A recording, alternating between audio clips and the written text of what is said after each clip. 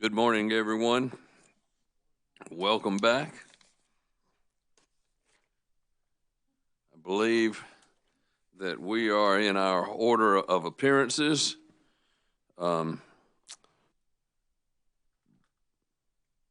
Witnesses for Southern Alliance for Clean Energy and South Carolina Coastal Conservation League. So feel free to call your witness.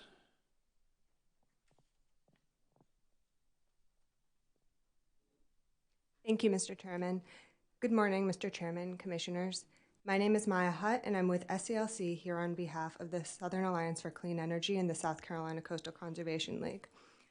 The South Carolina Coastal Conservation League and Southern Alliance for Clean Energy call Brendan Kirby to the stand.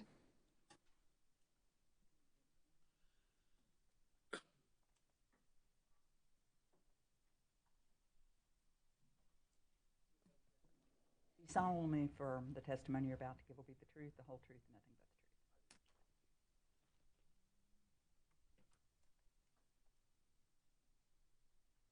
truth. Good morning, Mr. Kirby. Morning. Please state your name and business address for the record. Brendan Kirby. My business address is 12011 Southwest Pineapple Court, Palm City, Florida. Mr. Kirby, did you cause to be pre-filed in this docket on September 11th, 2019, direct testimony consisting of 36 pages and 4 exhibits? Yes. Did you cause to be pre-filed in this docket on September 19, 2019, amended direct testimony consisting of 36 pages and 4 exhibits? Yes. Mr. Kirby, make sure you speak toward that mic when you're looking at her so we'll pick you up worldwide. Do you have any changes or corrections to your pre-filed amended direct testimony at this time? Yes. In my direct testimony, page 25, lines 4 and 5, the sentence, "The solar fleet has grown considerably from the 244 to 431 megawatts that were operating during the test year," should have read, "The solar fleet has grown considerably from the 244 to 431 megawatts for DEC and 697 to 1476 megawatts for DEP that were operating during that year." Thank you. Other than those corrections, if the questions put to you in your testimony were asked at the hearing today, would your answers be the same? Yes. Were the exhibits to your testimony prepared by you or under your direction? Yes. Mr. Chairman, I would move to have Mr. Kirby's pre-filed amended direct testimony entered into the record as though given orally from the stand, and to have the exhibits attached to his pre-filed amended direct testimony identified and pre-marked as exhibits A, B, C, and D. Mr. Kirby's amended pre-filed direct testimony will be entered into the record as though given orally from the stand, and his exhibits attached will be hearing exhibit number 13. Mr. Kirby, did you also cause to be pre-filed in this docket on October 11, 2019, rebuttal testimony consisting of 17 pages? Yes. Did you cause to be pre-filed in this docket on October 18, 2019, amended rebuttal testimony consisting of 18 pages? Yes. Do you have any changes or corrections to your pre-filed amended rebuttal testimony? No. If the questions put to you in your testimony were asked at the hearing today, would your answers be the same? Yes. Mr. Chairman, I would move to have Mr. Kirby's pre-filed rebuttal testimony entered into the record as though given orally from the stand. Mr. Kirby's pre-filed rebuttal testimony will be entered into the record as though given orally from the stand. Thank you. Mr. Kirby, did you prepare a summary of your direct and rebuttal testimony today? Yes. Would you please give your summary to the Commission? Mr. Chairman, members of the Commission, my name is Brendan Kirby. I'm a licensed professional engineer with a BS in electrical engineering from Lehigh University and an MS in electrical engineering power option from Carnegie Mellon University. I have 44 years of experience in the electric utility sector, 15 of which were spent at the Oak Ridge National Laboratory, where I was a senior power system researcher. I spent a year providing technical support to the Federal Energy Regulatory Commission as it established mandatory reliability standards. I was the FERC representative to the initial NERC reliability readiness audits of control areas and reliability coordinators. I co-authored an amicus brief cited by the United States Supreme Court in its January 2016 ruling confirming FERC's demand response authority. I've been consulting full-time since 2007. I've testified in proceedings regarding wind and solar integration, bulk power system reliability, ancillary services, and demand response before commissions in Georgia, California, Minnesota, Texas, Wyoming, Hawaii, and North Carolina, as well as before the FERC. I thank the Commission for the opportunity to participate in this important proceeding. I'm here to testify on behalf of the Southern Alliance for Clean Energy and the South Carolina Coastal Conservation League. In my direct and rebuttal testimony, I commented on Duke Energy's proposed solar integration charge and the ancillary services study prepared by Astrape Consulting in support of the SISC. Specifically, my testimony critiqued aspects of the ancillary service study methodology and discussed how certain assumptions and methodological choices in the study led to the costs of solar integration being overstated. I understand that there has been a settlement of the integration services charge issues in this proceeding. SACE and CCL support the terms of the settlement stipulation and believe it represents a fair and reasonable and full resolution of all issues in this proceeding regarding the SISC. My testimony should not be construed as advocating for a position that is contrary to the terms of the stipulation at this time. In particular, I support an independent technical review of the integration charge methodology as set forth in the stipulation. The witness is available for cross-examination. Thank you. Any cross-examination from the parties? Okay. Company? Commissioners?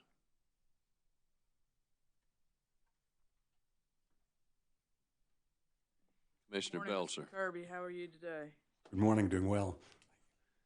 In your rebuttal testimony, you seem to question why the companies don't consider cheaper non-spinning reserves as a means of maintaining reliability when they must add additional reserves. Is that correct? Yes.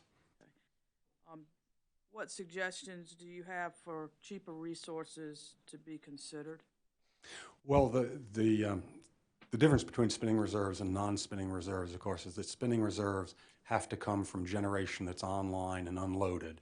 So it's expensive to keep those reserves. Non-spinning reserves can come from fast start combustion turbines, from demand response, and it's a much lower cost resource. That's the reason that for the reserves that must be held to compensate for contingencies, and contingencies are like the sudden failure of a big generator. 1,000 megawatt nuke trips offline instantly. You have to have reserves to compensate for that. Typically, utilities hold half of those reserves, and in the case of Duke, they often hold more than half of those reserves as non-spinning reserves. Because the events, though they're large and fast, they're relatively infrequent. Similarly, the solar imbalances that the Astrape study was focusing on, that their reliability metric identified as being important for the cost of integration, are large but rare events. So since the events are rare, and since there is time by NERC reliability standards, NERC allows 30 minutes for rebalancing the solar imbalance. It requires 15 minutes for rebalancing of a large generator tripping offline. The non-spinning reserves can respond in the 15-minute interval, and they are much cheaper. So there's no reason you couldn't use non-spinning reserves to respond to the infrequent solar imbalances that the Astrape study identified as being important. And because of what you just said, with those reserves being able to respond in 15 minutes versus the 30 minutes, reliability would not be affected. No, the trade-off between spinning reserves and non-spinning reserves is a trade-off in operational costs as well as capital costs. So if an event is happening very frequently, so it's the minute-to-minute movement, or the regulation that has to occur, you want that to come from an online spinning resource because it's able to continuously keep responding. Whereas for an infrequently event, like the loss of a large thermal generator, it's very critical that you respond to it. But since you're only responding to it infrequently, you don't want to incur the continuous cost of holding the reserves online Instead, you have the reserves offline. Now, when they have to respond, there is the cost of starting and there's expense to that. So if you had to do it too frequently, it would be cheaper to hold the reserves online. But the metric that the Astrape study was using was it's called LE Flex, and it's a 1 event in 10-year metric. So since it's a rare, and as their study said, the events that they were identifying as being critical for the cost of the reliability reserves, since those events were rare, it's much cheaper to respond to them with non-spinning reserves. Thank you very much. That's all I have. Commissioners, other questions? Commissioner Irvin. Thank you, Mr. Chairman. When you say much cheaper, can you quantify? Yes. So in about 2/3 of North America, there are independent system operators and reliable regional transmission organizations that run markets for services. And the only importance to that is they publish their hourly prices, not only for energy, but also for all of these individual services. So we get to see publicly what those prices are and how they vary. And so for PJM's Mid-Atlantic Dominion region, we have years of what the prices for spinning reserve, regulation, non-spinning reserve are. And in that region, which is, and I pick it because it's geographically close, it may have a similar mix of generation, similar mix of resources, certainly is experiencing a similar load-shaped nature and whatnot. So if you look at, say, a year of data from PJM's Mid-Atlantic region, you find that non-spinning reserves cost, I think it's 15% of what the cost of spinning reserves is. They are much, much cheaper to hold. And that's true everywhere. For all of PJM, the number is even lower, but I think it may have been 5%. So could you give us more granular detail about the non-spinning reserves that would be available to Duke Energy? Sure, it's any generation that you've got that's able to start quickly, and so often you find that older combustion turbines are kept around because they still have useful life. They may not have as good an efficiency, so they're not tending to be into the merit order for energy production, but they're still useful. And if they're fast start, if they can start within the 10-minute requirement that NERC says, then they're a good non-spin resource.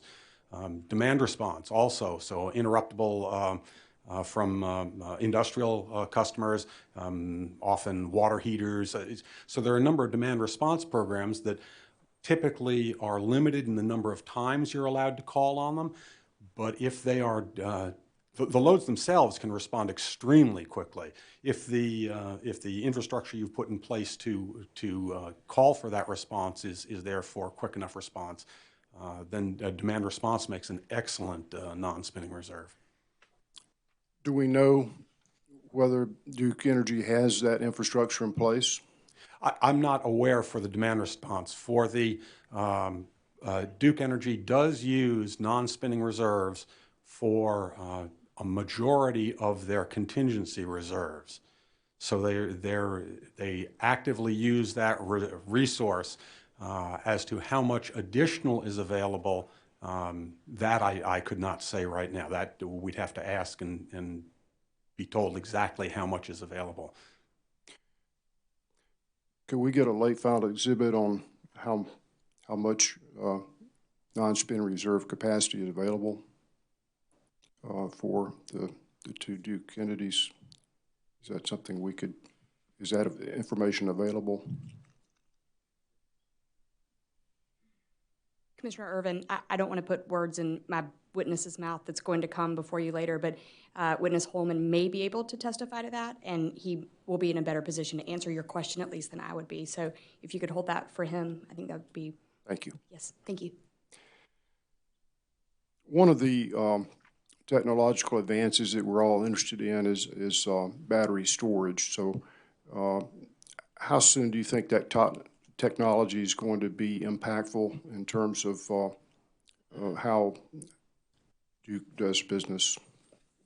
It is amazing that batteries are finally appearing to be coming of age. It's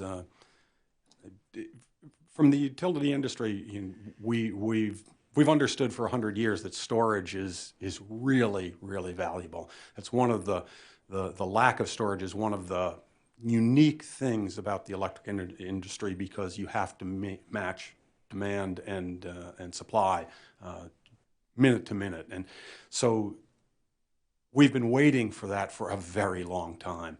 And it is amazing to me that it sure looks like they're commercially available now. We're finding industrial scale resources being put online. Being a utility guy, you tend to, we think long term, our equipment lasts 20 to 50 years.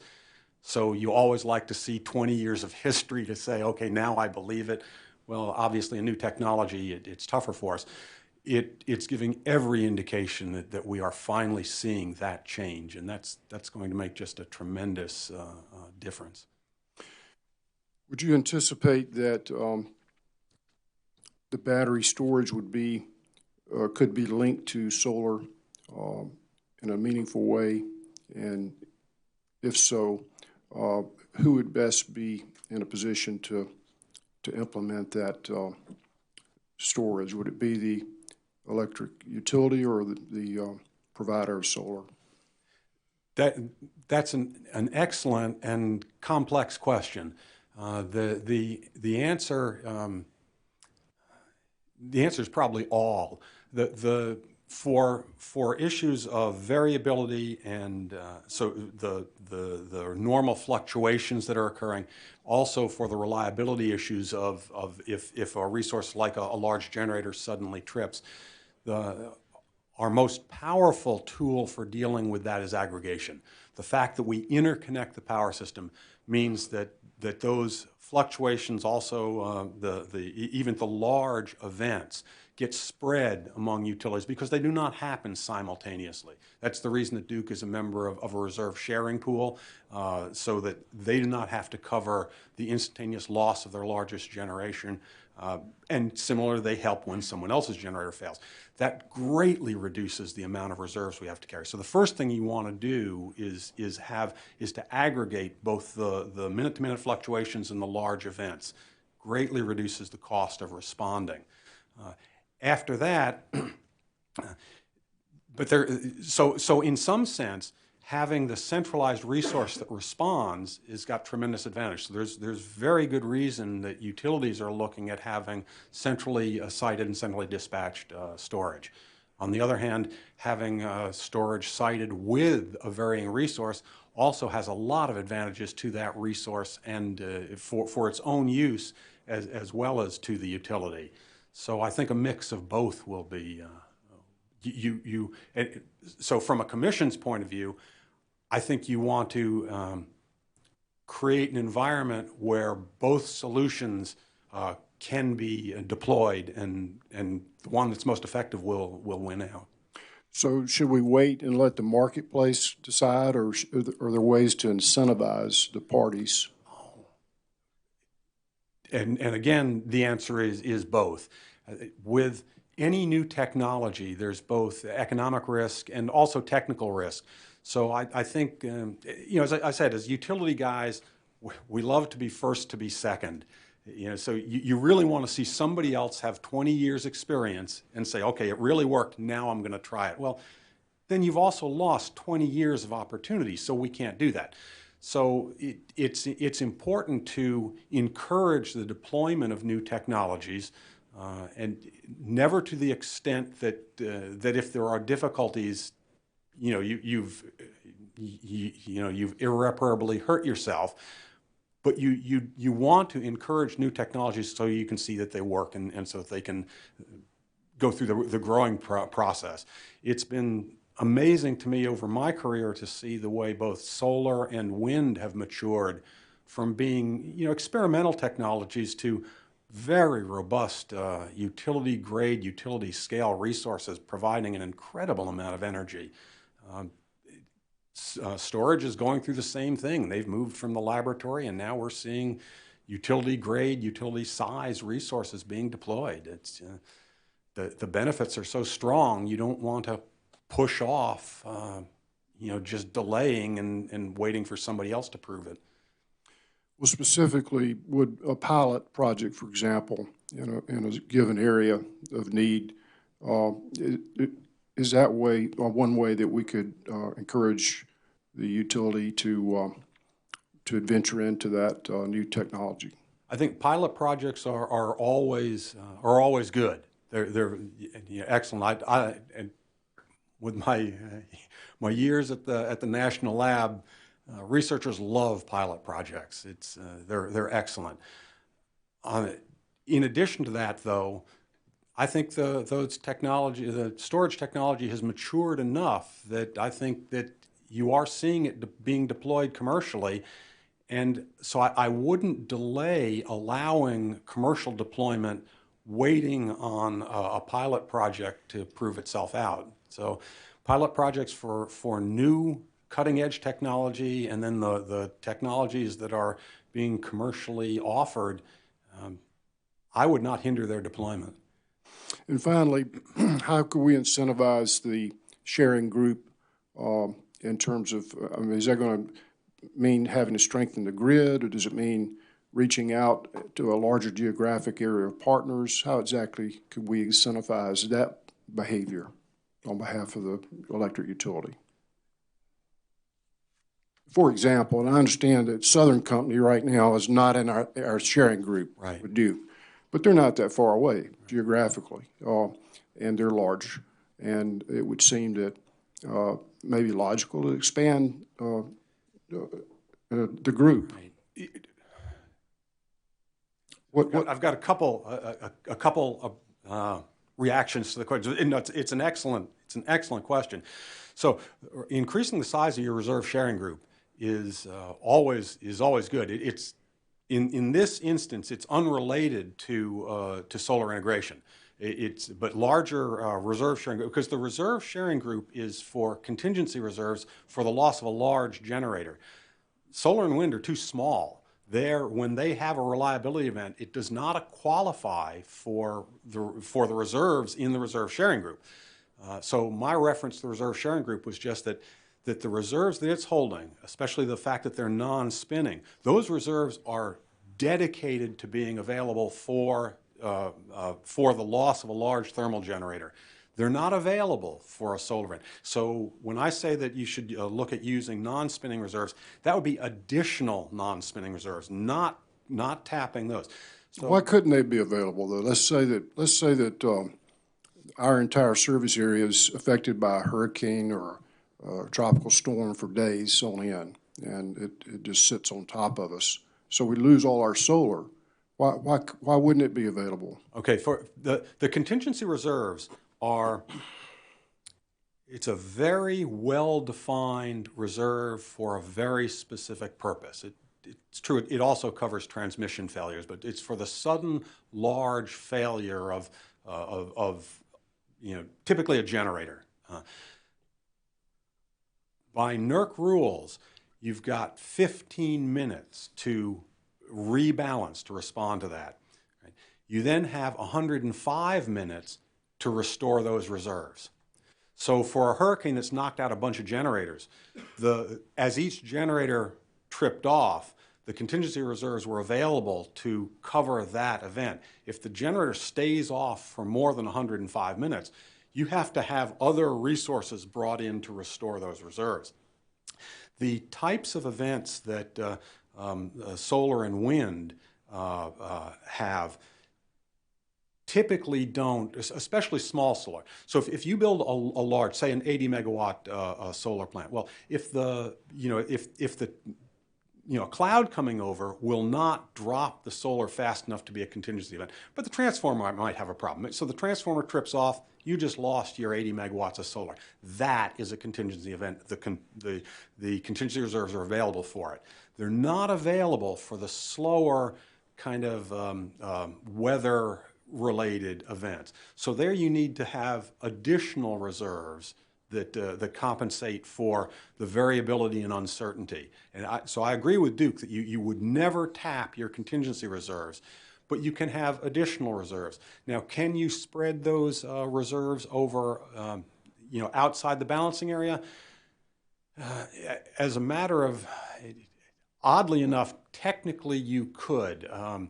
NERC recognizes additional reserve sharing groups in addition to contingency reserve sharing groups. I'm not aware of anyone that has implemented one yet, but you could do that. So a first step, though, would be in the study methodology to simply allow the study methodology to look at to optimize the cost of non-spinning reserves versus spinning reserves. Also, and I can't, it would be to only have those reserves required during times that solar actually can create an event, only during times that the solar is operating. Thank you. Thank you, Commissioner Whitfield. Thank you, Mr. Chairman. Good to have you with us, Mr. Kirby. Good to have someone with your technical expertise participate in this case, and we're happy to have you here. I wanted to take this opportunity to ask you a couple of technical questions, and you may have to walk me through some of this, but I was looking in your Exhibit A where you talk about, I think it's on page 6, well, I'll give you a minute to get there if you want to. Page 6, Exhibit A, your exhibit. Okay, and this is the, oops. Well, it's just a line or two. I can read it to you if you would like. Yes. You say further, not all imbalances are bad. If a frequency is below 60 Hertz, delta factor is negative, and the balancing authority is over-generating, then the BA's or balancing authority's imbalance supporting reliability is reduced. The interconnection's overall imbalance to help push the frequency back up to 60 Hertz. And then you give the converse. Yes. Could you discuss that a little bit? I know we're talking about a low frequency. Sure. The initial criteria for balancing were nice and simple. We required interconnection it's incredibly useful, and that's the reason we've been doing it for 100 years. It gives you much more strength and makes you much more reliable and greatly lowers your costs. So interconnecting with your neighbors is just really excellent. With that, though, as your generators go up and down to follow your load, they're never going to match it perfectly. So it's physically not possible to get your generators to track your own load absolutely perfectly. So what that means, because you're connected, is that any difference, if your generator, your load went up and your generator is saying, oh, I've got to now chase that up, well, instantaneously that flow will come in from the rest of the interconnection. So what you do is you watch the total interconnect. You watch the sum of all your tie lines, and that's your area control error, your imbalance. Right? So the way you control the power system, rather than measuring every single load and adding it up, it turns out that that's not practical. What you instead do is you know what your generators are doing, and you know what's happening at your borders, because there's a limited number of those connections. Right? And if there's a flow suddenly coming into my power system, that means my generators are not keeping up with my load, and I need to run my generators up. So what you're saying is smaller imbalances kind of keep you on your toes. Well, that's true. That's true. They do keep you on your toes. Is that a fair analogy? That's very true. And so the initial criteria was just, okay, we all understand you can't do perfect balancing, but we want you to force that ACE, the area control error, we want you to force it to 0 at least once every 10 minutes. Nice, simple concept. It says, this way I know you're not going to just lean on your neighbors and say, well, I'm just going to keep letting them supply my load because that's, Well, as we learned, it turns out that's not a good thing to do. So that was done in the 70s. By the 90s, we changed the reliability criteria. And we started to put in the idea that the frequency is important. So now, with the current criteria recognizes that imbalance. but it also recognizes what power system frequency is doing. So the problem was that if I go and say that I need to achieve perfect balance, or at least pass through zero every 10 minutes, well, what happens if I was over-generating? It just, the way things were going, my load had moved down a little bit, my generators had not moved down yet to follow them. So I'm over-generating, power is flowing out of my system and going to the rest of the interconnection. All right, well, I need to correct that. I need to bring my generators down so they're matching my load. On the other hand, if the system frequency is below 60, what that tells you, system frequency tells you what the balance is on the entire eastern interconnection. And if system frequency is below 60 hertz, that means that someplace in the interconnection, overall, there's less generation than load. So reducing generation right then is actually not a good thing. Now, it's certainly true, I still need to bring my generator back down to match my load, and because energy is leaving my system, I'm paying for more fuel than I should be, and so I need to do that rebalance. But the reliability criteria recognizes that no, the overall interconnection needs more energy, and it does not want to send a reliability signal that says you need to reduce generation. So the way the curves look now, it says if system frequency is below 60, then there is no requirement for you. If you want to keep generating excess generating from the balancing criteria, the balancing criteria says that's great. You keep doing that. You're helping out the interconnection. We're not going to put a penalty in. So it turns out system frequency is above about half the time, below half the time. Constantly the system is trying to move frequency back to 60, and so it goes a little high, a little low, a little high, a little low. Right? So what it means is, on clock minute basis, half the time there is no requirement to compensate for over-generation, and similarly, the other half the time there's no requirement to compensate for under-generation. Thank you. Let me just follow up that a little bit with getting into the NERC requirements and NERC standards. And you mentioned it's good to be first to be second. Yes. Let's talk about other states. I noticed in your testimony you talked about California having a much larger or much higher solar penetration, and you talk about, can you cite any other states, whether it's California, anywhere that where the 15-minute interval has been threatened, or where a NERC standard has just about been violated, or there's been some danger of that, or danger of reliability, danger of outages? Can you talk to us about that, maybe from, I know you've been at Oak Ridge, but some of your experience maybe in other states Sure. that you might be aware of? So the NERC standards provide, which are now mandatory reliability standards. We used to just use guidelines. Right, so now right. Now they're mandatory reliability standards. So we have these several metrics that are tracked and audited, and there's a continuous balance that the system operator has to. You want enough resources available and enough reserves available so that you meet your BAL 1, 2, and 3 standards. So both for the continuous balancing and also for the contingencies, where so you want to have enough resources so that you meet those, but you don't want to have so many resources that it's costing you too much. So every utility that's doing a good job is constantly looking at those metrics. And if their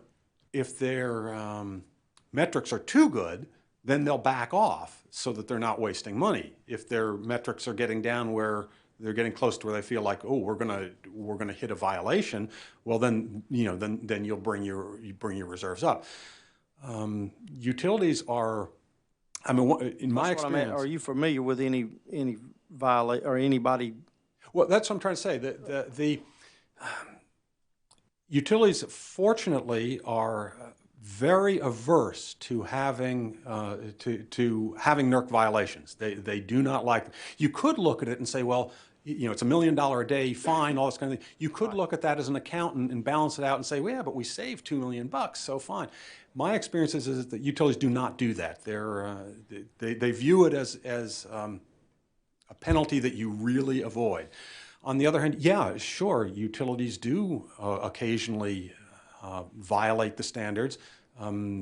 For disturbance control standards especially, sometimes you have an event is worse than your largest credible contingency, and then the standard says, well, you're exempt from having to meet it. You got unlucky. Things were worse than we had planned for, and Well, you're talking about from a monetary standpoint. I don't know that that's what's best for ratepayers and for citizens. Is for, if they save $2 million and they paid $1 million fine, if reliability is threatened and exactly, and you got people that could, and the grid itself is threatened, that's not a good thing, right?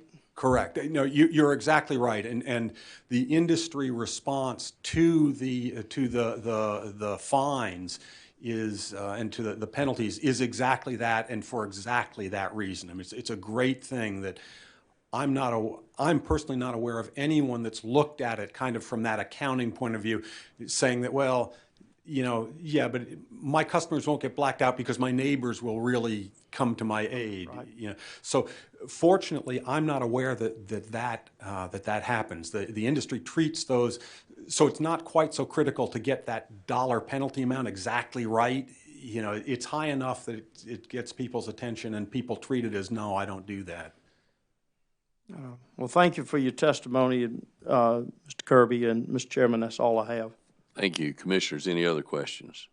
Mr. Belser? I apologize for having missed this earlier, but your study and your testimony indicate that you take exception with the company's reserve margin. I believe, I think you said it was overstated in the winter and summer. 17%. No, I did not. I did not address the utilities reserve margin. I only addressed the concerns about when the reserves are applied for solar imbalances. Okay, but didn't you indicate that there was not sufficient response to your questions to formulate? Yeah. And I thought there was some indication that you thought the 17% winter reserve was too high. Am I mixing you up with someone? I think, apologies, I think that Mr. Wilson's testimony goes more towards the reserve margin issue. That may be it. Thank you very much. Sorry about that. Okay, commissioners, any other questions? Ms. Hutt, any redirect? Okay, there's no redirect. May Mr. Kirby be excused? Ma'am, that's what we appreciate you being here. You may be step down and be excused, Mr. Kirby. Thank you. Okay, next witness.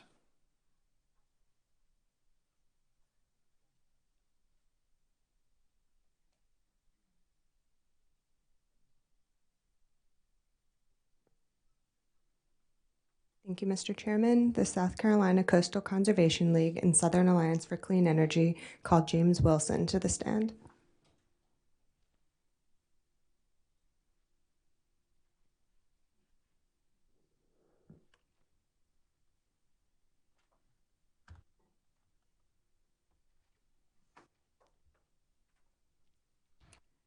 Do you solemnly affirm the testimony you're about to give will be the truth, the whole truth, and nothing but the truth?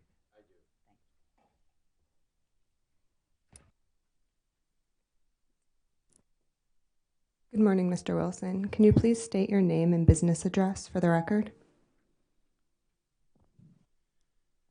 James F. Wilson, 4800 Hampton Lane, Suite 200, Bethesda, Maryland, 20814.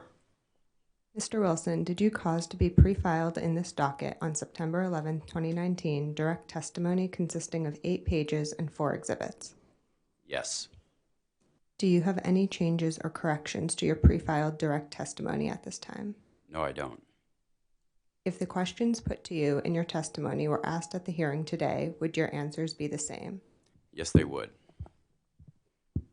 Were the exhibits to your testimony prepared by you or under your direction? Yes, they were. Mr. Chairman, I would move to have Mr. Wilson's pre-filed direct testimony entered into the record as though given orally from the stand, and to have his exhibits attached to his pre-filed direct testimony identified as pre-marked exhibits A, B, C, and D. Okay, Mr. Wilson's pre-filed direct testimony will be entered into the record as though given orally from the stand, and his exhibits A through D will be entered as hearing exhibit number 14. Thank you. Mr. Wilson, did you prepare a summary of your direct testimony today? Yes, I did. Would you please give your summary to the Commission? Yes, thank you. Mr. Chairman and members of the Commission, my name is James F. Wilson. I'm an economist and independent consultant doing business as Wilson Energy Economics. I hold a bachelor's degree in mathematics from Oberlin College, and my advanced degree is in engineering economics systems from Stanford University. I have 36 years of consulting experience in the electric power, and natural gas industry. That's 8 fewer than Mr. Kirby. I've been actively involved in resource adequacy issues, which are the focus of my involvement in this case, for many years in various regions, in particular in PJM interconnection, where I've been involved in the stakeholder process and submitted testimony and affidavits many times at the Federal Energy Regulatory Commission.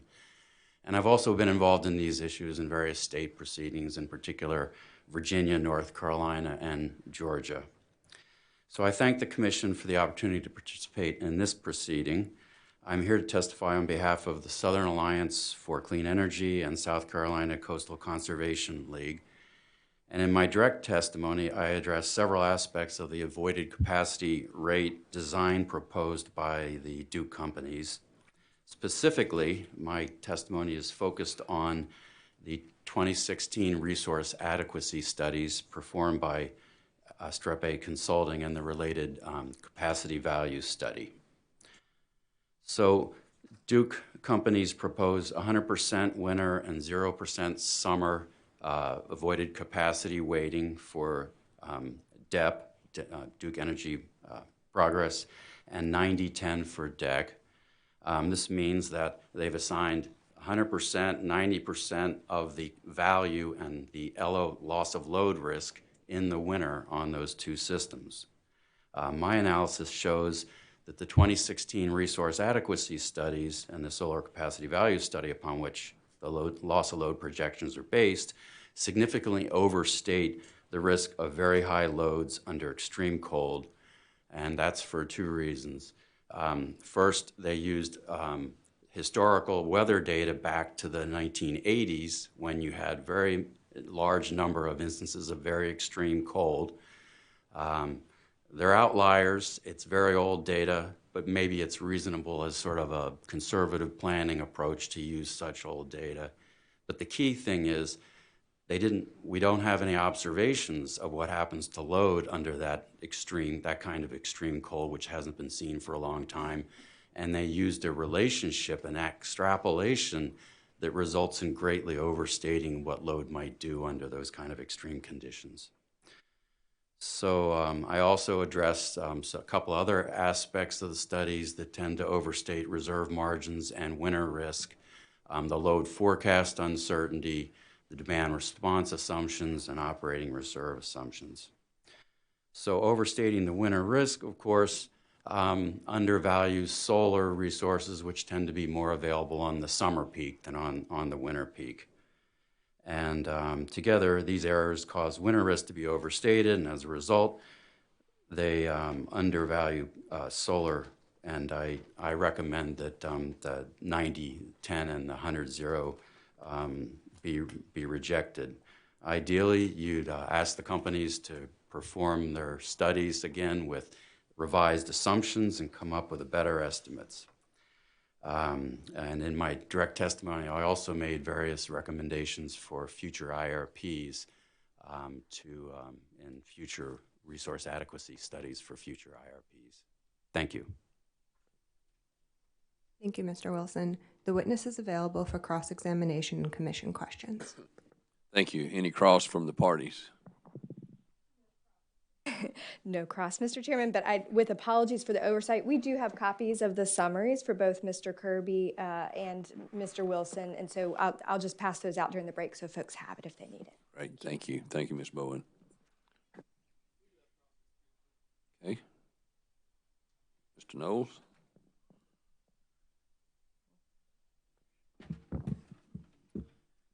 Good morning, Mr. Wilson. Morning.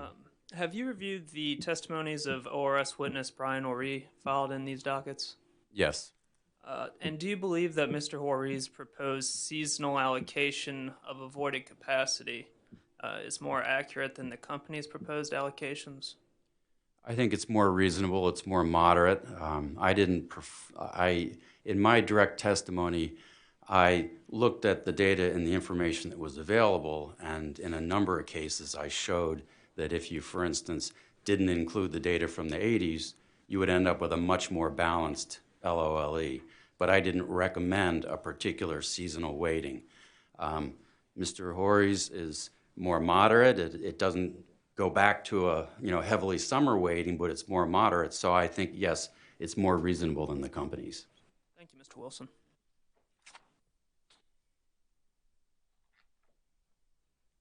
Thank you. Any other cross? Company? No calls from the company, thank you. Thank you. Commissioners? Commissioner Whitfield? Thank you, Mr. Chairman. Mr. Wilson, just kind of follow up a little bit on where ORS was going with that question. On page 8 of your testimony, you state what you just stated on the stand, that you don't recommend any specific seasonal weightings or monthly or hourly rate structures. And then you just referenced Mr. Horry's findings. How do you propose that the commission rule on this issue if you don't have a specific recommendation? Are you recommending Mr. Horry's? I know you said it was a little more moderate. Could you offer some insight? Of course, you also said the company ought to revise some of the assumptions and I guess get further information. But what's your recommendation here on behalf of your client? Yes, well, that's a good question. And in my testimony, what did I say? I said reject it and do a better study. Under extreme conditions. I think yes. I saw that. Under yes. extreme cold and other extremities. I mean, just to provide a little background, in PJM and in ISO New England and MISO and in other places, an RA study like this would be prepared as a result of a whole stakeholder process. So the utility would come and say, we want to do the RA study. We're going to use these assumptions and this approach. What do you think? And stakeholders representing a broad range of different interests would push and pull and criticize.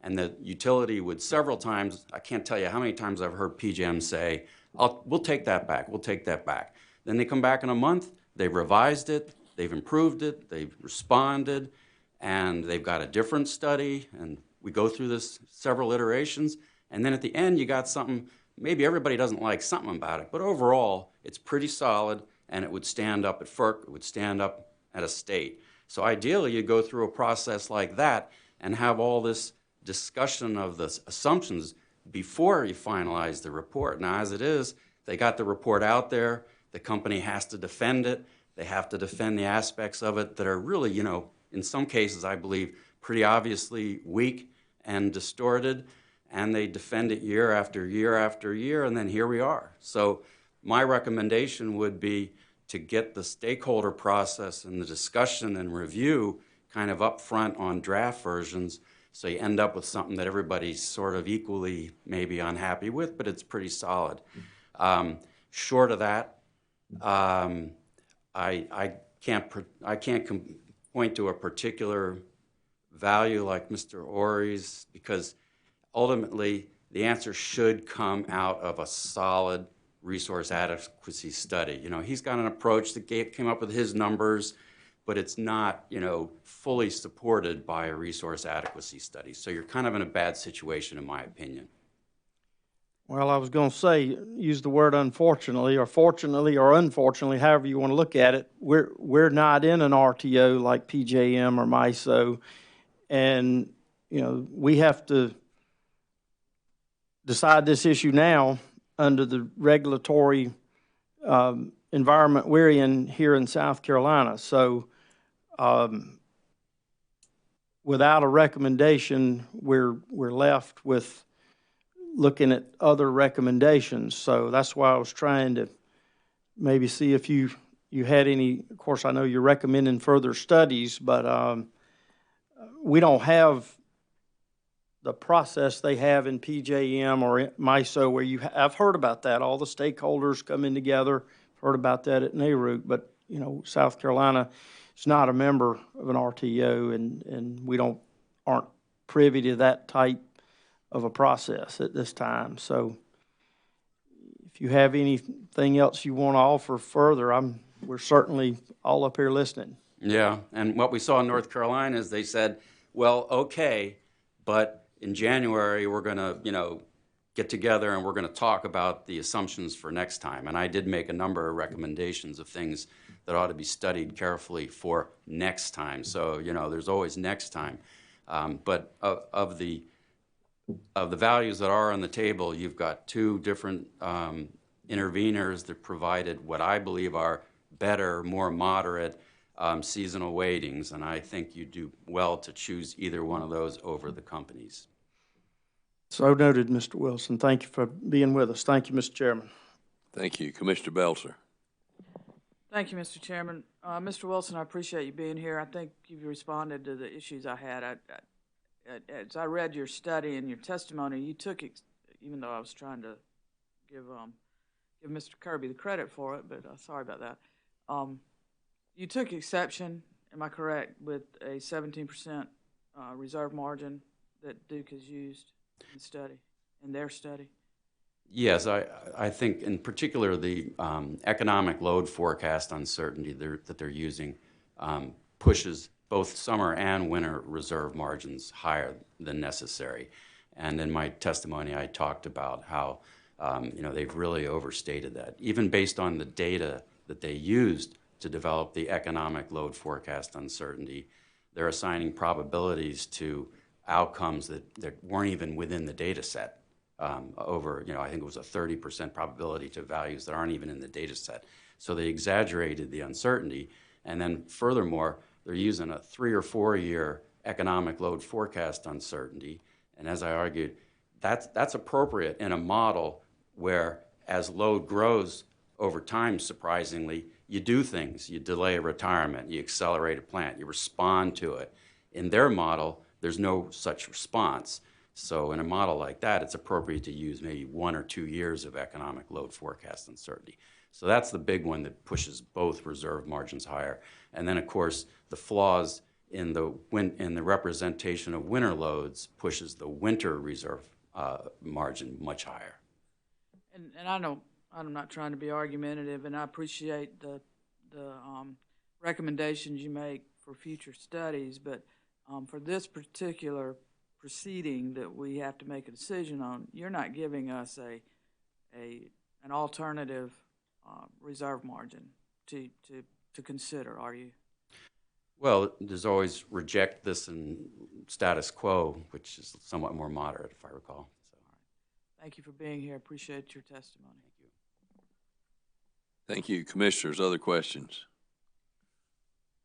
Commissioner Williams. Thank you, Mr. Chairman. Mr. Wilson, how are you? Good. Two things I want to discuss with you. First, I understood you to say that we're in a bad situation or bad position with the studies, because usually, or in your opinion, there should be some type of stakeholder process back and forth, but yet we don't have that here. Yes. Okay. Yeah, I mean, once are you saying, so no matter what decision we make, we're in a bad decision? Well, once the company puts that report out there and it's flawed, and yet they defend it year after year. They don't have the space to say, well, okay, maybe we should, and go back and rerun it and show you a little bit different one. They don't do that. They just defend what they have out there. So you're kind of stuck with that and no alternative. And, normally in PJM's report, they do any kind of sensitivity analysis that any stakeholder requests. They run it, and it's appended to their report. So there's pages and pages of sensitivity analysis. Here, we don't have the sensitivity analysis. If you had sensitivity analysis, then maybe one of those sensitivities would be a group of more reasonable assumptions, and then I could point to that and say, hey, you ought to go with that outcome. That's a better result than what you have here. But you don't even have that. As I note in my testimony, a lot of the information we requested, they just wouldn't provide it. So, that's why you're in a bad situation, in my opinion, compared to, what I've seen elsewhere. And it's not just about not being an RTO, because you could probably have a more reasonable process that involves some iterations and drafts and discussion of assumptions, even without an RTO, potentially, it seems. So Mr. Wilson says that we're in a bad position. If we're in a bad position, that means ratepayers in a bad position, in your opinion.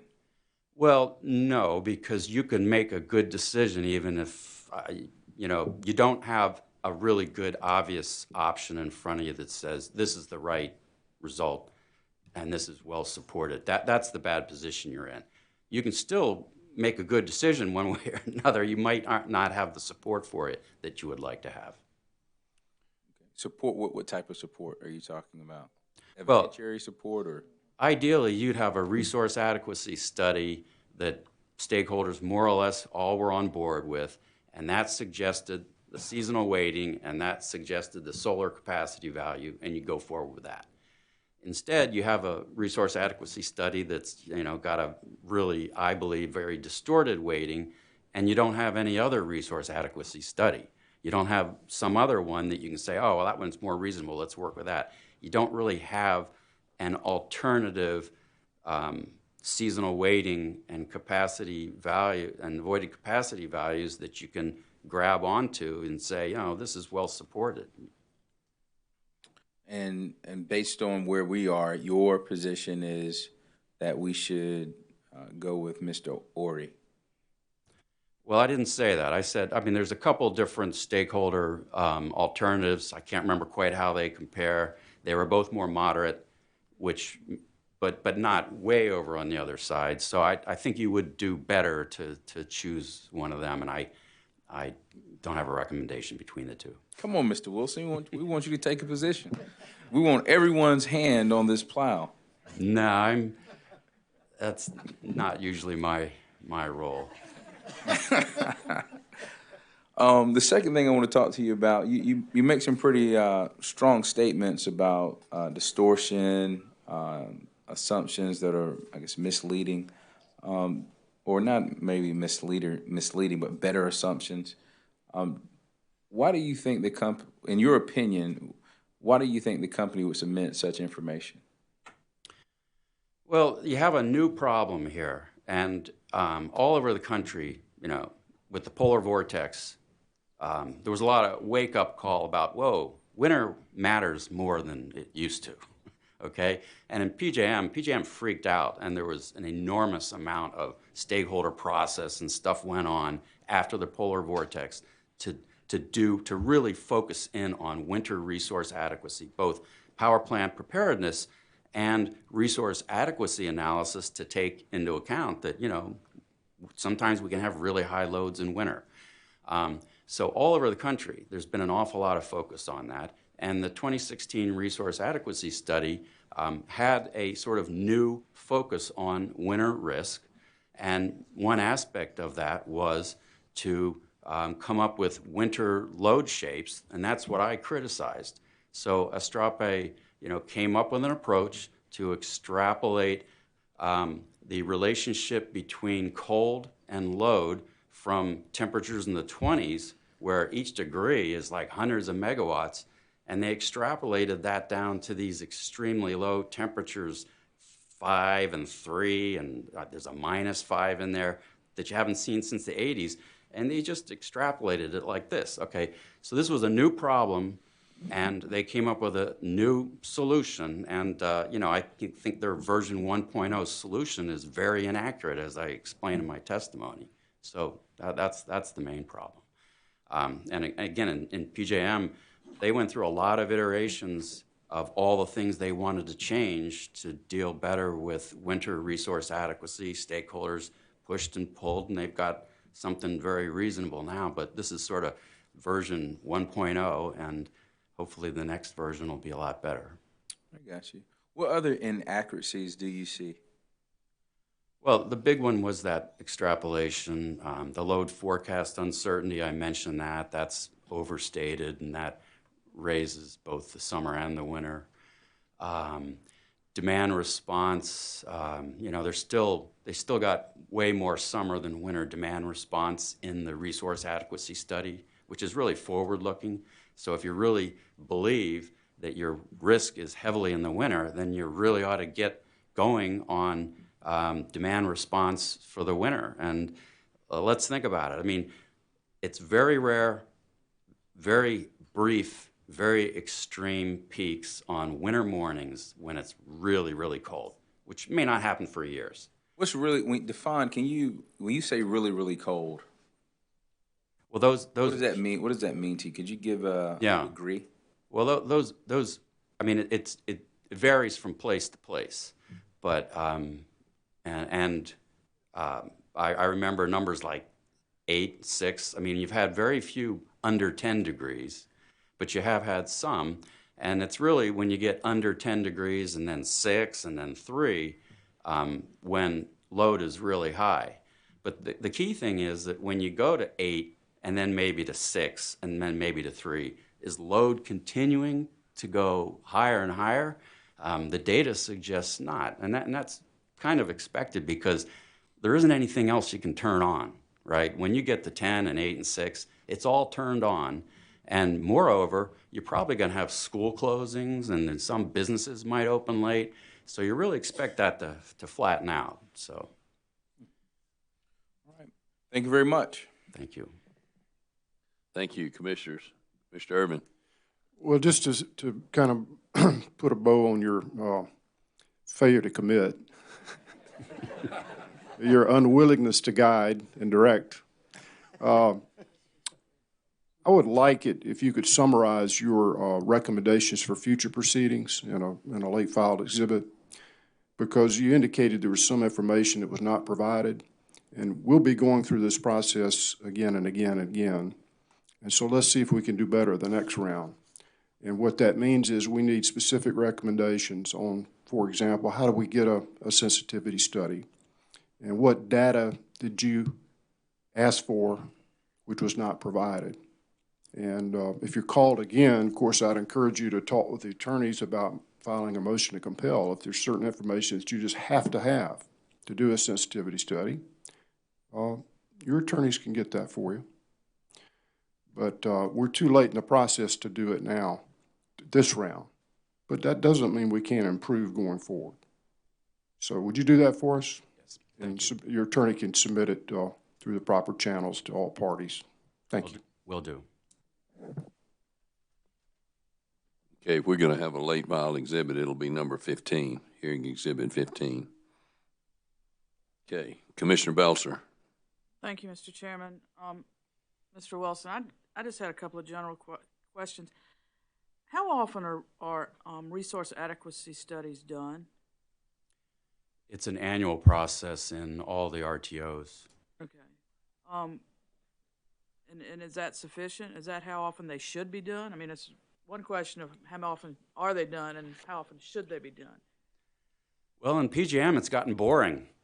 If they propose to do every other year, I think stakeholders would agree to it. It used to be a hot topic maybe 10 years ago when there were a lot of things going on, but boy, lately, that resource adequacy analysis subcommittee is pretty sleepy. I think 1 year is good. Resource mix is changing. Things come up. I think an annual process is good. If we're talking about a 2016 resource adequacy study here, is that stale? I believe it is quite stale. I mean, in addition to it being, have sort of version 1.0 assumptions about winter risk, yeah, 3 years is a long time. And how long does it take to do a resource adequacy study? It's months. An annual process allows enough time to update all the information, address any new issues that might have arisen, and come up with a new study. A year is enough. And if there's a stakeholder process involved with as far as looking at the inputs and making recommendations as you've described, how long does that add to the time frame to conduct the study? That's you work backward to that, so that can be worked in there. I mean, I would think you'd normally like to have maybe 2 or 3 or 4 stakeholder meetings, maybe a month or more apart, so the company comes out. Let's say September is when you want to finalize your study. So in the fall, the company is thinking about what they're going to need to change for next year. Maybe early spring, they'd have the first meeting, present to stakeholders.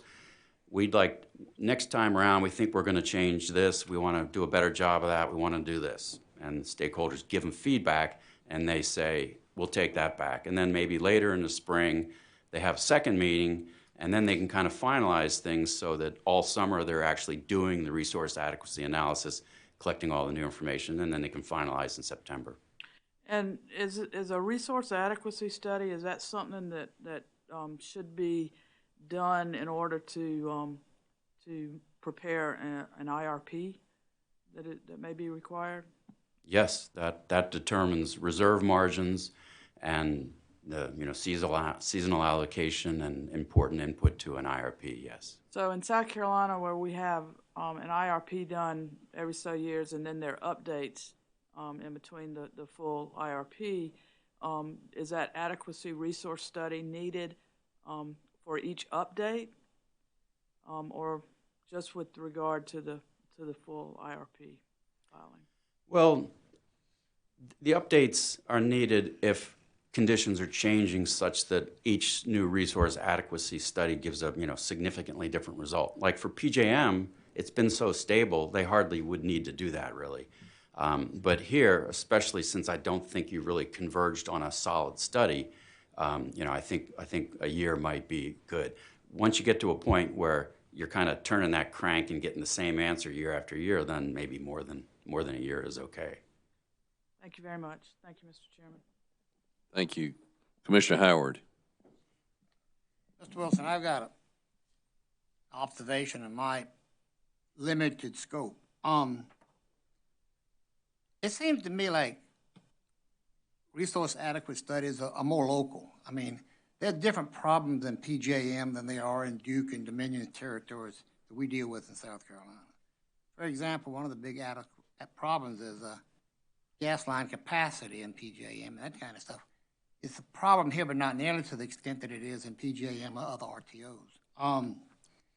And it just seems like the weather system is changing drastically every year. I mean, we have a 1,000-year flood, 1,000-year storms every other year, it seems like. It just seems like there's some modeling technique that would be more localized than a geographical model, so to speak. And I don't know how many models they might need, but it seems like there ought to be something local that would serve our particular area better than a PJM study or something like that. That's just my thoughts on it. I'd like your comments.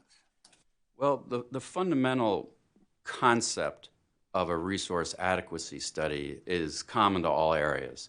You need to model what your loads might be and how high they might go different times a year and all that sort of thing. Your load, that's the load side.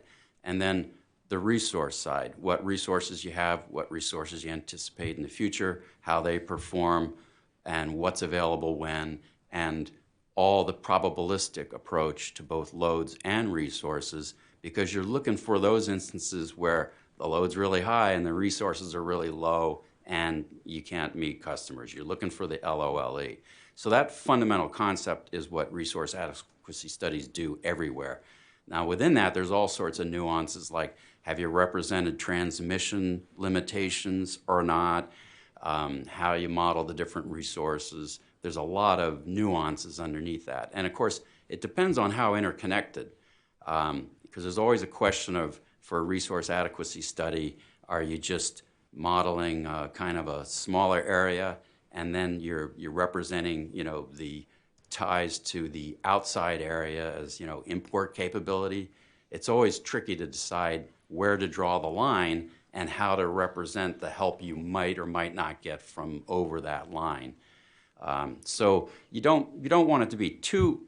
Every resource adequacy study has to be tailored to the local conditions in terms of load, weather things that can happen to you, the resource mix, what can happen to the resources. It's always tailored to everything very specific locally.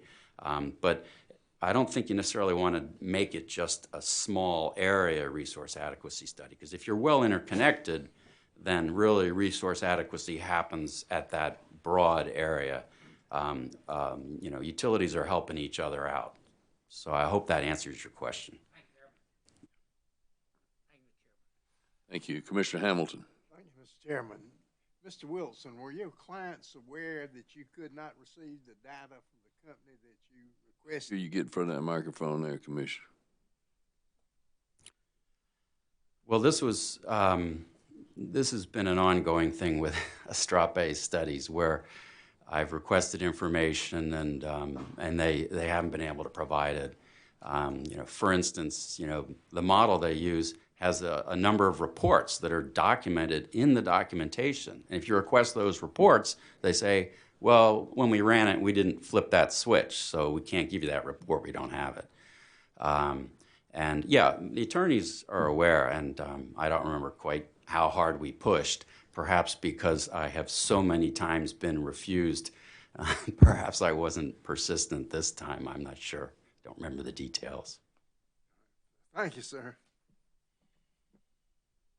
Thank you. Commissioners, any other questions? Ms. Hutt, any redirect?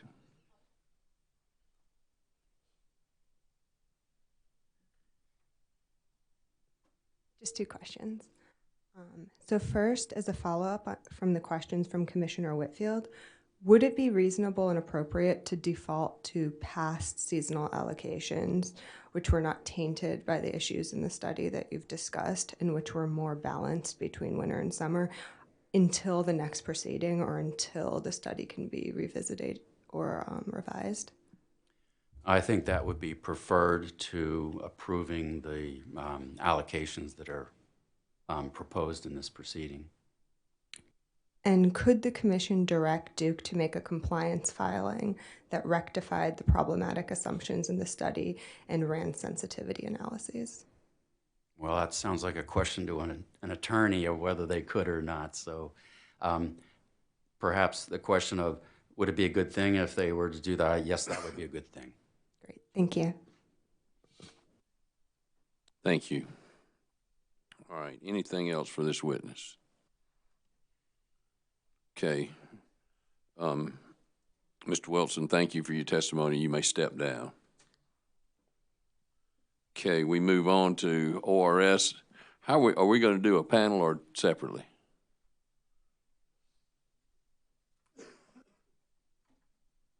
Yes, Mr. Chairman, we've got a panel. I will put up Mr. Ori, and Mr. Knowles will put up Mr. Lawyer. Okay, let's go ahead and get them up, and if we got anything to pass out, do that while we're taking a break.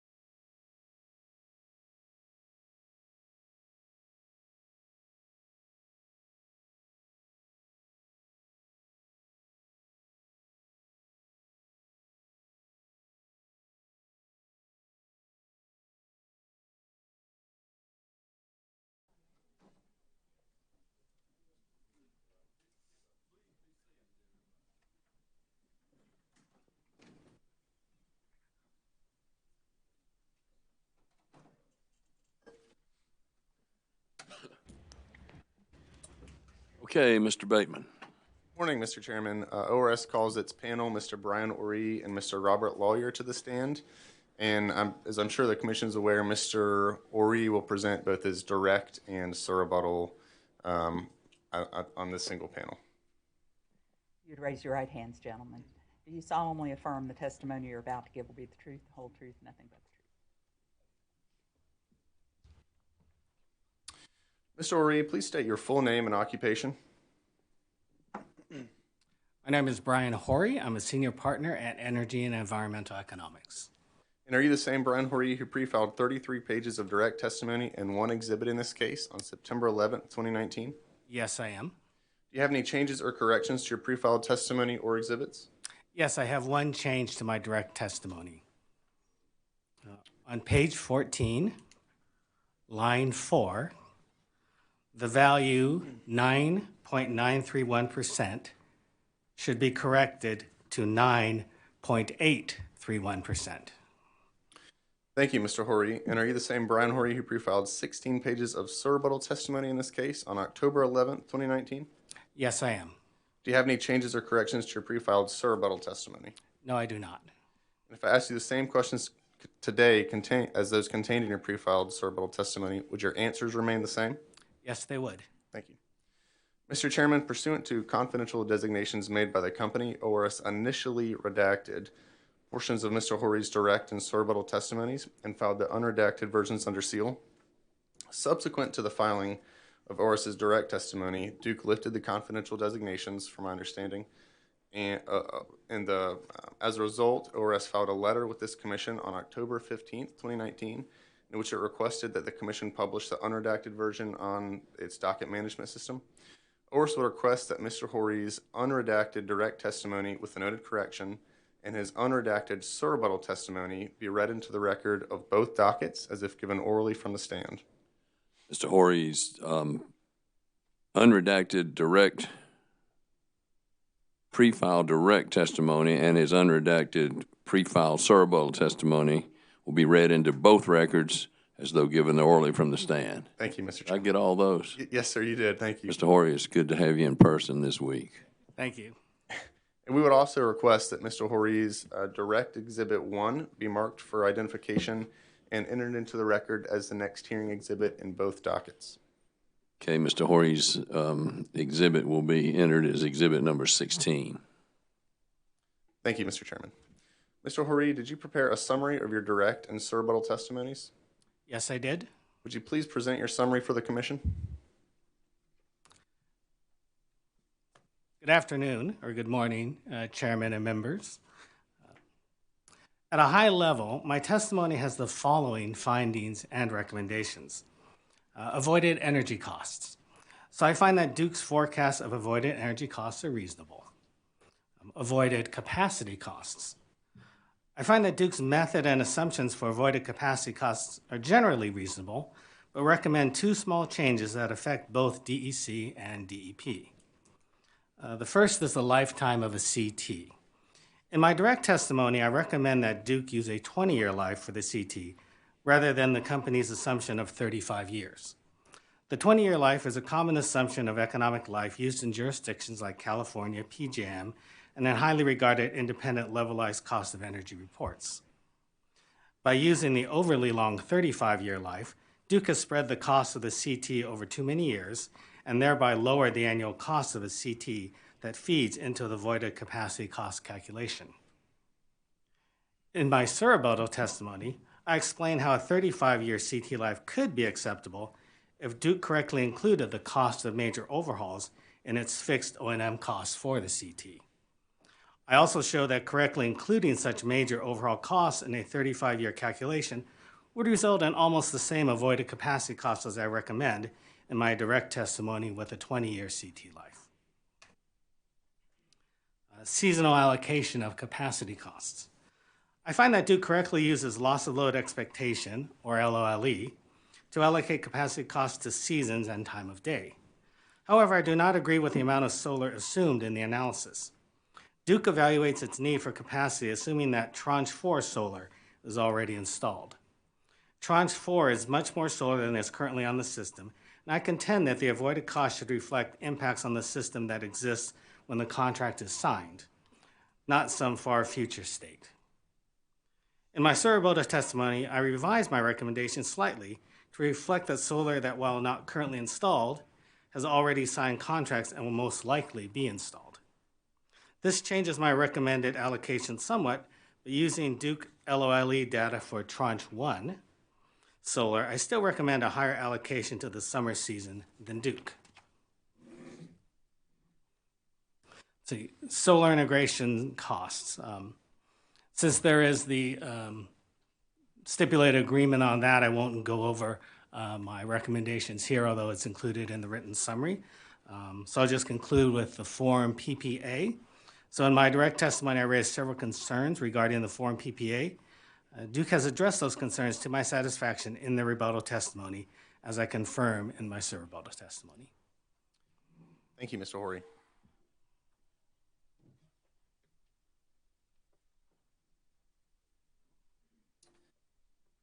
And good morning, Mr. Lawyer.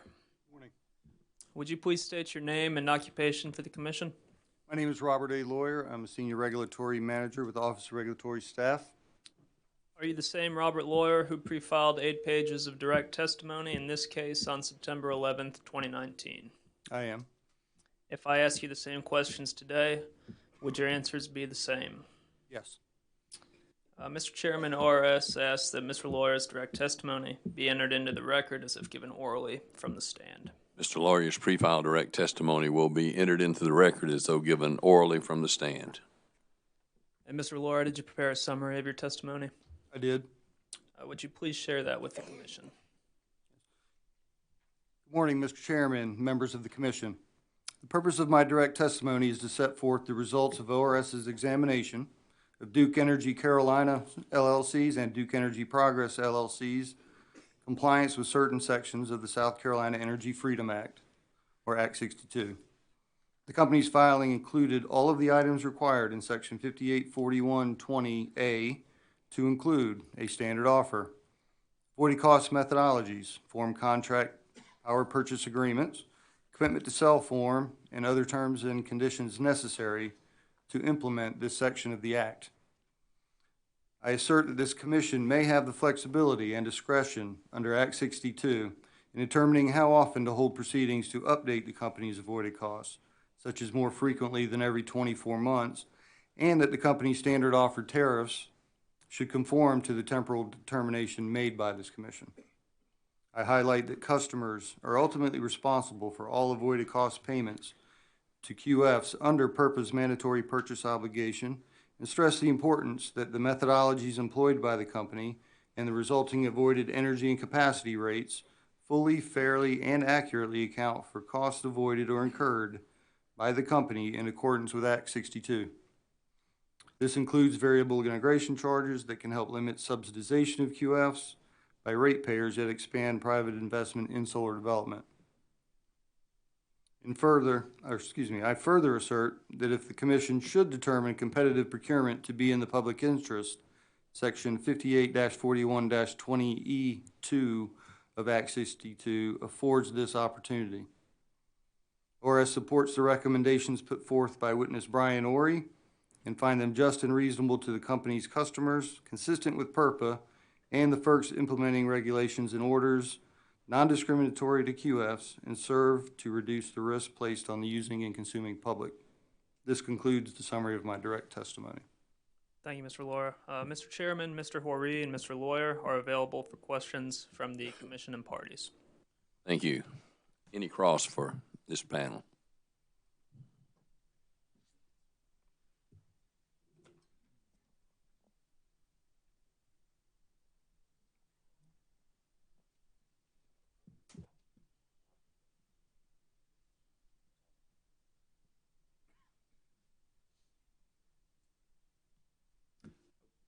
Good morning, Mr. Horry. How are you this morning? Good morning. It's nice to see you in person. Thank you. Mr. Horry, you have a lot of experience with avoided cost methodologies, that's right? Yes, that's correct. Okay. And I say methodologies because there are several different methodologies for calculating avoided cost, aren't there? Yes, there are. And different utilities use different methodologies. Yes, that's correct. Okay. But they're all trying to get at the same thing, pretty much, aren't they? Yes. Okay. However, that does not necessarily mean they will get the same, that they'll yield the same result, does it? No, I mean, you could have differences due to methodology. You could have differences due to just, assumptions. Okay. Can you explain that a little bit about differences because of different assumptions? Yeah, part of it is when you think about avoided costs, it's what exactly, can be avoided. Sort of assumptions about your system configuration, assumptions about sort of what resources would actually be changed, what resources are available to provide, for example, capacity, for example. So there are, within the same methodology, there can be differences in opinion on the assumptions that are used in that methodology. So there might be a range of reasonable assumptions that you use. I mean, there certainly could be a range of assumptions. How reasonable they are sort of is in the eyes of the beholder. Understood. But there's not necessarily just one correct assumption for every sort of single input, is there?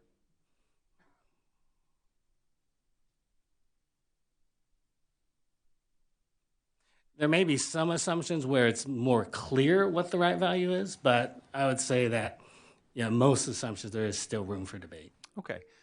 Mr. Snyder testified yesterday that in so many words that there's only one right answer when it comes to avoided cost rates. Did you hear him testify to that? I don't remember those exact words, but I'll accept from you that he said that. I'm paraphrasing him, but did you sort of hear that was the gist of his testimony?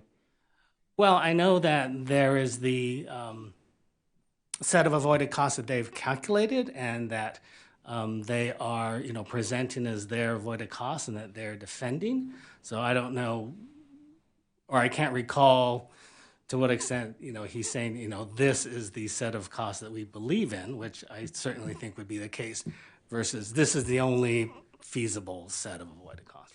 Would you agree that there's only one feasible set of avoided costs that can come out of a set of calculations?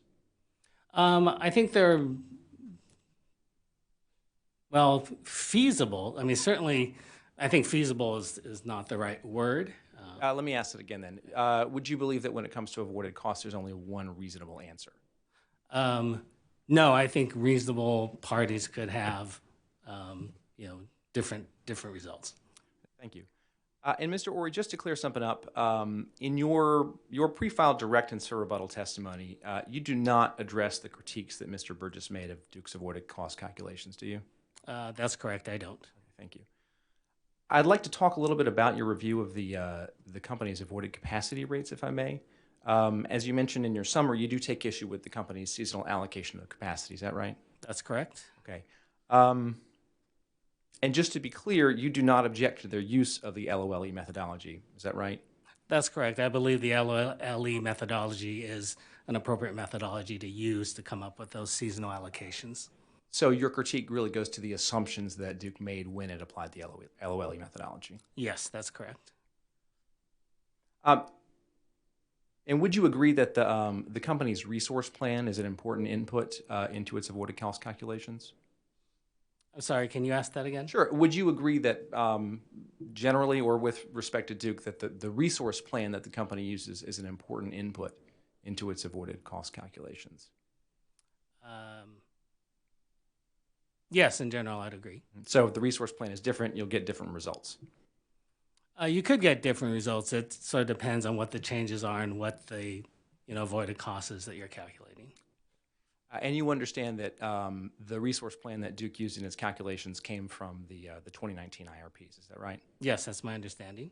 And you didn't review the reasonableness of those IRPs, did you? No, I did not. Okay. And you didn't receive those IRPs until they were publicly filed after the filing of testimony in this case, is that right?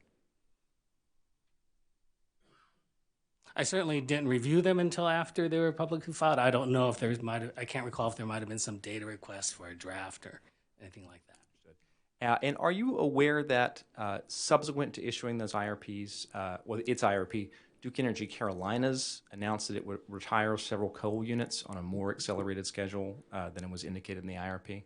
I became aware through the discussions here yesterday. But you did not know that when you conducted your review of their avoided cost calculations? That's correct. Okay. How would the removal of 1,000 megawatts, or how might the removal of 1,000 megawatts of coal capacity on a more accelerated schedule affect avoided capacity rates?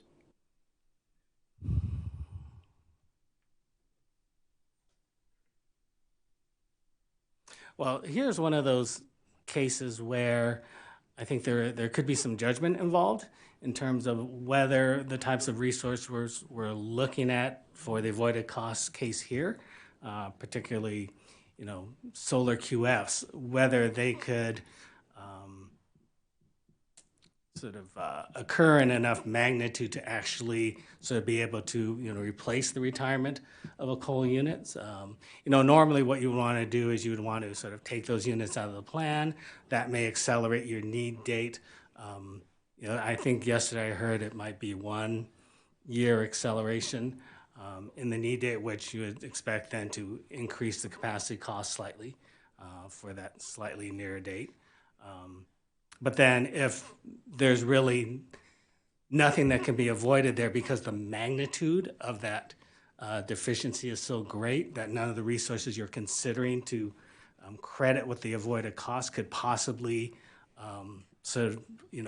defer the need for the replacement investment, then there may not really be any avoided cost savings in that case. So is it fair to say that's something that would have to be analyzed? If you want to come up with a new value, yes, you'd have to carefully take a look at that. Okay. Mr. Ori, I'm going to apologize in advance if some of these next questions sound familiar to you. You testify on page 6 of your direct testimony that, based on your experience, the company's proposed standard form PPA for large QFs conforms to industry standard terms and conditions, is non-discriminatory to QFs, commercially reasonable, and conforms with applicable PURPA and FERC guidelines. Is that right? That's correct. Okay. And based on your CV, you have a lot of experience in topics related to resource planning and other energy issues, but it doesn't identify any specific background in negotiating PPAs. Is that right? That's correct. Okay, and you're not a lawyer.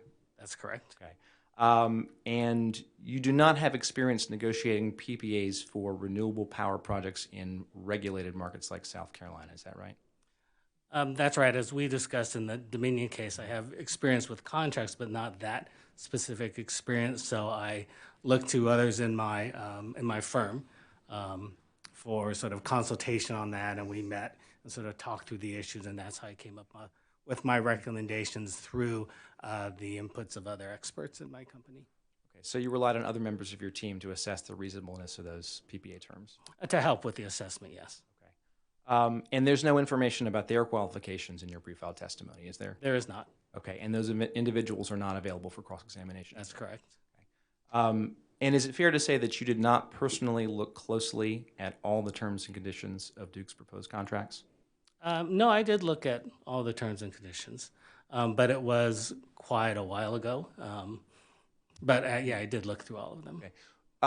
Well, at last week's hearing, you mentioned that you had looked at everything, but not really closely scrutinized sort of every sort of aspect of the PPA. Did you take the same approach with Duke's PPAs as you took with Dominion's PPAs? Yes, I took the same approach. Okay. So you looked at everything, but only looked closely at sort of certain issues? Yes.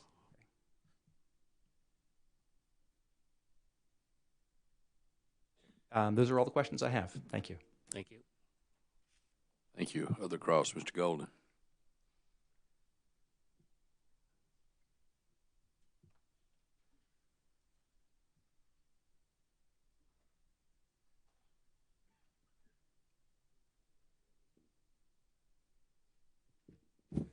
Good morning. Good morning, Mr. Ori. Morning. I'm going to direct my questions towards you. You have obviously previously testified before this commission on behalf of ORS, correct? That's correct. And you're familiar with the statutory mission of ORS, is that right? Generally familiar. So generally, would you agree with me that their role here is to represent the interest of the ratepayer? Yeah, I would generally agree with that. Okay. And in your 56 pages of filed testimony and exhibits, 16 of those I believe were sur rebuttal, 40 were direct. You, on pages 7 and 8 of your sur rebuttal, You dispute Mr. Snyder's contention for Duke Energy that there is an overpayment risk. Isn't that correct?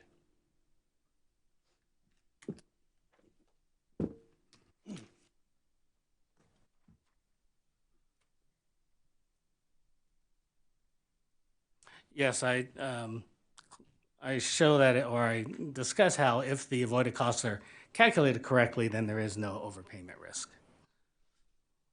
And specifically, I'm going to point you to page 8, lines 3 through 5. You state there is no overpayment risk because future solar will be evaluated based on avoided cost rates that exist at that time in the future. Isn't that right? Yes, I do say that. Okay. And on line 6 of 7 of that page, you contradict Mr. Witness Snyder again, or at least his math, and you would opine that the hypothetical, and I'm quoting here, overpayment risk would have nothing to do with the QF solar. Isn't that correct? Yes, so my point here is that if you calculate the avoided cost correctly for the QF solar that's going to be affected by what's being decided in this docket, there's no overpayment risk because future solar, like tranches 3 and 4 solar, those should be receiving avoided costs that reflect all the solar that's on the system at the time when those contracts sign their, or those projects sign their contracts. So to the extent avoided costs would decline because you have additional solar on the system, it's those future contracts that should be seeing the effect of those reduced avoided costs, not the QFs that would be affected by the avoided costs in this docket. And so then on line 12, you go on to say, by updating the avoided capacity rates regularly pursuant to Act 62, I'm paraphrasing there, little risk of overpayment to solar QFs would exist, correct? That's correct. Now, I guess I should clarify something because of all of the discussion that went on yesterday with sort of the overpayment of past solar. There's always that concern that when you sign long-term contracts, there could be a risk that you're going to end up signing a contract whose terms are too high, whose costs are too high, or whose rates or credits are too high. But you could always have the flip case, where it actually ends up being a very strong, positive thing for ratepayers to have those contracts. Unfortunately, what we all remember are the cases when those long-term contracts were bad.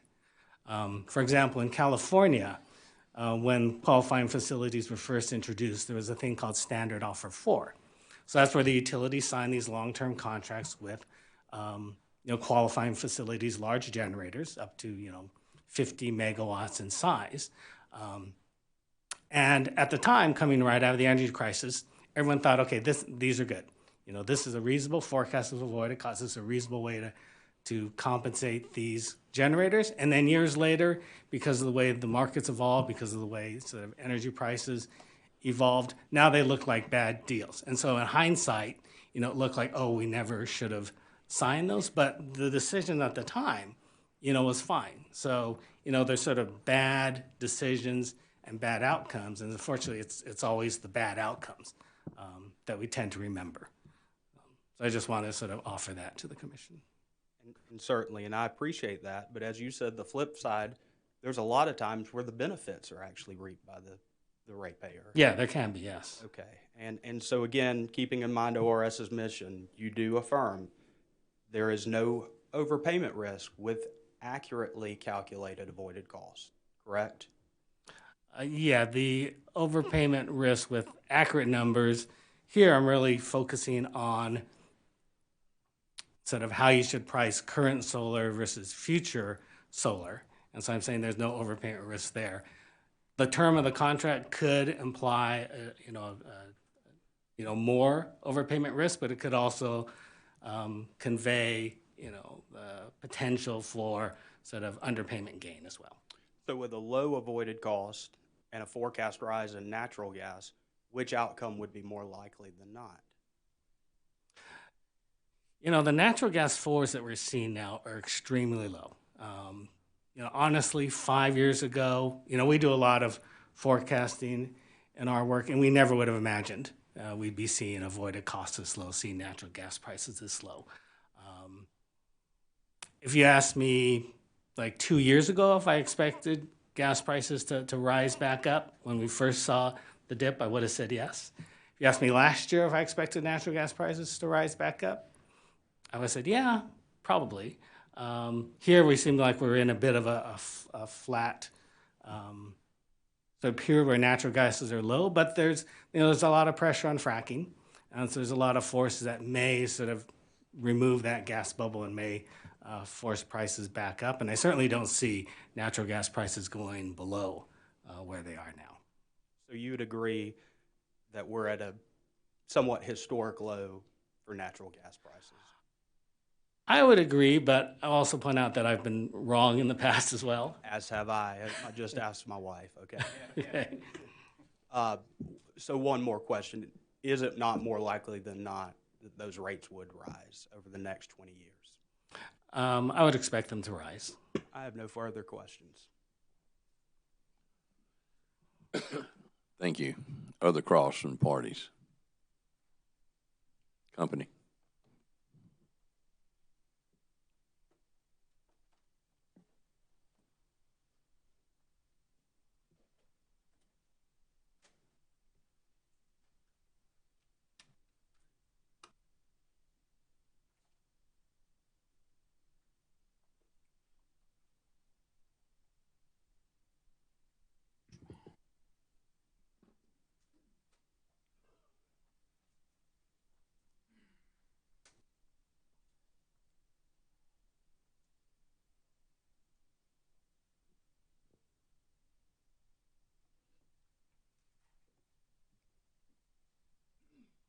Mr. Chairman, I have a couple questions for Mr. Horry, and then Mr. Ellaby will have some questions for Mr. Lawyer.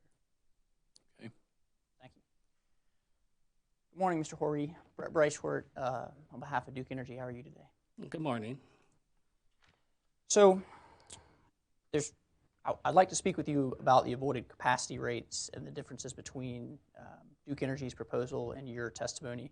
But before I get there, I want to just have a couple questions about some examination that you received from the Solar Business Alliance about the impacts of timing changes in retirements of capacity on the Duke system. And you said you heard the cross-examination yesterday and Mr. Snyder's testimony on that. Is that correct? That's correct. And so the premise, I think, that the Solar Business Alliance is trying to put forward is that if you retire these coal units earlier, then it moves forward the next avoidable capacity need, so the avoided capacity rates paid to qualifying facilities would increase. Is that a fair premise based on your understanding? Yes, I would agree with that. Okay. And I think your testimony this morning, you said, well, you're not sure that solar QFs would be able to meet that capacity need that would arise as a result of the coal units being retired. Is that your testimony today? That's correct, because we've seen cases where if you retire a unit, you need to basically sort of put in a large sort of replacement capacity project, and in that case, there may be no sort of avoided cost savings because you're not going to be avoiding or deferring that next capacity project because you're putting it in there to replace the massive amount of capacity that you've lost through the retirement. And isn't it also true that by retiring aging coal units and replacing them with new gas turbines potentially, that it can impact the energy cost in addition to potentially impacting the capacity cost?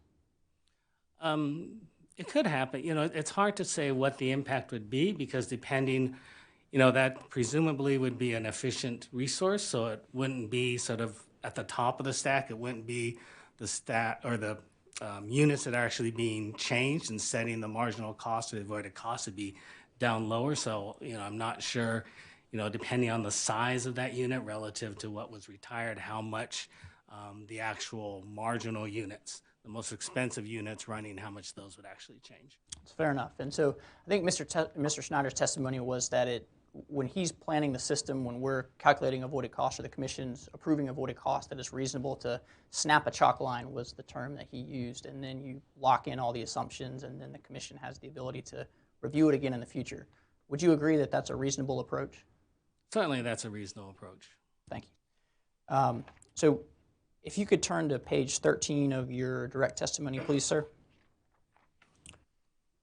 And I'd first like to focus on the first of the two areas of disagreement between the company's proposed application and the avoided capacity value and your testimony, which relates to what is called the fixed charge.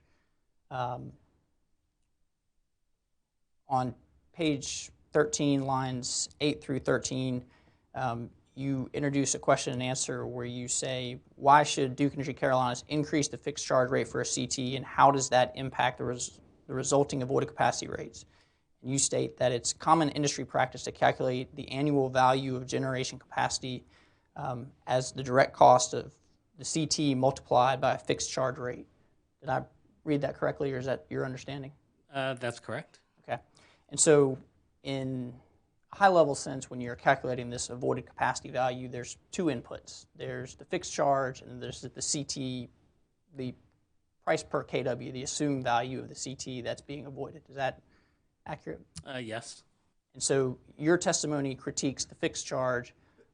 You generally found the company's avoided CT cost to be reasonable. Is that correct? Yes, I thought it was reasonable. Okay. Thank you. So really what we're talking about here, this area of disagreement between your testimony and the company, is whether a 35-year useful life for the CT asset is more appropriate, which is the company's proposal, or your proposal, which is limited to a 20-year economic life. Is that accurate? Yes, and as I show in my rebuttal testimony, you basically end up at almost exactly the same avoided costs as long as you include the cost of major maintenance and basically for overhauls that you would need if you want to extend the life of a CT out to 35 years. Thank you. And I'm going to get to your rebuttal, and this is a very technical topic, so I'm going to try to compartmentalize it a little bit. So we'll talk about the 20-year first, okay, and then try to move to your rebuttal. And I'll do my best to understand that because it is very technical. So on page 13 going on to 14 of your testimony, you make the statement, by using an overly long life in the fixed charge rate calculation, Duke is spreading the capital-related cost of the CT over an excessive number of years. And so I think the question I would put to you is this just for calculating avoided costs, or are they using a assumed CT life that's over an excessive number of years in other contexts? Yeah, so the context here is you have to look at the costs that they're using as well as the lifetime they're assuming. And I'm saying that there's a disconnect here. So excessive 35-year life refers to it's excessive to assume that CT could last 35 years given the amount of O&M costs that they've included in their capital costs that they're using for the calculation. It's like having a vehicle and only assuming sort of minor maintenance. And so maybe that vehicle would last, 100,000 miles, where if you did major overhauls, replaced the engine, did all this work, maybe you can extend it out to 250,000 miles and, double its life. But you'd only get that through these additional costs, which aren't reflected in the EIA numbers which they've used. That's a great analogy that I want to come back to, because I was using a car and tires, but replacing the engine is good too. So just to be clear, in Duke's IRP, they use a 35-year life for the useful life of a CT. That's correct? That's my understanding, and I have no issue with that for the IRP. And why do you contend that it's reasonable to use a different useful life for purposes of resource planning than for purposes of calculating avoided capacity? Well, because again, what we're doing with the avoided capacity costs is we're trying to come down to what's the annual cost of this CT. And to make that calculation, you know, as I show you could do it either way. You could assume 20, you could assume 35, just get the cost to match what you're assuming. And so 20 years is sort of the standard that's used when you look at these tables like the EIA data. So to me, it makes sense to remain consistent with that. So there's no chance of sort of missing those fixed O&M costs in the future, because you'd have an inconsistency between the way you're calculating costs and, you know, the source data that you tend to use to do these costs. So that's why I think 20 years is a good number to use, because then you know you're synced up with the EIA data, which everyone uses, or not everyone, but most people use to do these kind of calculations. So just to focus on that point, when you say these types of calculations, you mean the quantification of avoided capacity value, the avoided cost of a CT? Yes, that's correct. Are you aware of other utilities that are using a 20-year useful life for calculating avoided capacity value to pay qualifying facilities under PURPA?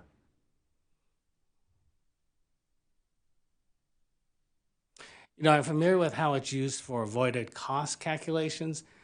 The direct extension to that for PURPA, yeah, I don't have as much sort of as many cases to pull from. I know that like Dominion used to use 25 years for their life, so it was closer.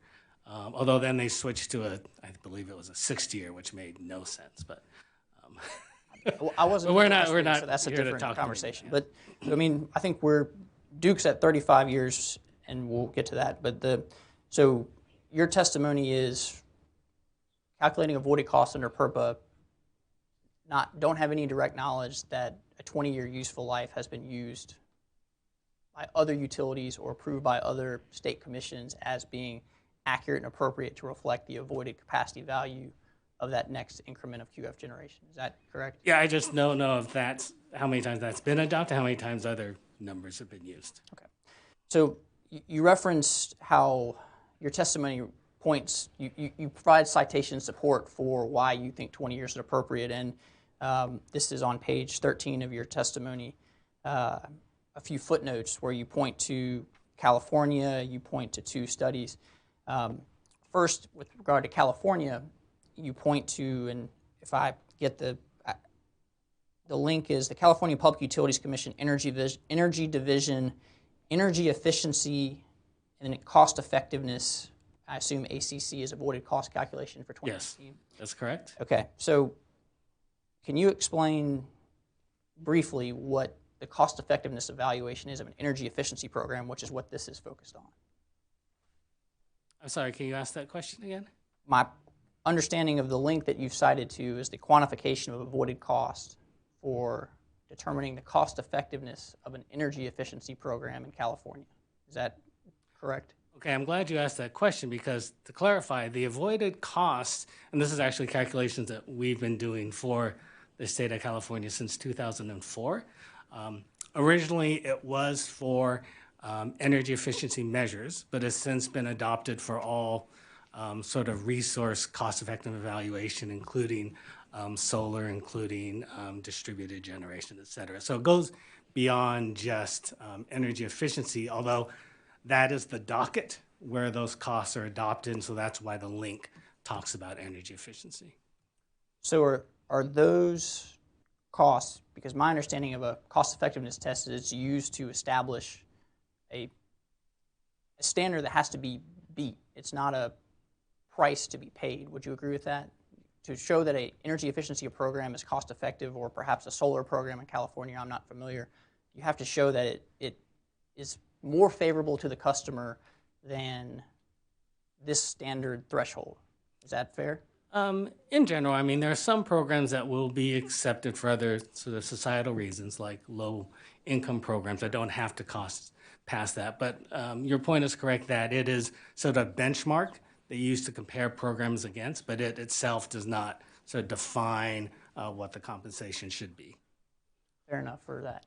So I guess my question is, in California, is this 20-year CT life that's used as an input to the avoided cost calculation that your firm has done for the Utilities Commission, is it used to set a rate? Are customers paying that precise price based on a 20-year CT life, or is it used as a standard that then determines cost effectiveness or determines whether it's a clearing price perhaps? It's a cap as we would use in the CPRE context of you have to beat that price.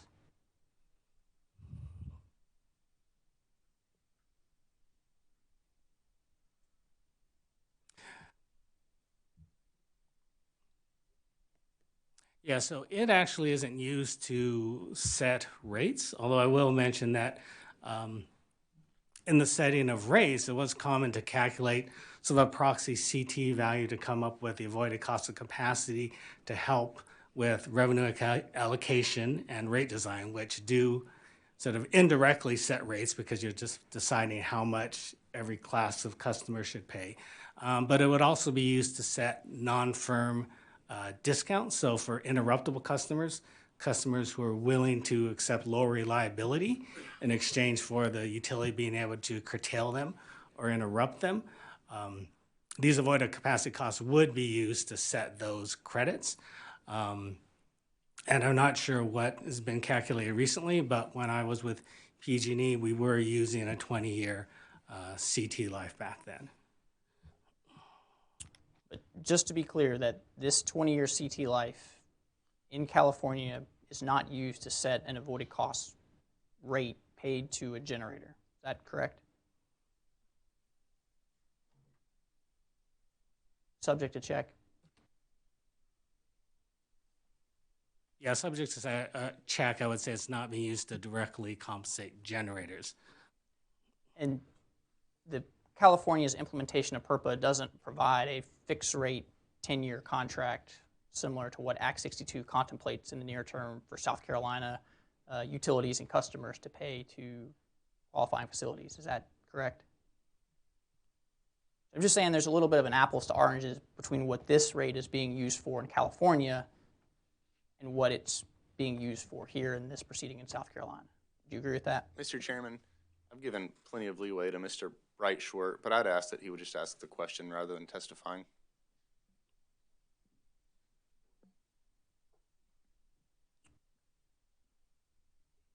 Is the avoided cost calculation in California used differently than it is here in South Carolina? Would you agree with that?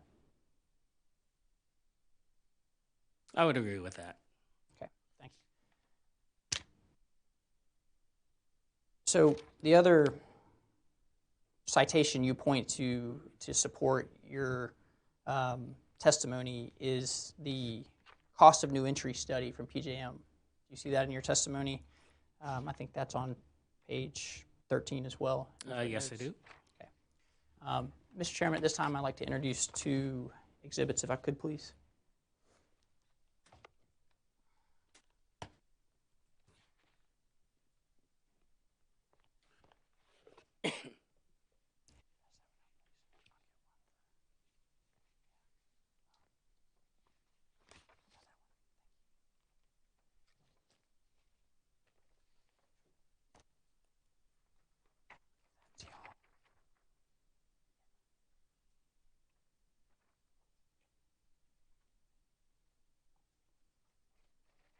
I should get one to the witness.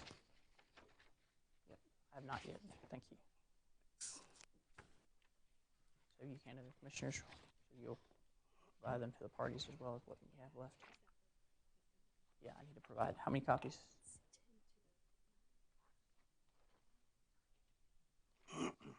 Two. That's 3, 4, 5, 6, 7, 8. 10.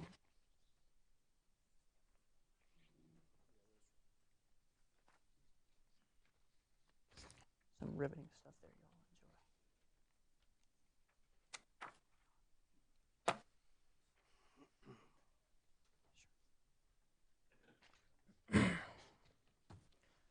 So,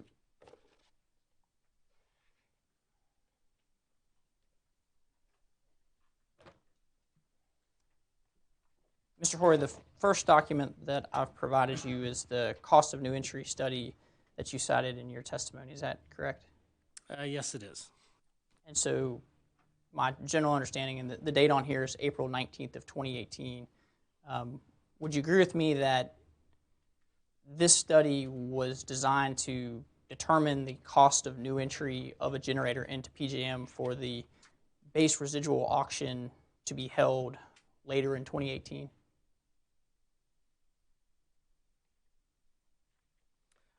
I didn't actually look into detail on how the report was used, but I'll sort of accept subject to check your characterization. Okay. So subject to check in my question, my understanding is that in the summer of 2018, May-June timeframe, the PJM market holds a capacity auction for 3 years ahead. Would you agree with that general? That's my general understanding, yes. And so I'm going to put that document aside because I want to focus on the second document, if I could, please. And Mr. Chairman, I apologize. I probably should have started by asking to mark these as the next hearing exhibits. You want to do them both?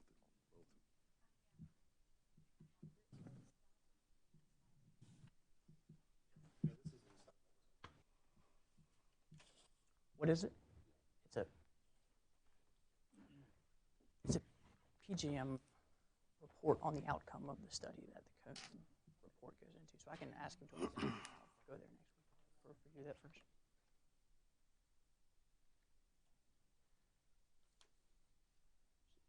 So, Okay, these two documents.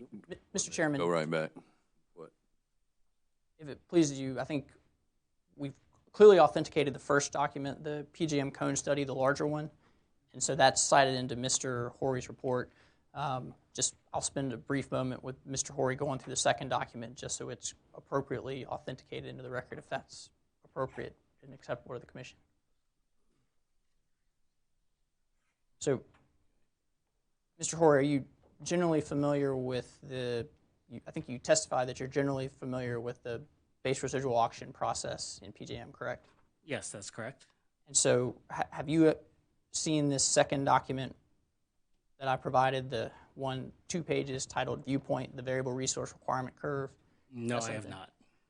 Would you accept, subject to check, that this is a document that was created by PJM in September 2018 that relates to the outcome of the same base residual auction that your cost of new entry study was input into on the front end? Sure, subject to check. Mr. Chairman, at this time, I'd ask for those both to be accepted as the next hearing exhibits. Okay, we're going to enter the PJM cost of new entry as hearing exhibit number 17, and then the second document is number 18. Thank you, sir. So your testimony is that the cost of new entry study represents that a 20-year CT life is the appropriate CT life to use, and that's based on how PJM calculates cost of new entry in their study for purposes of their base residual auction. Is that correct?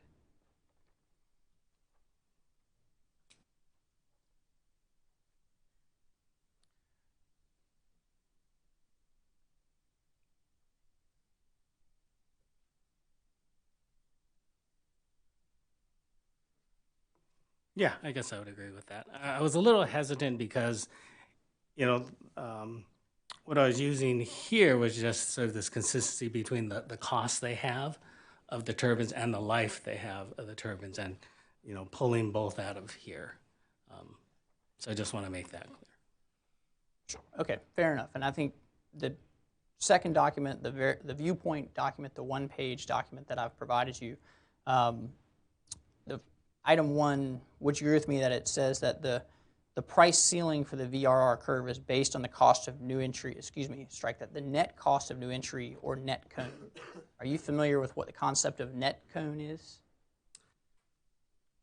Generally, but net cone is actually defined sort of differently. It's not sort of a very precise term, so I'm not exactly sure how PJM is using that. Like, we have a certain definition in California, and New York has a certain way to look at it as well. Well, I'll read so footnote 1, net cone is the total estimated cost of a new generating unit to enter the market with the expected revenue for energy and ancillary service markets netted out.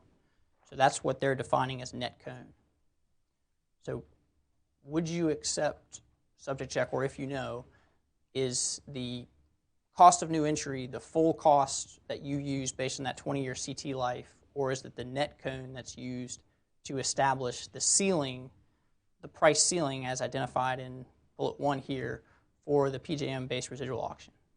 So the number I use is the cost of new entry that doesn't net out, the energy and ancillary service values discussed here. Because when you look at the peaker method, the general theory is, okay, let's look at a CT as the cheapest resource we could add or build to add capacity. So we're going to just use that cost to represent what it would cost us to add capacity. Because in reality, you may be adding something else on your system. You may be adding, we heard yesterday about other types of generators. You may add those because they're more efficient and they give you cost savings. You may add a combined cycle unit as your next unit instead of a CT because you get capacity out of that as well as the energy benefits. But for avoided costs, it's pretty typical of, okay, we need to try to separate those out. What's the capacity value and what's the energy value? And to do that, we use the lowest cost CT we can find. And then in that framework, it's common just to use the cost of the CT and not subtract out any of these energy revenues. Okay, so just taking a step back, we've established that the net cone, not the full cost of new entry, is the ceiling on what generators can bid into the base residual auction. Correct? That sounds correct.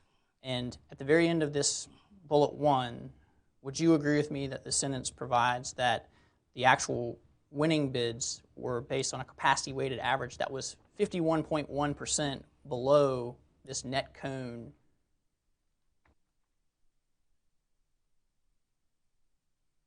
I'm sorry, where do you find that 51% number again? So,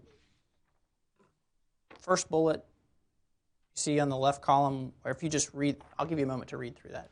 But it's at the bottom row of the first bullet, that last sentence. Okay, that's what it states, yes. Okay, so similar to the discussion we had about California not establishing a price paid to a generator, the cost of new entry similarly does not establish a price paid to a generator. Would you agree with that?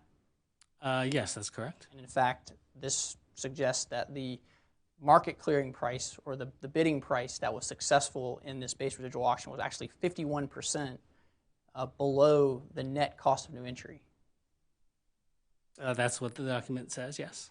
So again, there's an apples and oranges use of the 20-year CT life to fix a price paid to a generator versus what you've cited to support that 20-year life being appropriate. Is that fair?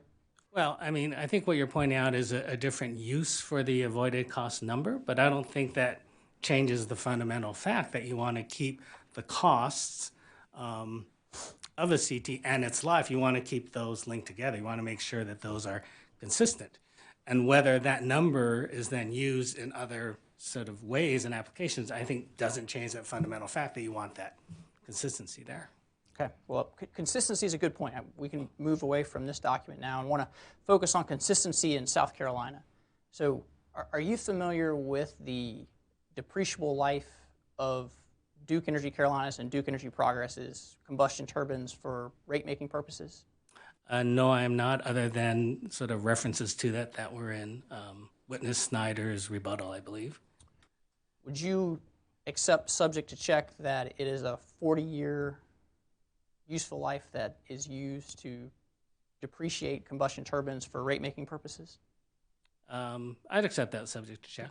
Okay, so if Duke Energy were to file an application with this commission to say we want to take our combustion turbines and not depreciate them over 40 years, but depreciate them over a much shorter time frame of 20 years, what would be the impact to the company's base rates?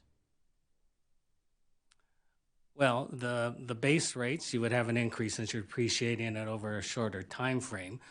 To the extent there are associated reductions in operation and maintenance costs, It's unclear what the effect on actual customer bills would be. But all else being equal, moving from a 40-year depreciable life to a 20-year depreciable life will increase the rates for customers. Is that correct? Well, for rates, Mr. Chairman, I'd object. The question has been asked and answered. Additionally, it calls for considerable amount of speculation on the part of Mr. Horry. It's a pretty straightforward question of whether increasing the cost from, or reducing the depreciable life from 40 years to 20 years would increase the cost for customers. Overruled. Go ahead and answer the question.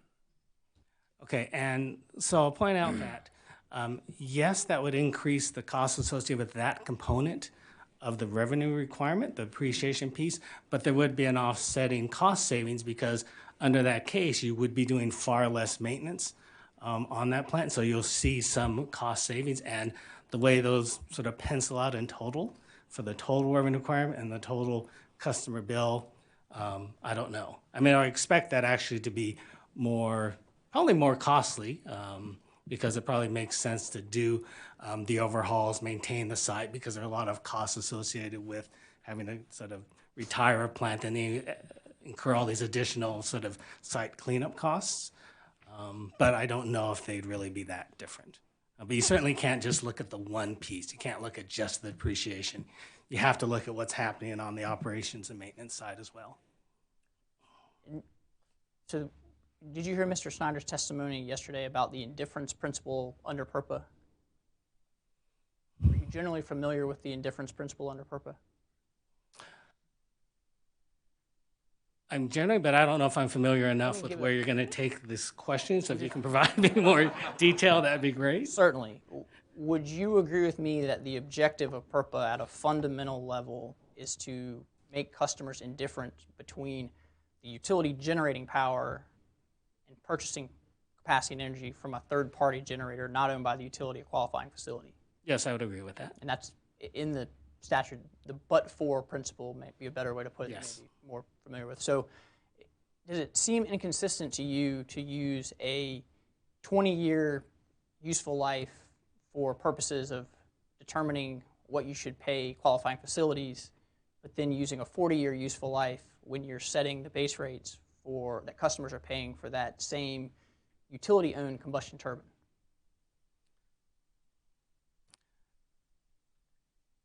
There's no real inconsistency, again, because what you're looking for is what's the cost of that new asset that would be providing capacity. And what I've shown in my testimony is basically Duke has underestimated that cost. And I clearly show if you include those major overhaul costs and assume a 35-year life to be consistent with the IRP, you can do that and you end up basically at almost the exact same place that I get to with my 20-year life, which sort of indicates that is kind of the fundamental cost of adding in a CT. Whether you're going to operate it for 20 years or for 35 years, that's kind of the fundamental annual cost of that. And so I'm not sure why we're having this long discussion, actually, about sort of consistency with what's in sort of the utility plans versus this avoided cost. We're trying to look for what's the fundamental cost of adding a CT, because that's going to tell us what the avoided cost of capacity is. I mean, you could be looking at, let's say there was some new resource that only lasted 10 years, but it was really low cost. You could evaluate that, and as long as you come up with the total cost over its total lifetime, you get an appropriate avoided cost number. Thank you. If you turn to your rebuttal, please, at page 4, I want to go to your primary recommendation, if I understand it, is to retain the 20-year useful life. Is that correct? Yeah, my primary recommendation is to retain that 20-year life, as I mentioned, to avoid, the risk of future confusion where if you're using a 35-year life, you may not include those major fixed O&M costs because that's not typically shown in these EIA tables that are typically sourced. But as far as, whether the results sort of matter, whether it's a 25 or 35-year life, they really don't, as I've shown. Okay, well, let's talk about your other proposal, if we could, please, which is your recommendation to use a 35-year life, but to include fixed O&M. Is that your other alternative recommendation? Well, fixed O&M for major maintenance. Major maintenance, thank you. And can you explain to the commission what you mean by major maintenance? I think your car analogy was helpful, but maybe just provide a little more context. Yeah, so that would just be the major overhauls, like turbine overhauls, that you would need to do in order to extend the life of a CT past its standard 20-year life. And so, earlier I used the example of, maybe replacing the engine on a car. So that's something you could do to extend the life of your car, but it's a major cost. And if you want to look at your life of a car, or look at the cost of a car lasting 20 years, you need to include those major maintenance kind of costs, and not just the standard change the oil and change the filter kind of costs. And I think, let me start with a simple point. Would you agree with me that Duke includes minor maintenance in their CT costs? I would agree with that, yes. And so is it fair that the dispute between, at least on this specific proposal, your position and Duke's position, is that Duke has treated major maintenance as a variable energy-related expense, whereas you're saying that's really more appropriate to be included as a capacity-related expense, included in the fixed cost of the combustion turbine? Is that a fair characterization? I would agree with that, but I think it's a lot more it's a lot more of an issue, because by putting those fixed O&M costs in their energy calculation, you have to remember that their energy calculation, what they do is they calculate what's the cost of running the system, sort of a base case, and then they add 100 megawatts of no-cost generation, calculate what's the cost of running the system in that sort of paradigm, and then take the difference in the two sets of costs. The problem is your fixed major maintenance O&M costs are now going to be in both the base case and that change case, because chances are that generator is still kind of starting up about the same amount of time. So when you subtract the two from each other, you basically end up with almost nothing. So you've, in a sense, sort of eliminated that cost. Technically you have included it, but you removed its effects by calculating it through this, this energy cost calculation, where you're subtracting a base case from a change case set of costs and end up with basically no fixed O&M left in there. Let's start with kind of step one of that, of whether it's appropriately a variable energy cost or a fixed cost. On your page 3, line 14, you say that, page 3, starting line 14, you have the question, and you essentially walk through that same analysis, and that you say that avoided capacity costs are supposed to reflect full fixed cost of the new CT, and the avoided energy costs are supposed to represent the change in variable cost for the total generation fleet. And then you go on to explain that the failure to include the fixed O&M cost for major maintenance in the calculated avoided capacity costs underestimates the full fixed cost of the CT. And is that your testimony? I should start with a question before I move on. Yes. Thank you. So would you turn to page 30 of the cone study that I provided you as an exhibit, please?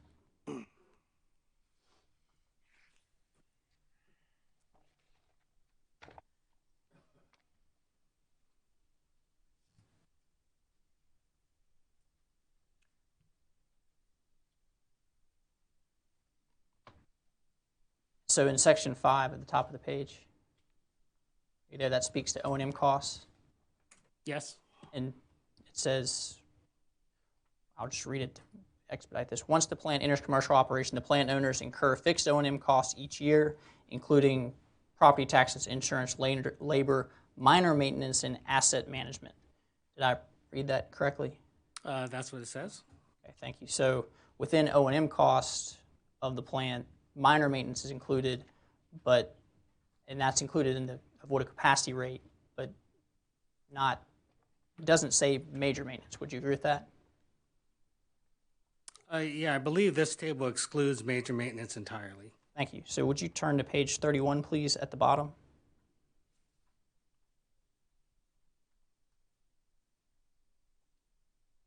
So that last paragraph, I'll read the first sentence. Consistent with past COMB studies, we assume major maintenance and overhaul costs often specified in an LTSA are included as variable O&M cost. Did I read that correctly? Yes, you did, but I should point out that this is particular to these LTSA agreements and how they're structured. And so they're just saying that this is the way that those costs are represented in those agreements. So I don't think that should be taken as an indication at all of how those costs should be calculated for avoided cost purposes. They're just saying that's how that's calculated for the purpose of LTSA. And what is an LTSA, just to inform the commission of the acronym, please? Oh, I was afraid you were going to ask that. Let's see if Well, I don't know the answer, so I'm hoping you will. But I don't recall offhand.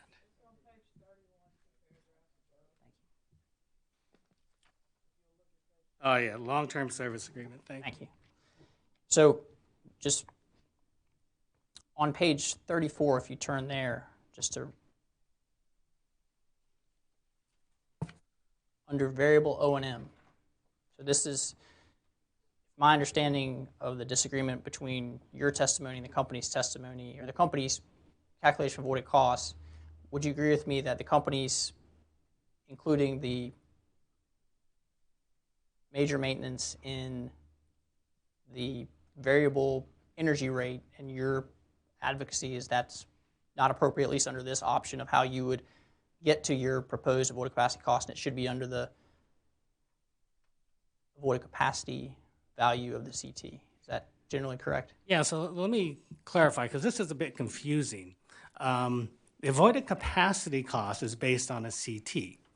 The avoided energy cost numbers are based on the entire Duke fleet. So sometimes a CT is helping set the cost, sometimes it's a coal unit. So there's really a major kind of disconnect. It's not like we're estimating what's the total cost of operating a CT.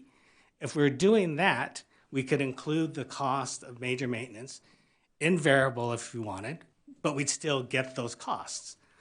Because this avoided energy cost, again, is this difference between these two cases, that's what negates that and basically eliminates that major maintenance cost from the calculation. So you never see those costs, or you only see a small fraction of it, because those avoided energy costs aren't actually calculating what's the energy cost or what's the full operating cost for a CT. It's looking at what's the change in operating costs for the entire Duke generation fleet, of which CT is only a small portion. And I just have one more question, just to confirm this paragraph on page 34 establishes that for the cone study, which you've cited to in your testimony, variable O&M are not used in calculating cone. Is that the first sentence? Do you agree with that?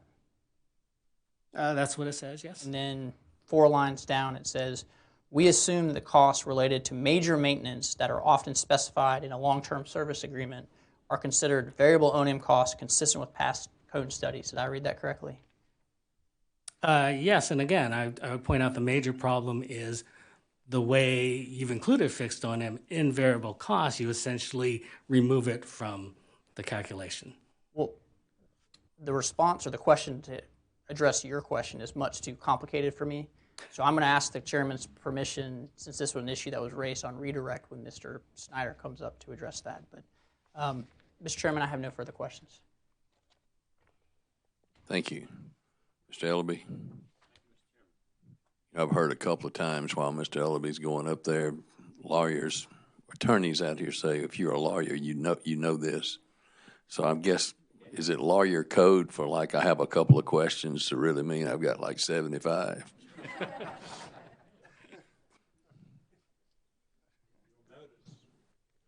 Mr. Chairman, I have not made any representation about how many questions I have. Mine was just a little preemptive strike there. Thank you, sir. Mr. Lawyer, a few questions for you, sir. There you go. Were you here yesterday, I think, Mr. Lawyer? Yes, I was. Did you hear Mr. Downey give his summary in which he said that a utility like DEP or DEC enjoys a guaranteed rate of return on its capital investment? That sounds about right. Do you agree that the companies, utilities that are regulated by this commission with the oversight of ORS enjoy a guaranteed rate of return on their capital investment in the state? Number one, I don't think they're guaranteed a rate of return. It's something that they have to operate to a point to earn. As far as their enjoyment, I can't speak to that. I can tell you that some people did not enjoy the rate cases that this commission decided earlier this year. In fact, you want to qualify that? Maybe a lot of people didn't enjoy that. Isn't it the case that in rate-based regulation of the kind that is followed in South Carolina, when a company comes in for rates to be set by this commission, or is potentially brought in by this commission before the commission to set rates, that the process is one that involves determining an appropriate rate of return and then setting rates at a level that gives the company an opportunity to earn that rate of return? Isn't that correct, Mr. Lawyer?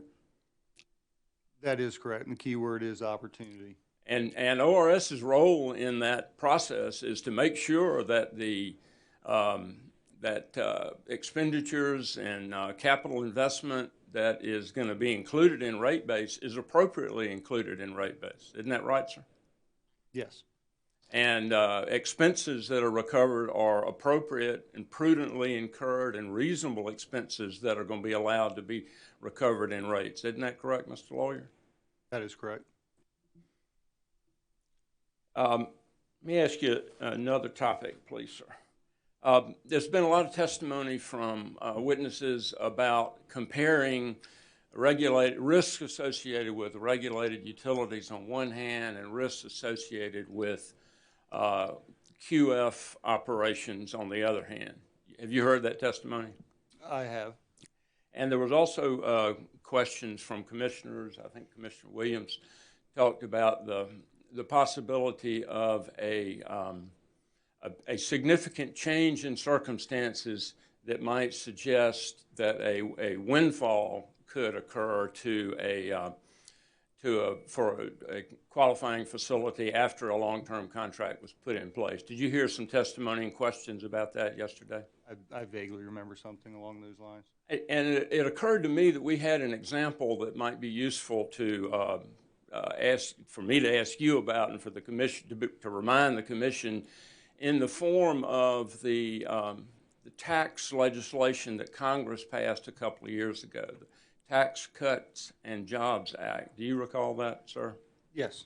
And isn't it, my recollection is that ORS, when that legislation was adopted, ORS asked the commission to open a proceeding to look into how the benefits of those tax cuts could be passed to ratepayers. Do you recall that? Yes, I do. And do you recall that for the DEC and DEP, the companies established a regulatory liability account in which it accumulated funds that represented the difference between the previous tax rates and the reduced tax rates? Do you recall that, sir? I do. And those eventually, in the rate cases, those funds were flowed back to customers. Do you recall that? Yes. And that would be an example of this commission having the jurisdiction and the authority to respond to a significant change in circumstances with respect to regulated utilities. Is that correct, Mr. Lawyer? That is. Would the commission have the jurisdiction and authority to do that for QFs, as you understand it? I'm not an attorney. Don't let the name fool you. I would imagine they would, though. If there's a contract in place, are you suggesting that would somebody a real lawyer on your team like to weigh in? Yeah. I'd like a different answer, Mr. Lawyer. Well, maybe I didn't understand the question fully. If you could repeat it. Okay. Yeah, Mr. Chairman, Mr. Ellerby's asked for Mr. Lawyer to give a legal conclusion, and Mr. Lawyer has once declined to do so. Yeah, I'll just I withdraw the question. Thank you. All right. Especially since I didn't like the answer.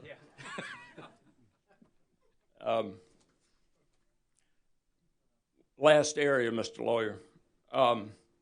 You heard testimony of Mr. Burgess, or did you hear testimony yesterday of Mr. Burgess about the zone of reasonableness that the commission could make its ruling relating to setting avoided costs? I do recall that. And I think his argument was, let's set avoided cost rates as high as possible to benefit the folks he was testifying for. Is that your understanding of his point about that? I'm sorry, repeat that part about what he said about the highest point? Yeah, is it your understanding that his... Mr. Ellerby can read back what the witness said yesterday, but for him to testify as to a characterization of SBA JDA witness panel Burgess, is it wholly inappropriate? I simply asking, Mr. Law, I was trying to set the foundation for the question I'm headed to ask Mr. Lawyer about, but I thought that was what the point Mr. Burgess was making, was that he wanted y'all to set the avoided cost rates as high as possible within the zone of reasonableness. I mean, that's a gratuitous comment, and y'all have got to draw a line here.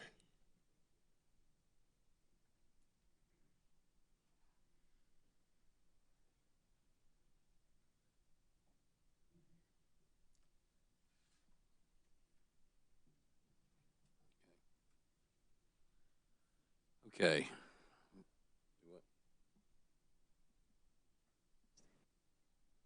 Okay. Couple of things. We're going to strike that last statement made. Please try not to characterize JDA's witnesses and continue with your question, but just ask the question. Thank you, Mr. Chairman. Thank you, Mr. Chairman. Are you aware of letters submitted to the commission in these dockets from the Council for South Carolina Energy Users Committee and the and Nucor Steel? Are you aware that they submitted letters to the commission on the subject of the avoided cost rates that should be set in this proceeding? Yes, I can't specifically tell you what's in there, but I'm aware they filed, yes. Are you aware that both of those letters recommended that the commission set the avoided cost rates as low as reasonably possible, consistent with the statutory requirements concerning avoided costs? Again, I wasn't familiar with the content of the letters, or don't recall that. Yes, sir. And those are, Nucor is a customer of DEP, is that correct, Mr. Lawyer? Yes, sir. And the South Carolina Energy Users Committee is a group of large industrial customers that are served by, I think, all three of the utilities, the investor-owned utilities that operate in South Carolina. Is that correct, sir? Yes. Mr. Chairman, we'd ask that the letters from Mr. Smith and Mr. Elliott that I just asked Mr. Lawyer about be entered into the record as the next hearing exhibit. We'll enter those as exhibit number 19.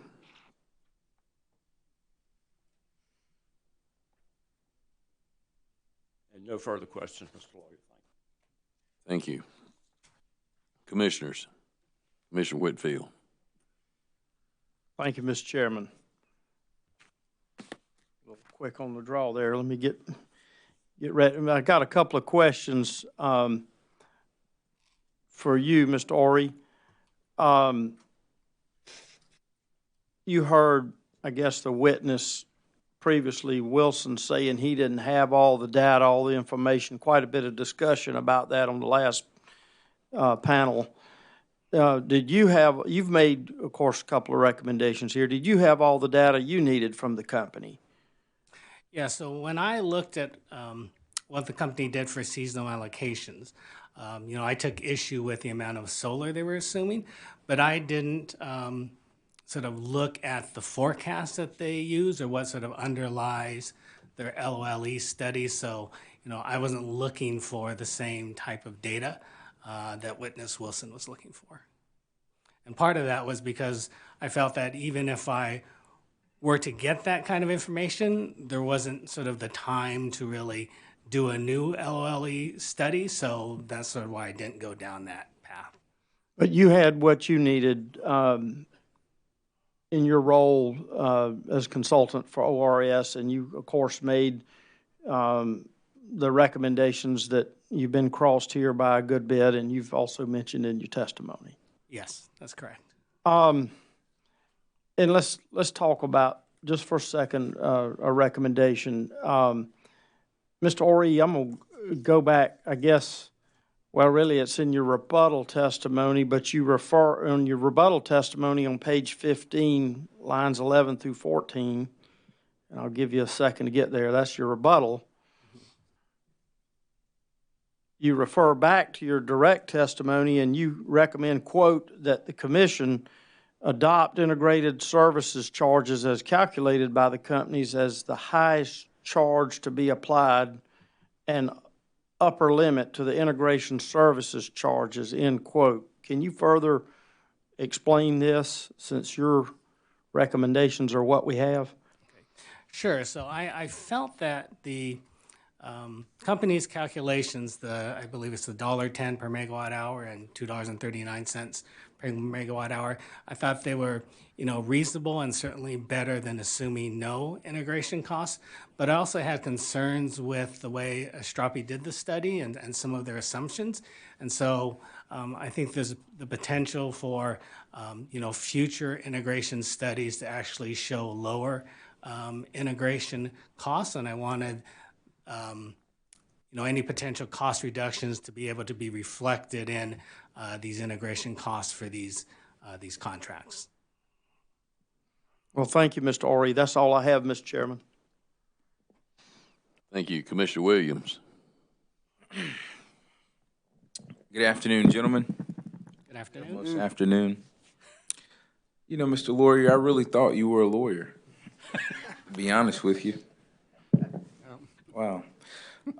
Mr. Horry, I'm curious about the overpayment conversation that I had yesterday with the panel, the company's panel, and I know you referenced it today. I know there's a lot of technical information involved in calculating avoided costs and avoided capacity, and so I'm not trying to oversimplify the matter at all, but I'm really just trying to get some level of understanding, not only for the commission, but for Joe ratepayer out there who may be watching this today. I'm sure you understand how significant Act 62 is and how much publicity it has gotten and how much support it has. But at the same time, I'm concerned that this commission thoroughly vet all proposals that we receive. And I really want to get a better understanding of the risk for overpayment if the avoided cost is quote unquote too high. Could you expound upon that for me a little bit? Sure. So I think one of the biggest challenges or concerns is, that $2 billion number that was, I think, put forth by, one of the Duke witnesses. And, part of the biggest driver for that is the fact that we have had these massive drops in natural gas prices that no one could have foreseen. And no one could have foreseen them sort of lasting as long as they have so far. So, in this environment, when you look back at what the avoided costs were, a few years ago, they look really high. But at the time, they wouldn't have been given what natural gas forecasts were then. Plus, I think we have to keep in mind the fact that avoided costs a few years back would not have had the same amount of solar on the system and may have been giving a lot of sort of capacity value, because at that time there was much more capacity value provided by solar. But it's a little unfair to then compare to what the avoided costs are now, because now we're looking at what's the additional value from new solar. And as everyone's recognized, as you add more solar, the value keeps going down. Now, that doesn't mean that solar you put in the past is worth any less. In fact, it's because of that solar that your avoided costs, are for the new solar are being lowered, right? It's sort of like that solar is giving you all this value, allowed you to shift your peak out of the summer and into the winter. So now when you look at new solar, yeah, there's not much value, but that old solar provided you that value, provided you those big reductions in the summer that helped sort of, make this shift in your peak, remove that summer peak as a real major problem. It still exists to some extent, but it's not the same problem it was, and that's because of that past solar. So when you look at existing avoided costs, you have to be really careful about trying to apply that to past projects. Because what your current avoided costs are already reflecting those past projects in your system and in your calculations. So, you're not recognizing the value that you got from those past projects. Now, all that being said, with long-term contracts, there always is going to be some risk. It could be upside, it could be down, and certainly it's the down that naturally we're all going to be concerned about, because you're not going to get angry letters if it turns out well for you. But then on the other hand, I think you have, Act 62, which provides, pretty clear direction at least in how they want or how the state wants renewables to be treated. So I think that's sort of that additional pressure that I understand that you're going to have on you. Do you foresee a $2 billion overpayment based on what has been presented by the parties in this docket? For going forward, solar? No, I wouldn't see that. I mean, that seems like a pretty big number. Do you trust that number from the company? I haven't really looked into its calculation. It seemed like it was just kind of a number they threw out there to sort of make a point. But given that, as I said, you can't really use sort of the numbers as they've calculated because of this mismatch. You're trying to, assign current avoided cost values to past projects. And I think they were pretty careful in just sort of clearly explaining kind of the simple calculations that they did, just to sort of maybe give a ballpark feeling of what the risk might be. But I wouldn't put a whole lot of weight in that number. So in your opinion, I would consider you an expert. Natural gas prices can't go any lower. I would be surprised if they went lower, but as I mentioned earlier, I've been surprised in the past. But they're definitely very low. And, just so you all know, there are commissions around the country who are struggling with this problem. For example, in California, we have, a tremendous amount of sort of energy going into energy efficiency programs. A lot of money spent there. And, there's a strong sort of desire to continue energy efficiency programs because California sees that as the best way to address sort of energy needs. By just not consuming. But the massive drop in natural gas prices is making it hard to justify a lot of energy efficiency from a cost-effectiveness standpoint. So they're actually looking at, are there different ways to look at cost-effectiveness? Maybe redefine the cost-effectiveness tests that are used to evaluate energy efficiency so we don't have to scuttle all of this sort of infrastructure that exists and then maybe have to restart everything from scratch, 4 years from now if the gas prices turn around. I know that's not any help for you here, but I just wanted to point out that, the drop in natural gas prices is, causing fundamental issues throughout the industry. Other than shorter contracts, is there any way to insulate ratepayers from what we would consider the most unlikely occurrence of natural gas prices going even lower than they are today? It's always this trade-off between, the longer terms, which is what sort of aids the developers, and often, we hear allows them to get lower financing costs when they can have that revenue certainty for lenders, versus sort of variable costs, when then basically all the risk is shifted on to the solar developer, and because of that, you may end up with higher costs. So, unfortunately, I don't have a magic sort of bullet or solution on how to sort of minimize that risk. Right. You reviewed Act 62, though, right? Yes. So one of the things that I find interesting is that there's an argument to be made. There's a certain responsibility that this commission has in implementing Act 62 that the QFs are economically viable. And one of my concerns is that if we adopt an avoided cost rate that's too low, the juice may not be worth the squeeze. It's almost an impossible situation that we're in. It is a difficult situation because a lot of other jurisdictions, basically, they don't have that avoided cost linkage.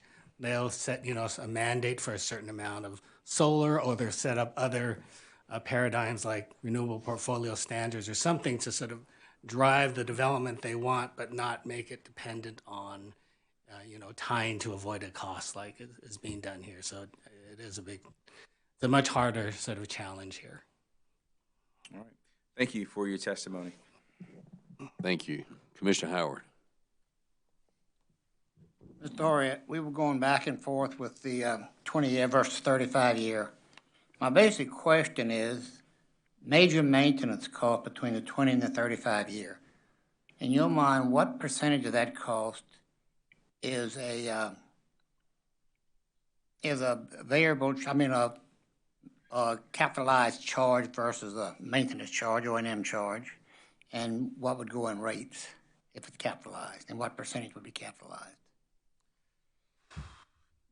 I don't have a good sense for that. I mean, I have a good sense of how much higher the costs are. The major maintenance from the PGM report was about 4.8 times the cost of the minor maintenance, but unfortunately, I'm not sure how that would be sort of actually treated through capitalization or passed through as expense. A different question. Due to the fact that Duke has a zero carbon policy by 2050, does that mean that all the generation that has fossil fuels, their life expectancy ends in 2050? This is a question we deal with sort of all the time, and in our company we do a lot of work on sort of low carbon pathways and how utilities might look under these different sort of carbon goals.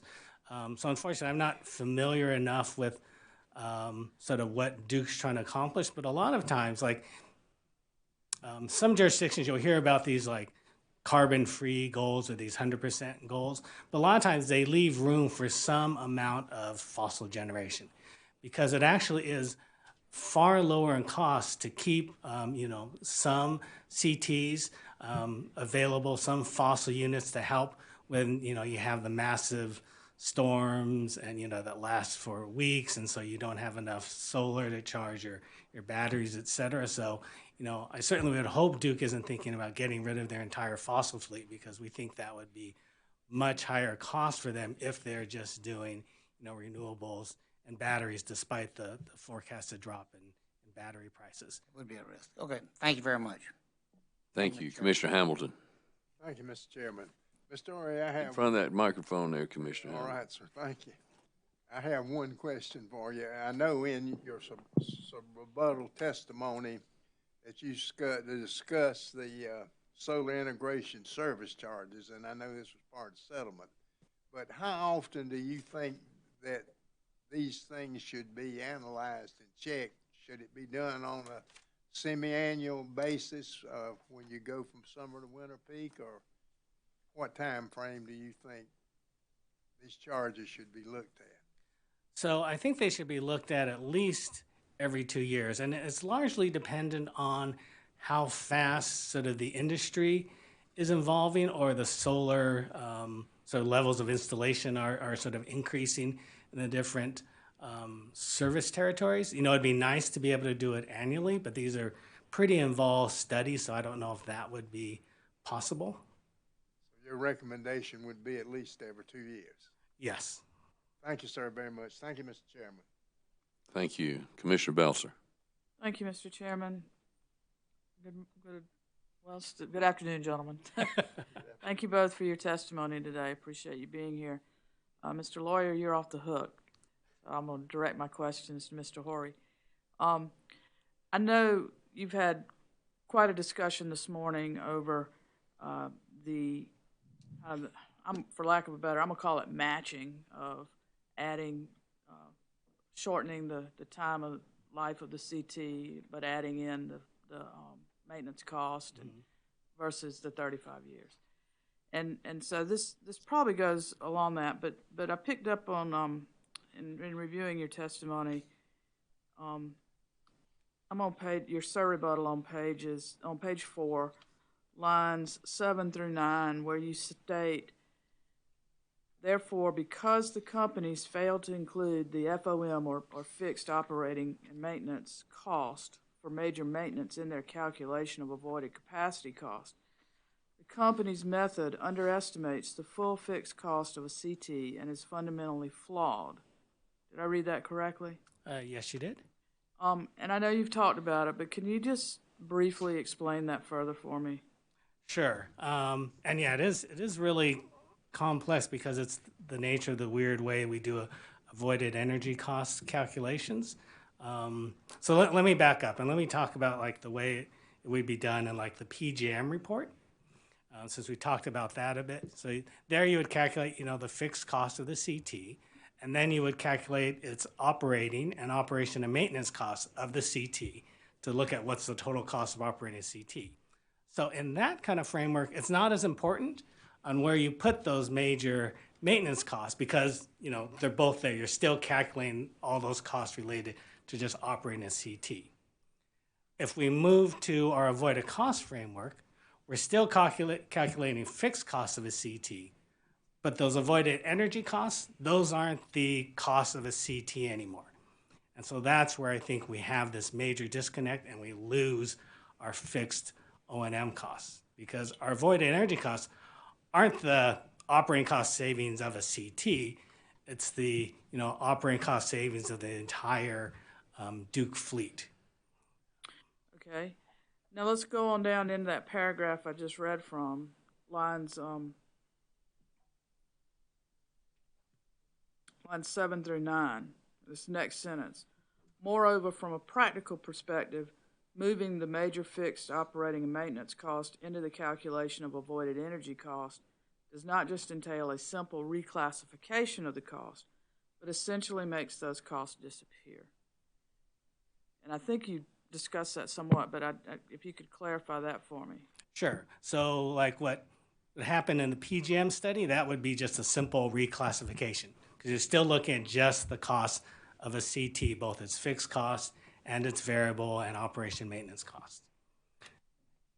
In the avoided cost framework, it's not just a simple reclassification because you move it out of fixed, so you move it out of the capacity piece, but you don't really move it into the avoided energy cost piece because avoided energy, again, you're taking the cost difference between a base case and a change case where you have 100 megawatts of free generation and those fixed O&M costs for major maintenance because Duke basically models that as a startup cost. We don't really think the number of startups for a CT would change that much. So you've got basically the same cost in both your base case and your change case, and you subtract, one from the other, and basically you get, no fixed O&M cost for major maintenance anymore. There seem to be in the pricing and the different categories of the pricing and those calculations, there seem to be a significant number of hours with negative avoided energy cost. And are those attributable to the cost of a start in those hours, including the start cost for combustion turbines? It could be, yeah. So you could have, let's say you have in the base case, the startup occurs in hour 9. In the change case, the startup is occurring an hour later, in hour 10. So you would see a big cost savings in hour 9 because you don't see that startup cost. But then you'd have a big cost increase in hour 10 because that's where you see the startup cost. So you just, the cost just sort of moves, sort of gets offset and moves around, and that's why you see all those negative numbers. would the inclusion of major maintenance costs as a start cost in the avoided energy calculation bias the avoided energy cost calculation? I think it largely just nets out. In my example, whether it's occurring at 9 or 10, those two will just cancel out. It's only if you had a big change in the number of starts for a CT in the two cases that it could then lead to an overestimation of your avoided energy costs.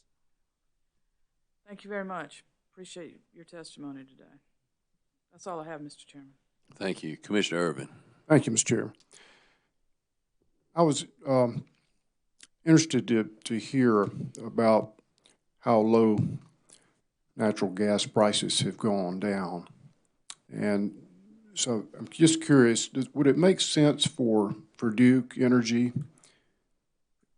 to go ahead while they're at historic lows and buy 10-year futures or 10-year options so that when the price does go back up, and as we all know it will, then they can execute those options or futures and save the ratepayers money?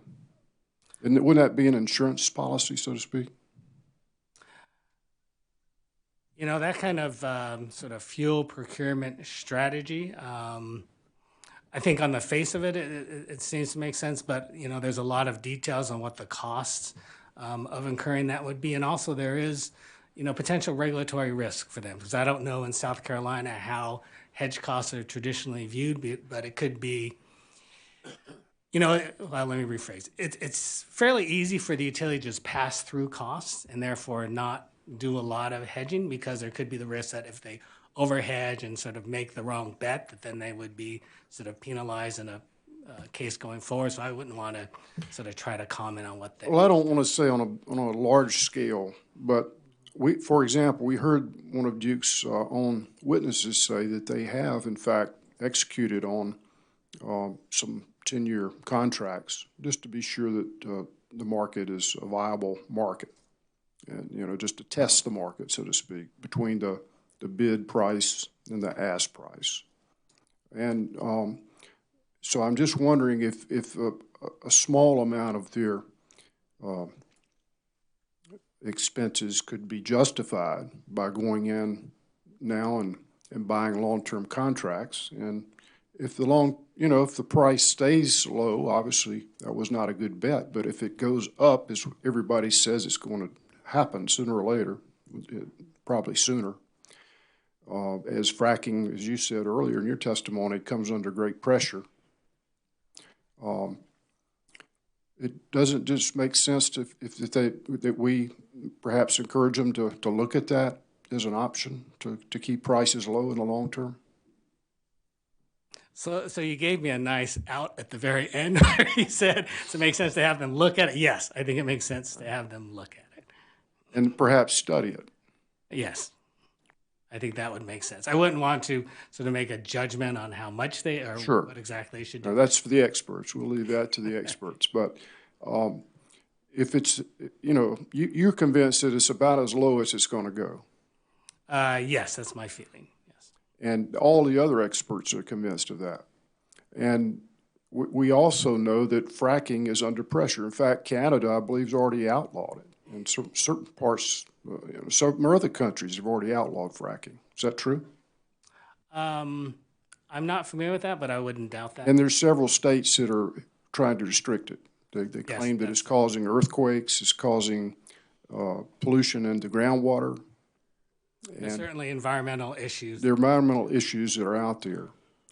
And then you've got the transportation of that gas that releases methane into the atmosphere, and that's going to be another issue for environmental quality concerns. So it just seems that logical that you would want to try to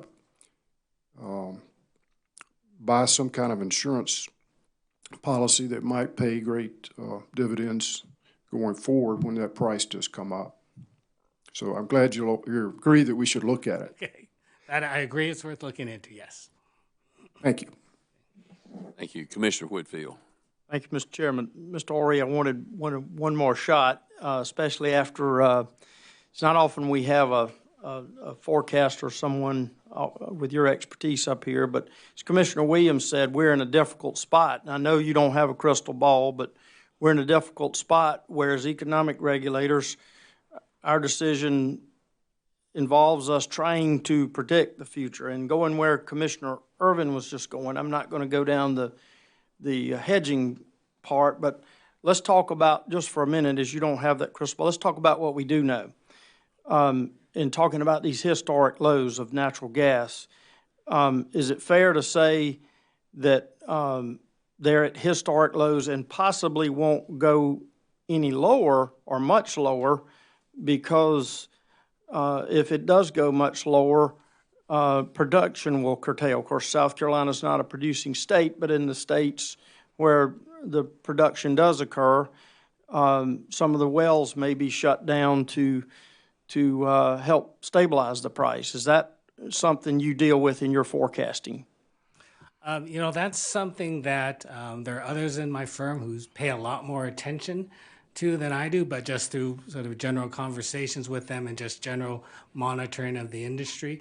Yeah, I would generally agree with that. I would also point out that, you know, with this increased amount of coal retirement, that's going to put increased sort of demand pressures on natural gas, although you have some counteracting forces that are looking to sort of do more electrification of like buildings and industry and sort of reduce sort of natural gas usage there, although that tends to be sort of much further out in the future. And that's where I was going to go next. The counter to that, if we know that, or assume, as your colleagues are telling you, that it won't go much lower because production would be curtailed and shut down some of the wells and shut down some of the production. If that's a given, a known, then some of these counter forces, such as electrification occurring, or just as Commissioner Howard mentioned, the goal of Duke Energy to be zero carbon emissions by 2050. That's another counter to that. But then mix into that, it's also a counter that this country's exporting a lot of our natural gas. We've retrofitted all these LNG terminals. So you've got three counters in there, and it's also, hasn't it been forecast that we have close to 100 years supply, notwithstanding all these other factors onshore here in the United States? Yeah, there certainly is a plentiful amount of supply now. It's a question of sort of what cost that, you know, producers willing to sort of extract that out. And so you know, as you mentioned, there are all these sort of counterbalancing forces. I think a lot of them are sort of more longer term forces. You know, so it's not something that you'd see in the next, you know, five years as much, but maybe, you know, 10 years, 15 years. And that's where I was going. Since I've been on the commission, I've watched the dramatic shift from high gas prices in the last 10 years to where we are now. So given all these facts that you've mentioned and the known assumptions, in your expert opinion, is it fair to say that you believe that natural gas prices will be relatively stable in the near term, and maybe not talking about supply now, but in the near term, the next 10 to 15 years, you don't anticipate a spike or a huge decrease, or, in other words, stable? Is that a fair characterization of your expert opinion? I would expect it to be on the stable side or increase faster than is currently forecast once you get out that 10, 15-year time frame. Thank you. That's all I have, Mr. Chairman. Thank you. Commissioners, any other questions? Mr. Knowles, any redirect? No, sir, Mr. Chairman. Thank you. Thank you. Gentlemen, thank you for your testimony, and you may step down and be excused. Thank you, Mr. Chairman. You. Okay.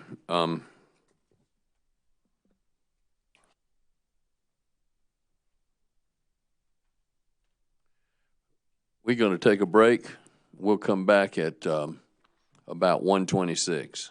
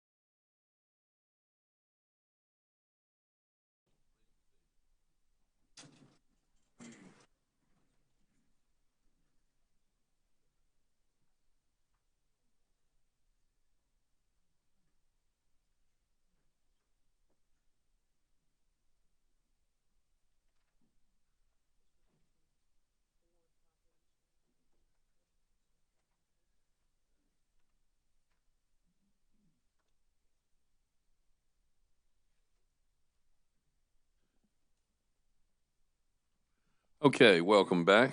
I believe that when we left, we have come back to the rebuttal phase.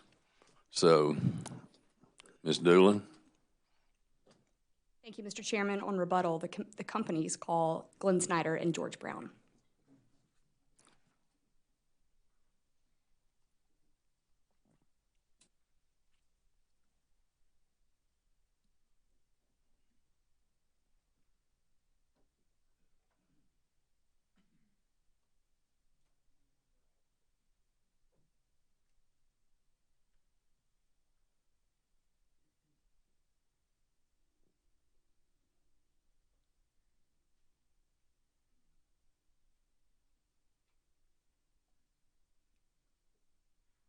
All right, Mr. Chairman, like last time, I'm going to put up Mr. Brown, and then Mr. Bryshort will put up Mr. Snyder.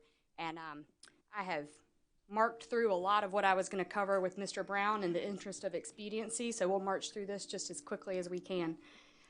Mr. Brown, did you cause to be pre-filed in this docket rebuttal testimony consisting of 38 pages? Yes, I did. And do you have any changes to your rebuttal testimony at this time? No, I do not. So if I were to ask you the same questions that are contained in your rebuttal testimony today, would your answers remain the same? Yes, they would. Mr. Chairman, I would ask that the rebuttal testimony of George Brown be entered into the record as if given orally from the stand. Mr. Brown's rebuttal testimony will be entered into the record as though given orally from the stand. Mr. Brown, I would ask you to briefly walk through your rebuttal testimony with me to provide an overview of it to the Commission. Like I said, I was going to expeditiously approach this and skip through a lot of things that have already been covered.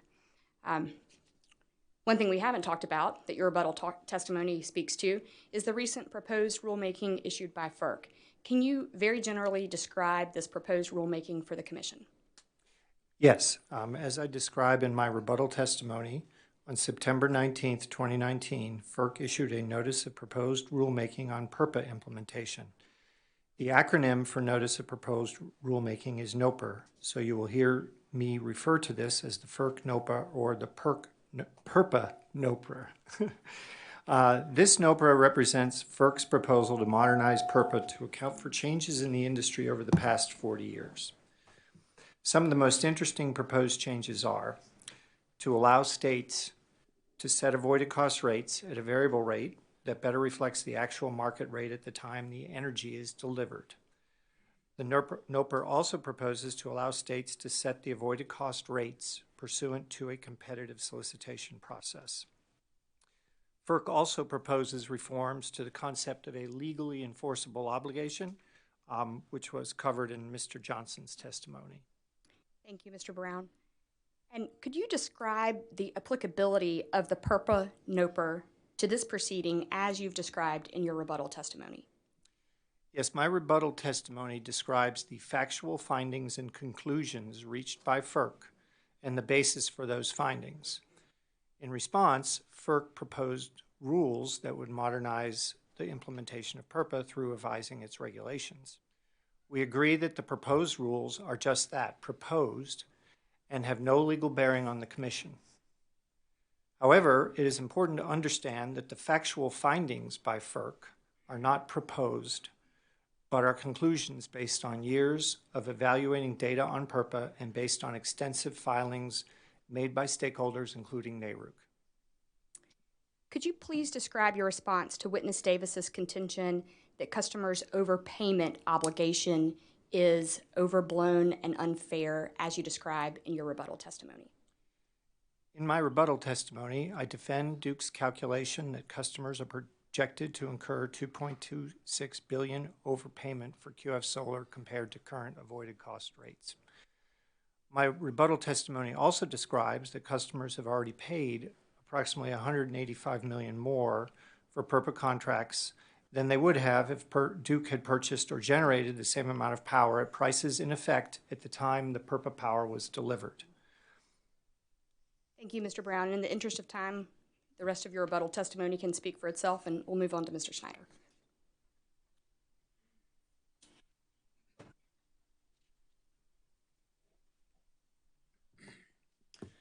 Good afternoon, Mr. Snyder. Good afternoon. Did you cause to be pre-filed in this docket rebuttal testimony consisting of 89 pages? Yes, I did. And do you have any changes to that rebuttal testimony today? No, I do not. And if I were to ask you the same questions included in your pre-filed rebuttal testimony, would your answers be the same? Yes, they would. Mr. Chairman, at this time I would ask that Mr. Snyder's rebuttal testimony be entered into the record as if given orally from the stand. Mr. Snyder's pre-file rebuttal testimony will be entered into the record as though given orally from the stand. And you had no exhibits to that testimony, correct? No. Mr. Snyder, I'd like to briefly walk you through your rebuttal testimony. So turning to page 5, you begin with your general observations of intervener's testimony in this proceeding. Can you please provide an overview of those observations to the Commission? Yes. My observations were, first, ORS generally agrees with the company's avoided cost calculation, excluding a few comments regarding the avoided capacity calculation. Second, SBA's emphasis on the need to promote competition between the utilities and QFs demonstrate a fundamental misunderstanding of Act 62 and PURPA. The intent of PURPA and Act 62 is not to subsidize QFs, but to leave customers financially indifferent to the purchase of QF power.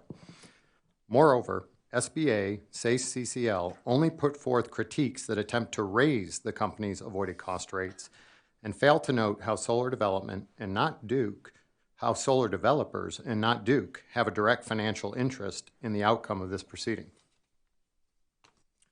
Thank you, Mr. Snyder. On page 17 of your rebuttal testimony, you begin to respond to intervener's comments on the company's avoided energy rate calculations. Can you please summarize that rebuttal testimony to the Commission explaining how the company's accurately calculated their avoided cost energy rates?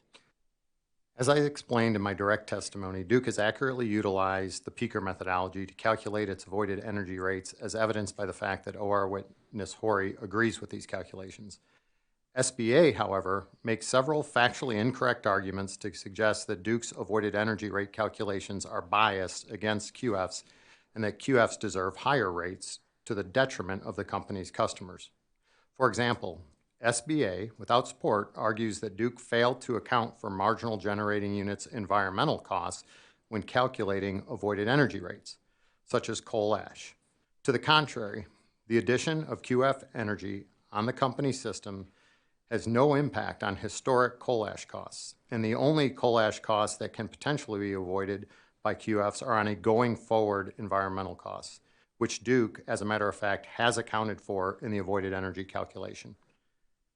As another example, SBA witness Burgess' conclusion that coal assets are the marginal resource in DEC and DEP East demonstrates a misunderstanding of how DEP East and DEP West balancing authority areas are interconnected, and the fact that DEP dispatches its generation fleet on a fully integrated basis, as further supported by witness Holman.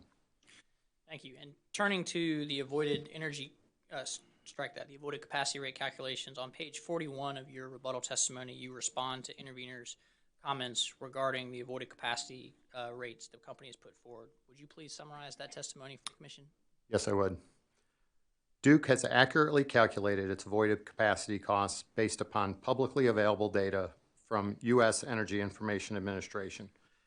SBA is incorrect in arguing that Duke should base its avoided capacity costs on a significantly higher cost aeroderivative CT. Duke uses a lower cost F-class combustion turbine as its peaking unit, which, contrary to SBA's arguments, is representative of many, many combustion turbines installed on the Duke system today and also reflects resources proposed to be installed in Duke's future resource plans. SBA's arguments to change the company's seasonal allocation also unfairly subsidize solar QFs at the expense of the company's customers, and it's a violation of PURPA and the indifference principle. The Commission should approve DEP's 100% winter allocation and DEC's 90% winter and 10% summer allocation based upon loss of load factor expectation, or LOLE data, which ORS Horry states he has agreed to in his direct testimony as the appropriate metric to measure capacity allocation. I also explain why the avoided capacity valuation for incremental QFs should be based upon the total megawatt of renewable energy companies currently seek to procure through CPRE Tranche 4. Thank you. And on page 73 to 78 of your testimony, you specifically addressed testimony by SACE witness Wilson. Would you please briefly summarize Duke's position on that testimony? Yes. SACE positions Wilson has brought up these arguments in past cases that we are inaccurately calculating our LOLE. I summarize how the company has worked diligently to resolve those issues in other cases, and how our LOLE calculation has been supported historically in other jurisdictions. And in fact, the numbers we have today are supported in North Carolina in their latest filings. Thank you. Mr. Chairman, there was one issue that came up in the rebuttal of Mr. Horry that I raised with the Office of Regulatory Staff's counsel related to the fixed O&M addition to the marginal unit and the cost of new entry study that we spent a good amount of time on. Mr. Snyder, would you please, were you here this morning for the testimony of Mr. Horry? Yes, I was. And have you had an opportunity to review his rebuttal testimony on this new issue? Yes, I have. Would you please provide a brief response to the Commission explaining Duke's position on the addition of fixed O&M to the avoided CT and the implications for the energy and capacity cost calculation of the company? Yes, in Mr. Horry's rebuttal testimony, he relies upon several references to the PJM cone study. I think, our testimony has consistently been that these are rate proceedings that we're talking about today, and there's Mr. Horry, well, he makes, and I appreciate some of his analytic presentation, I feel like he simply doesn't take it to its final conclusion, which when you go from what's the theoretical to the appropriate rate calculation that customers are going to pay, you have to recognize that we are already including an adequate avoided capacity cost. When you look at the PJM cone study, it doesn't even form the theoretical basis for their cap. Importantly, it recognizes you need to use a net cone, and that would actually be the theoretical appropriate here, is to have more of a net cone, and Mr. Horry uses the full cone. So he's overstating what customers should be paying. In PJM, they don't pay the theoretical cap, which is the net cone, which is below Mr. Horry's cone. They actually pay a bid price. Now, we know we're not in a competitive procurement environment here, but at a competitively procured, PJM customers are paying 50% of the net cone. To use Mr. Horry's, we'd go all the way up from the bid price, which I understand we're not in a competitive procurement, to the theoretical cap of the net cone, and then beyond that to the full cone. That difference is substantially more than any of the FOM costs Mr. Horry's arguing about, which we have included in the energy cost calculation. So we believe going all the way up to that, we would set a precedent here in South Carolina as being the only jurisdiction to pay a full cone price as a matter of a rate. I'm not aware of any other jurisdiction that uses that cone concept to set an actual rate. Certainly, if you were going to use an administratively determined rate, it should be at the net cone. Mr. Chairman, the panel is available for cross-examination for the parties and questions from the Commission. Thank you. Okay, cross-examination, energy users. Thank you. Solar Business Alliance. Mr. Snowden.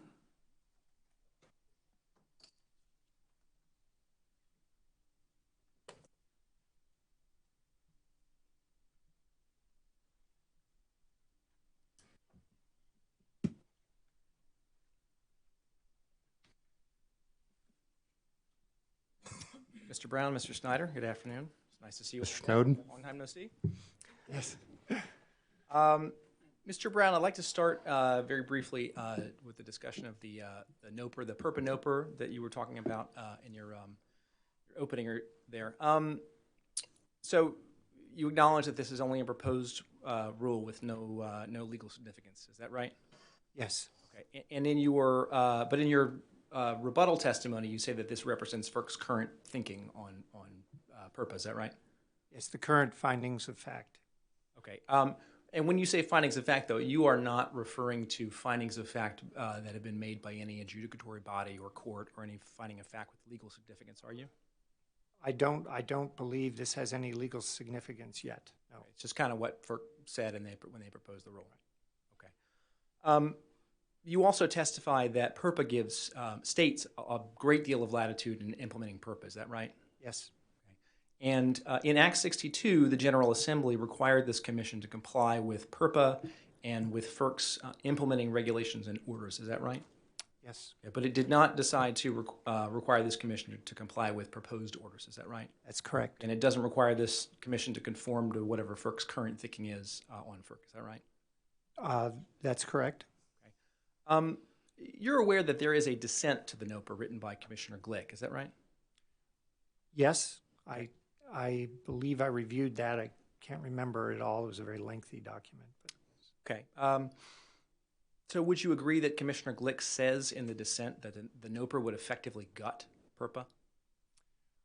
I don't recall his dissent to be quite that strong. I think he had some concurrence and he had some dissent is what I remember. But I'd have to reread it to know what he said. Subject to check, you would have to check to agree or disagree with I would have to use check. of that exact terminology. Yeah. Okay. Would you agree that Commissioner Glick expresses concern that the proposed rule would result in discriminatory rates in areas of the country with vertically integrated utilities?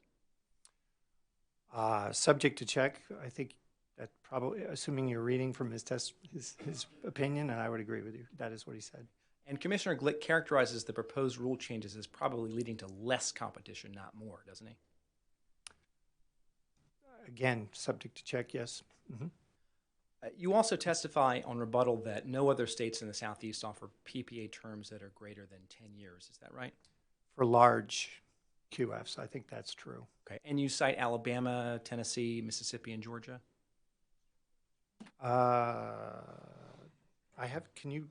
Can I look at my rebuttal? Sure, absolutely. Yeah, and it's on page, I'm sorry, I direct you to page 25 of your rebuttal.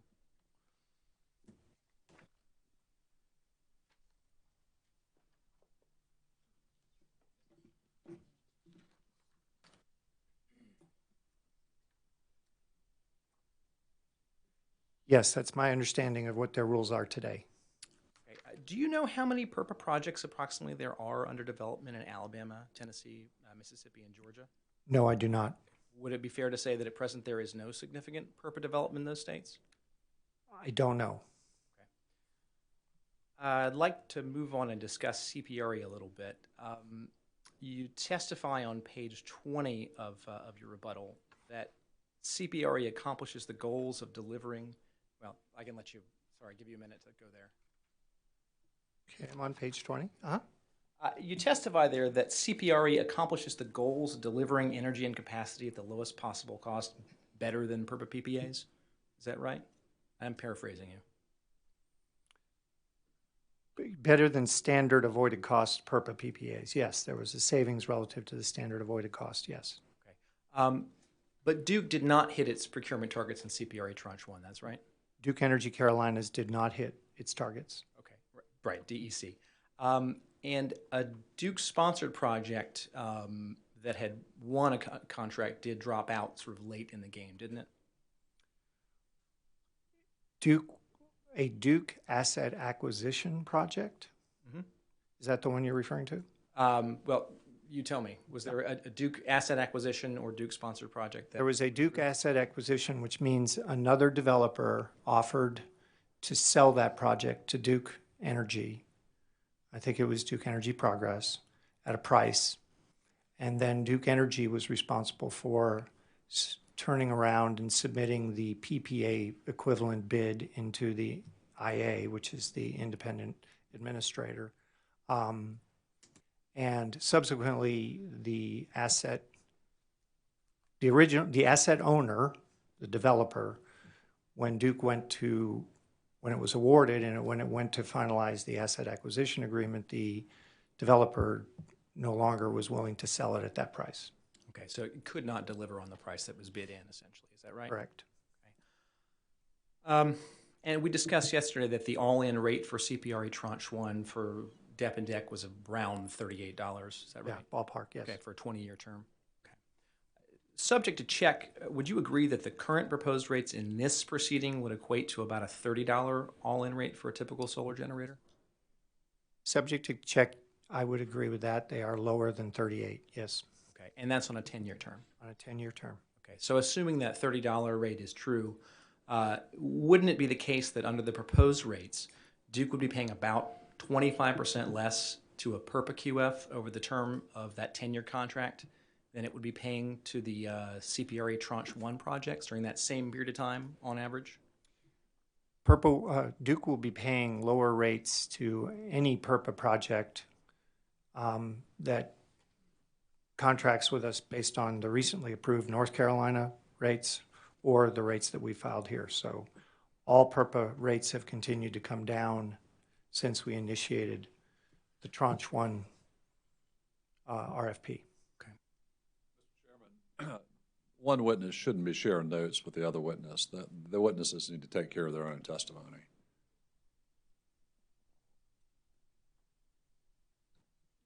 That's true. Okay. Thank you, Mr. Chairman. Thank you. Let's don't do that. Noted. Okay, I'm sorry. I got a little thrown off there. Could you repeat your last answer, or shall I repeat the question? Yeah, I think your question was the current rates that we filed are lower than the CPRE Tranche 1 clearing rates, right? Correct. Right. And I said, yes, that's correct. And that is true also of the current rates that were recently approved in North Carolina for PERPA. They're also lower than the ones in Tranche 1. And that's because avoided cost has continued to decline since we did Tranche 1 of CPRE. And so as we discussed, though, yesterday, some CPRE projects may not be going online until at least July 2021 or as late as July 2021. That's correct. Okay. And you've testified that it's in the rate, that those 20-year PERPA contracts at rates higher than those proposed in this proceeding are in the interest of ratepayers. Yes, they are. And there's a couple of reasons for that. Number one, we did procure them lower than the avoided cost at the time. So that's one benefit. The second one is they are curtailable, which we do not have in a standard PERPA rate. So we are able to do dispatch, limited dispatch, which can save customers money. And the third one is that we get to count them for compliance purposes with the North Carolina REPS law. There was a confusion about what I said there, but just that's the way I would describe it to try to make it as clear as I can. That's what we get to do. So it serves to satisfy that mandate that we have. Thank you. And the avoided costs, you mentioned the avoided costs that are approved in North Carolina will be used as the price ceiling for Tranche 2. Is that right? That's correct. Okay. And I want to be clear about something that goes to the consequences of what the Commission is deciding here. Isn't it the case that if Duke gets approval to, if Duke were to get approval to run on a competitive solicitation as authorized by Act 62, the ceiling for bids in that would be avoided cost? Is that right? I don't think the Act actually requires that. But PERPA does bar QF from selling to a utility at above avoided cost. Is that right? Yes, but you could do an RFP saying you want the cheapest solar energy possible, and the Commission could approve that RFP, and it wouldn't have to be under PERPA. So you would not agree? It is your view that you can do an RFP outside of PERPA, is what I'm suggesting. That would say that that Duke is hereby ordered to go procure 300 megawatts of the cheapest solar you can find. And then you can come back to us and say, here's the price, and we can say go or not. It doesn't have to be below avoided cost. Okay. I mean, all right. I for the sake of argument, right, or for the sake of my next question, assuming that you are not correct on that legal point, and that in fact PERPA does, would bar a QF in that situation from selling. I'm sorry, am I getting a lot of feedback here? Okay, all right. That PERPA would bar a QF from selling to the utility at above avoided cost. Wouldn't avoided cost be the ceiling for bids in a solicitation in South Carolina? I'm not sure why PURPA would prohibit a voluntary solicitation for solar energy. Okay. I mean, I believe the company, I know the company in the past has done voluntary solicitations for solar. Before, I think the amount of PURPA started to be so large that we no longer needed to do that. So I'm not sure. We'll move on. We'll move on. Mr. Brown, you testify on rebuttal that the risks of utility-owned generation are irrelevant to this proceeding. Is that right? Yes, because my perspective on this is the commission is charged in this particular proceeding with setting the avoided cost rate, which is under the PURPA regulations, in accordance with the PURPA regulations. And that, as I've read the PURPA regulations a few times and read the law, I don't see anything about how it should take into account cost overruns or, any of those kinds of things.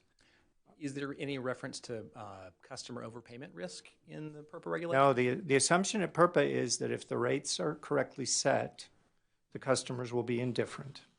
Then why are we discussing ratepayer risk and overpayment risk so much in this proceeding? The primary reason is that I think if you did very short contracts at very short avoided cost rates or long-term contracts with repricing avoided cost rates, there wouldn't be overpayment risk. It's the long-term fixed price nature of the contract that creates the potential for overpayment risk. So you're suggesting, or what you're saying is that the commission should be considering overpayment risk of PPAs to the ratepayer, but should not be considering risk to the ratepayer of utility-owned generation. Is that right? No. I mean, in this particular case, the way I read the Act, I think the issue of contract term has largely been decided for Duke, subject to somebody proposing something differently. But as we see it, you're going to have to you have to offer 10-year contracts, which is I think what the General Assembly was trying to do to promote solar, because that was the feedback they got, that that's what we need to finance this. And we're going to go ahead and offer them at the avoided cost rate. And in reading it, I don't see anything more than that in terms of what's going to happen, at least until we reach the 20% of peak. Then the contract term is going to be set by the commission in DP and DC. Well, I would like to, I understand that you believe it's irrelevant. I would like to talk a bit about the risks of utility-owned generation to ratepayers. I assume you would agree with the testimony given yesterday that it's possible that new technologies will reduce the cost of generation from new projects? That they may reduce the cost of generation? For new projects? Of any kind? Yes, that's very possible. And you heard Mr. Kirby's testimony from this morning that there are economic and technical risks to deploying new technologies? Yes, I did hear that. Okay, and you'd agree with that? Yes, there are. So when a power plant is built with a new technology, would you agree that there's a risk that it'll cost more than expected? Yes, if it is completely brand new technology, yes, there is a risk that it will cost more. I would agree with that. And that it won't work as well as it's expected to do? It may not. And so for purposes of our conversation here, I'm going to call that technology risk. Are you familiar with that term? Based on what you described? Probably not using it in the weight room. No, but I mean, that definition is fine for purposes of this conversation. Okay.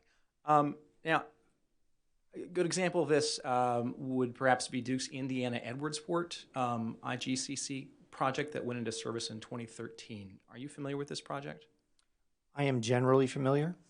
Okay, and IGCC is Integrated Gasification Combined Cycle, right? That is correct. And that was a promising technology in the late 90s and early 2000s, the flavor of the month for new generation technologies. Would you agree with that? I would say it was a new technology that certain utilities were pursuing. Okay. I don't know that it was widespread. Certain utilities, including Duke? Duke Energy Indiana was pursuing it, yes. And construction costs on that project were originally supposed to be about $1.9 billion. Is that right?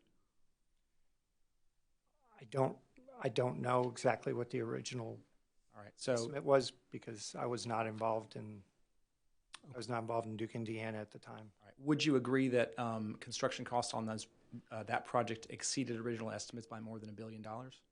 I would agree they've exceeded original estimates, and I don't know the exact amount. Okay. Duke Energy in Indiana is in MISO, correct? Yes, it is. And MISO is, in simple terms, an energy market. Yes, it's in Very RTO. lawyer terms, Yep, an energy yeah, market. It's an RTO, yeah. Okay. And would you agree that the cost of generation from the Edwardsport plant, even when it was new, was much higher than the cost of procuring that same energy on MISO? Mr. Chairman, I'm trying to give Mr. Snowden some leniency here to pursue this line of questioning, but we've gone down it for quite a while. I just want to ask about relevance and see if we can get to the point, because Duke plant Edwardsport in a different state, obviously completely different regulated environment than it is here. Applicability of that is questionable, I believe. Understood. It's certainly SBA's position that there are risks to ratepayers that are caused by the development of utility-owned generation, and that's an issue that's engaged in Mr. Brown's testimony. It's something that's been discussed extensively in others' testimony. I will try to be brief about this. Let's get to the point. That's right. And Mr. Snowden, make sure you tend to trail off at the end of your sentences, and folks are having a hard time hearing you. All right. The theater, we'd say, speak to the person in the back row and finish that sentence strong. All right. I will go back to my high school theater, but hopefully it won't be. I'm not talking high school theater. I'm talking All right. theater here. So ultimately, Duke Energy in Indiana's customers saw a rate increase of about 14.5% as a result of the Edwardsport project. Is that right? I'm sorry, but I don't know exactly, but I do know there was a rate increase from it, yes. I don't know what the exact percentage was. Understood. And you would expect that project to be in the rate base for decades to come, wouldn't you? I would assume it's going to be in rates for decades to come, yes. Okay. With regard to the cancellation of the VC Summer project, understanding that was not a Duke project and you were not directly involved, wasn't one of the driving factors the failure of Westinghouse to be able to deliver on a promising new technology for building nuclear reactors? I'm not sure what the the next question will be about Duke. Okay. So you don't know whether the VC Summer project plan to use the same reactor design as the Lee project? Mr. Chairman, I object to the question. I don't think the witness has any basis for knowing the answer to that question, and not the utility that's before you today. And sorry, when you said you were going to move on, I thought you actually were going to move on, Mr. Snowden. I didn't know you were going to ask the question again. Okay. Well, moving on to South Carolina, moving to something directly related. But I'll move on. So let's talk about the Lee nuclear project here in South Carolina. I assume you're familiar with that. Yes, I'm familiar with it. And Duke proposed to build that plant with a new technology for constructing reactors. Is that right? I don't know. When you say proposed, what do you mean? Well, Duke planned to use the AP 1000 reactor design, the same one that was proposed for VC Summer. Is that right? Well, what I do know is the following: is that I do know that Duke undertook the process to get a license to construct and operate that plant, and I believe it was an AP 1000, but I'm not 100% sure about that.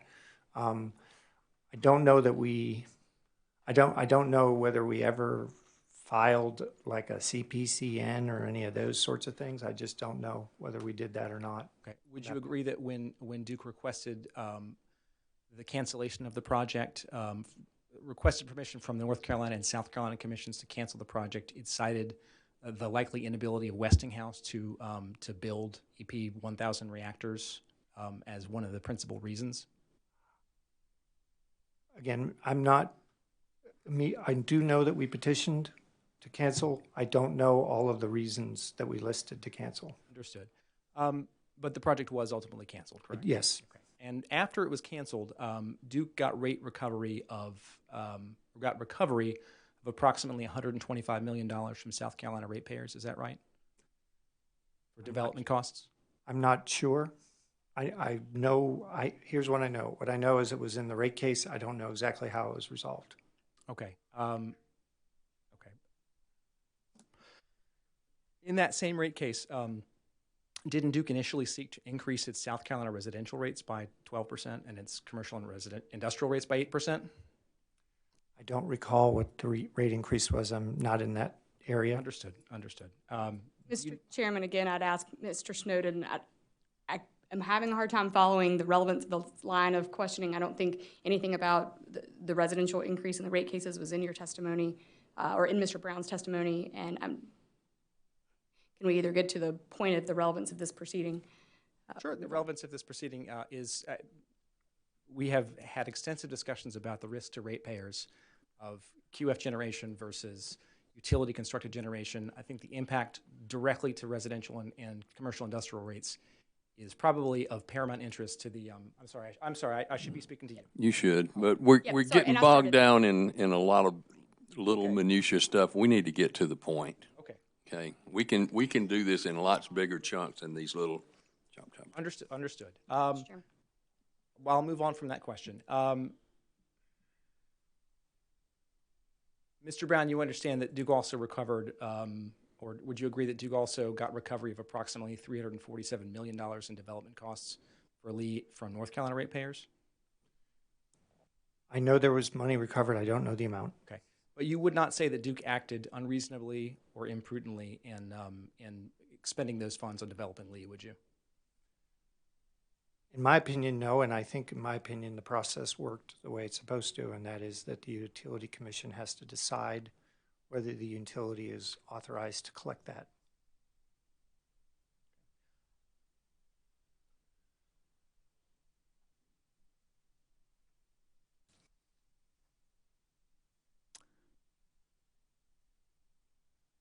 Mr. Brown, when there are cost overruns on the construction of a utility project, the ratepayer, assuming those costs are approved by the commission, the ratepayer has to pay those costs over the entire life of the facility, doesn't it?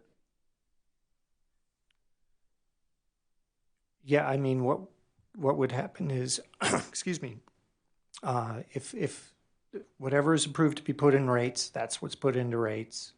The company would have to justify the amount that's asking for in rates, and that amount stays in rates until the next rate case, and then it gets adjusted based on what the depreciable life is at that time or what the rate base amount is at that time of that asset, and it continues on until that asset is no longer in rate base.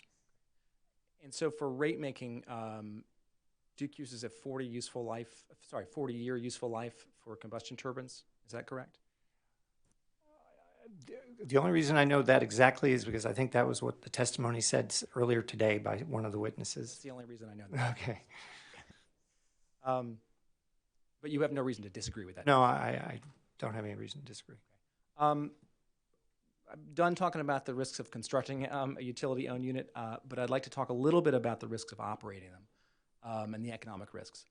When Duke gets authorization to build a plant, it has to make some assumptions about what the operating what the cost of operating the plant will be, doesn't it? Yes. Okay, and those would include fuel costs, environmental compliance costs, and other O&M costs. Is that right?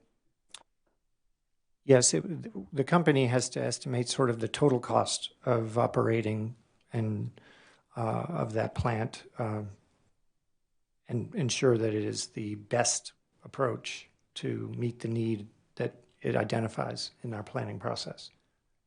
And so the company does make assumptions about fuel costs? Yes, it has to, yes. Okay. If a plant's source of fuel gets more or less expensive, that will change how economical it is to operate that unit. Is that right?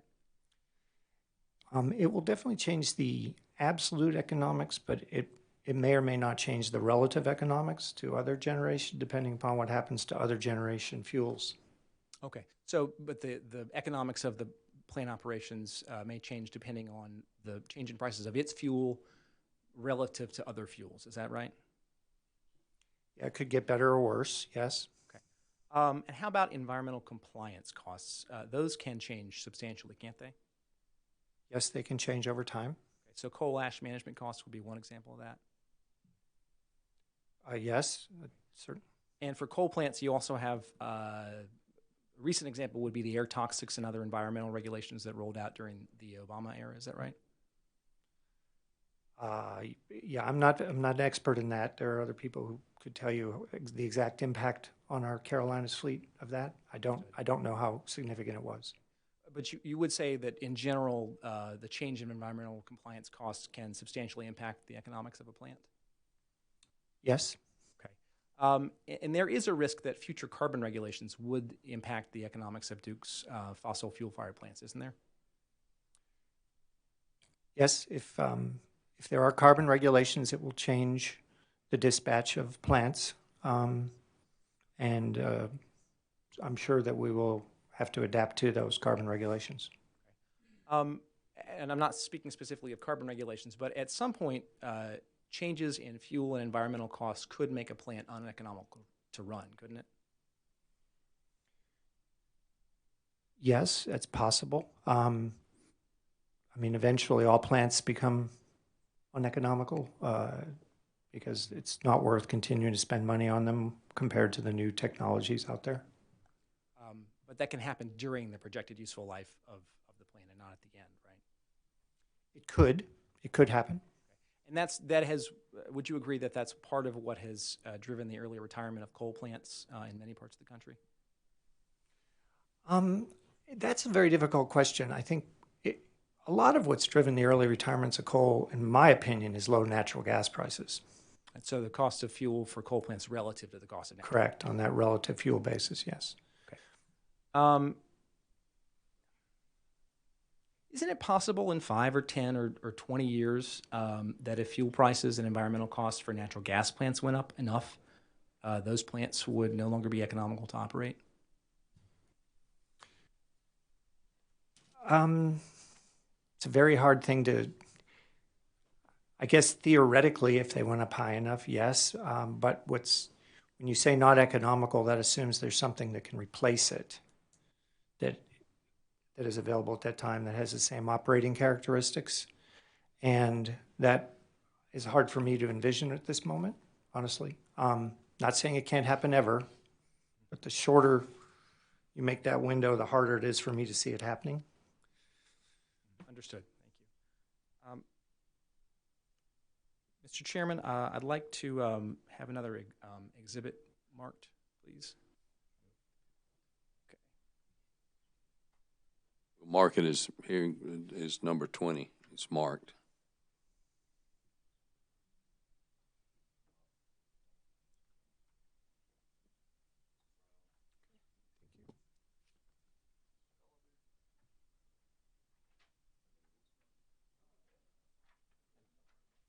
Can somebody tell me how this works? I'll wait until it's...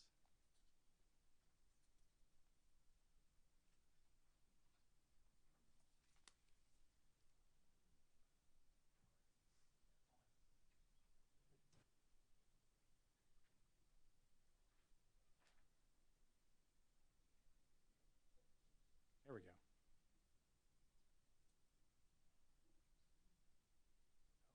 I need that.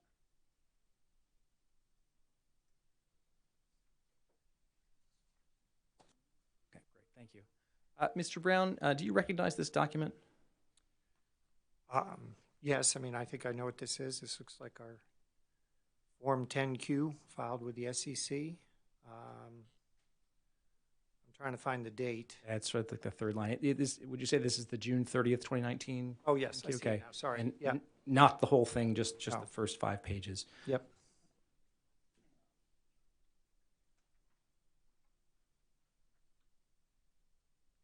I'd like to direct your attention to page 5, please.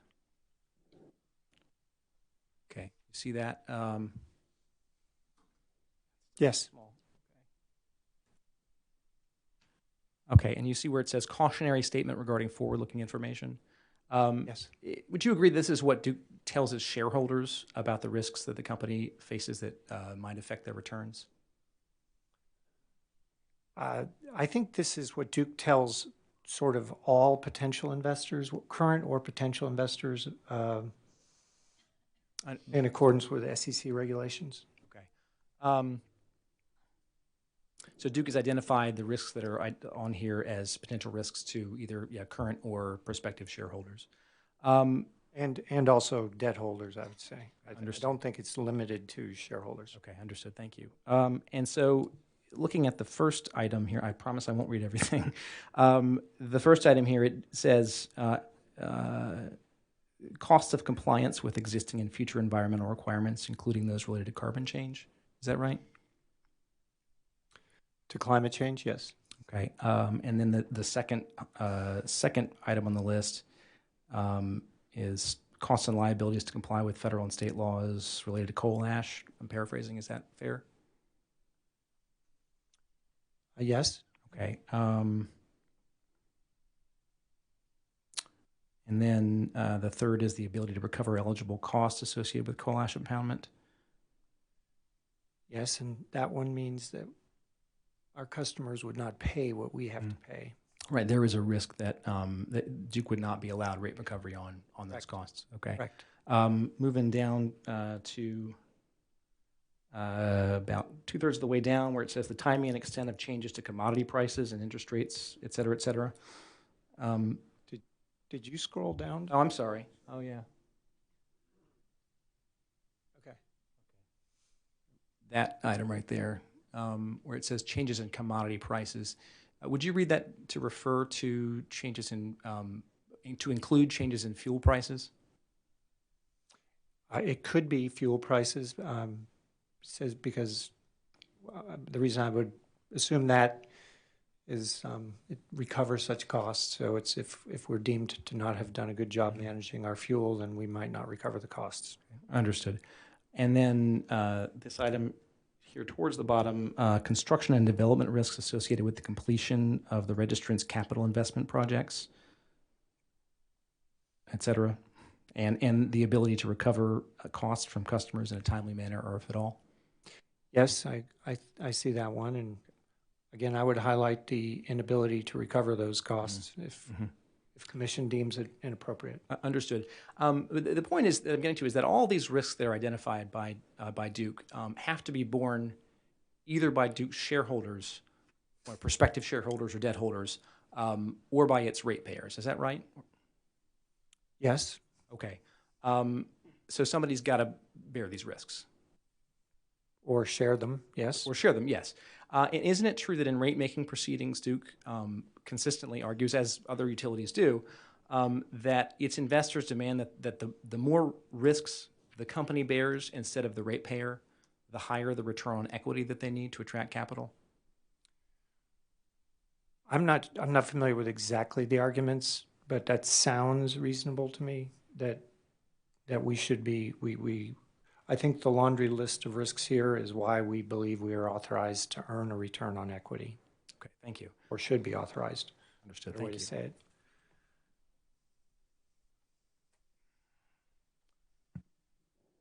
Okay, Duke announced last month that it was committing to achieving net zero carbon emissions by 2050. Is that right?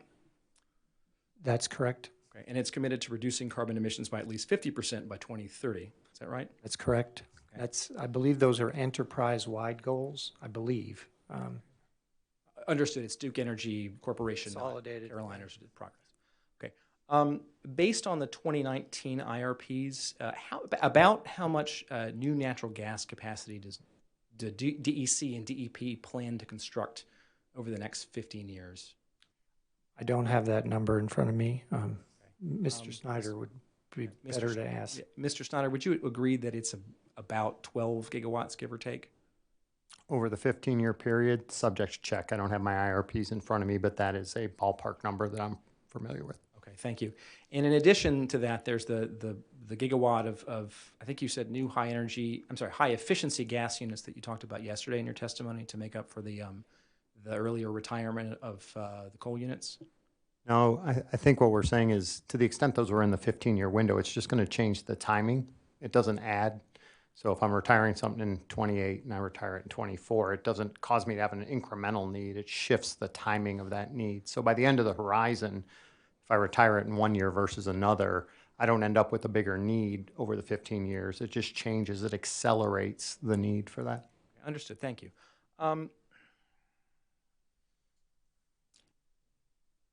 And so, assuming it's 12 gigawatts, would you agree that now, at a time of record low natural gas prices or extremely low natural gas prices, Duke thinks that gas-fired power plants are the most efficient way of meeting the resource needs that are identified in the IRPs?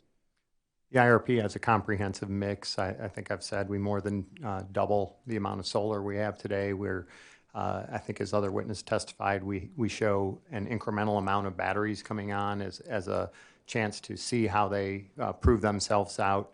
We have incremental DSM. We have uprates to our hydro facilities. We're adding additional uprates to our pump storage, incremental EEDSM. And yes, we do have, as part of that portfolio of diverse portfolio, we do see natural gas plants at this time as a necessary and efficient way to meet needs over the next planning horizon.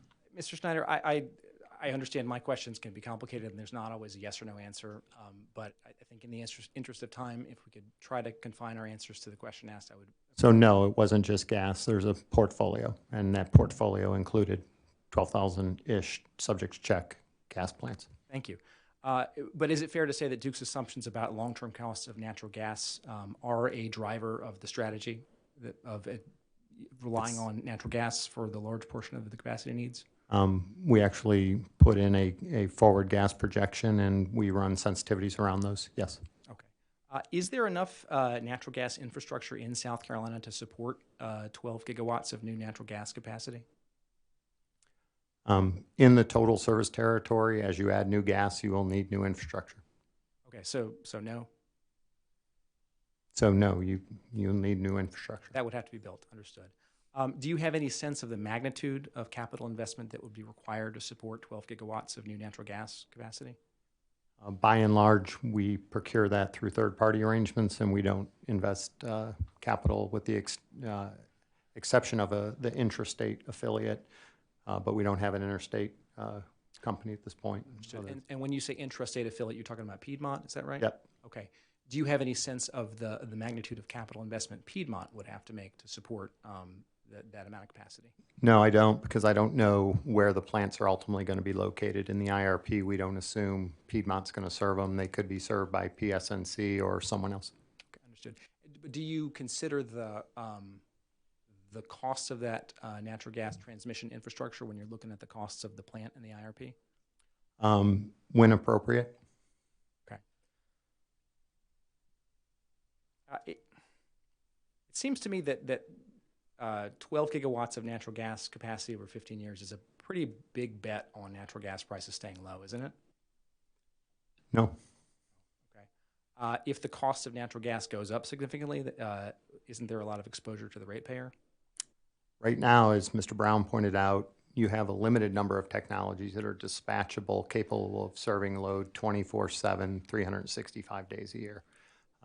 Part of the driver for those are the retirement of coal plants. So you're replacing the coal with the natural gas.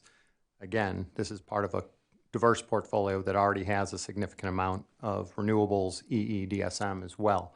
So at this point in time, when you say, and Mr. Brown said it, it's hard to envision, and the resource plans bear out, when you're retiring coal and growing, natural gas has to be part of your transition solution to have dispatchable, dependable generation 365, 24 hours a day.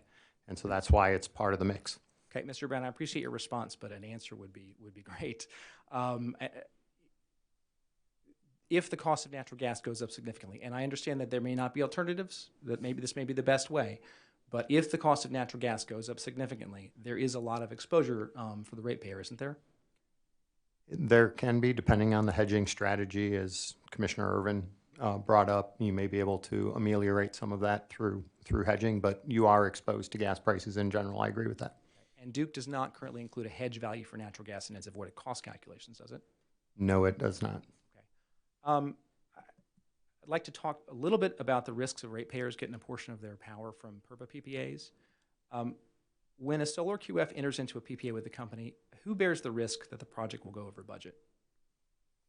And this may be for Mr. Brown, since your testimony is about overpayment. The solar developer is solely responsible for the cost of the project, and the solar developer retains any gains or keeps any losses in the event that the project is over or under. If it's under, they get a gain, and if it's over, they have a loss relative to their original economics. So the QF bears the risk, not the ratepayer.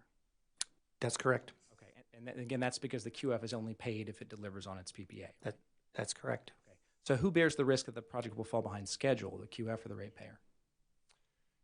Generally speaking, I would say it depends. If it's because of something the utility is doing, on our side, we're unable to connect it, I would say the QF is not responsible for that. Mm-hmm. So it depends the reason for the delay. Okay, so the QF bears the risk of its delays caused by its own. Yeah, by its lack of whatever, right? Yes. Okay, and who bears the risk that the technology will not work or not work as well as expected, the QF or the ratepayer? Well, the QF does to a certain extent, unless we're counting on the capacity for our planning purposes, in which case we have the ratepayers also on the hook in that regard, because we are counting on something.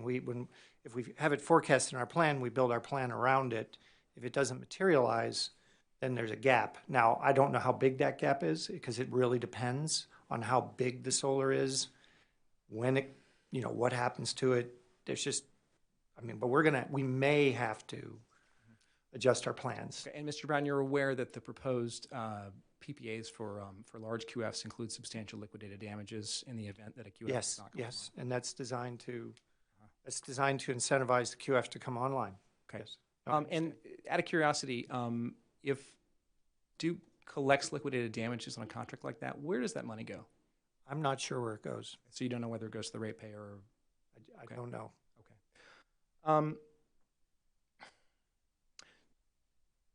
So who bears the risk? Well, okay, I'm sorry. I'll go back to the question of underperformance. We were talking about delays, but are you also aware that the proposed PPAs have substantial liquidated damages in the event that the QF does not deliver the amount of power that it is contracted to? Generally, I'm aware. I have not studied the PPAs. Generally, I understand that there are performance requirements. Thank you. And so who bears the risk that the project will be canceled, the QF or the ratepayer? If it's early in the project, I would say definitely the project does. Mm-hmm. When you say canceled, you mean like before construction starts? Or after at any point? Well, if we were kind of counting on it, there may be some impact, it may be minimal. I don't know. And the QF you're talking about is solar QF? Solar QF, okay. with assuming the form PPAs. And assuming the form PPAs. Okay, because we do have QFs that are not solar, and that's a different ballgame. Okay. I would say generally speaking, the QF assumes most of the risk. Okay. The QF assumes all of the risk, doesn't it? The vast majority of it, yes. Okay. Yeah. Again, it depends on how big it is, what we were counting on it for. For example, if it's a CPRE QF and we're counting on it for compliance and it doesn't materialize, we're going to have to go replace that. Understood. I'm not talking about CPRE. I'm sorry. I should be clear. I'm not talking about CPRE. Okay. I'm talking about the traditional PURPA PPAs. Okay. Where we don't own the REC. Okay. And so, and there are, in the event of cancellation of a project, there are substantial liquidated damages for the QF. Yeah, there are damages, yes. When the utility enters into a PPA with a QF, the utility knows pretty much exactly what its exposure to payments is under that PPA, doesn't it? It has a good estimate of what its payments will be, yes, based on what we believe the production will be. And there's a maximum annual production in the PPA that guarantees a sort of cap on total production, isn't there? I'm not sure. I'm not familiar with that. But the given perhaps uncertainty about the actual output of the project, the amount of the payment due under the PPA is never going to go up, is it? The amount go up is never going to exceed what could be projected at the beginning of the PPA based on the fixed rates. Do you mean the dollars we pay out or the rate we pay? We'll back up. We'll try it again. At the outset of the PPA, the utility can predict with a high degree of confidence what it's going to have to pay in total over the life of the PPA based on the rates and based on the projections of output. Isn't that right? I would say that it can predict with reasonable confidence. There's going to be variability due to what happens with the weather, what happens with the sun, if there's outages.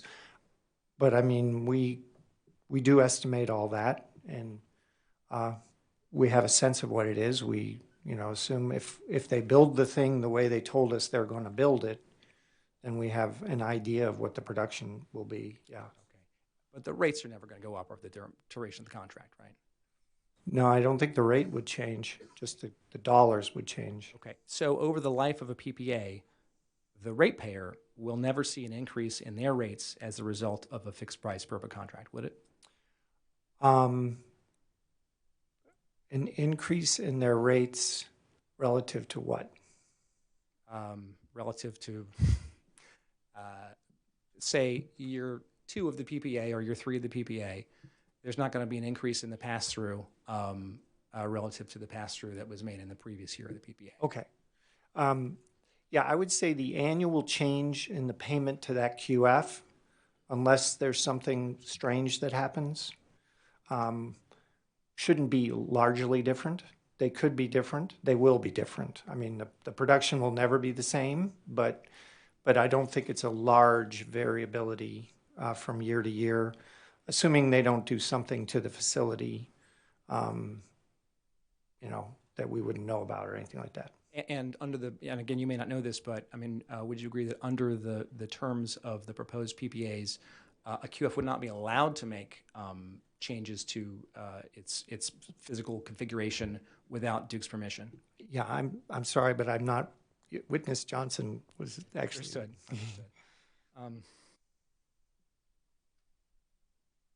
Would you agree, though, that in general, because of panel degradation, the output of a solar facility tends to decline a little bit over the life of the facility? Not necessarily. I don't know if the commission is familiar with the concept of over-paneling, but one thing that, developers do, and I don't think there's anything wrong with this, but where you add DC capacity well in excess of your AC inverter size. And you do that because the DC panels will degrade. And so you clip the energy in the middle of the day, it doesn't get produced because it can't be converted into AC. And that energy is just lost unless you put it into storage, which I think is something that developers, are looking at, to take that clipped energy and put it into storage and sell it at another time. So yeah, the DC output may go down, but because you've already over-paneled, it sort of has a mitigating impact on the total volume of AC solar that is produced. Mm-hmm. So there are things that developers can do to mitigate that natural degradation. And, they can also swap out panels. They probably can add panels as long as they don't change the AC rating. They can do things. And there's a whole discussion about this in North Carolina about what is an allowable modification of the system and, in terms of storage, particularly adding storage to an existing QF. But I didn't mean to go there. I'm sorry. That's all right. Thank you.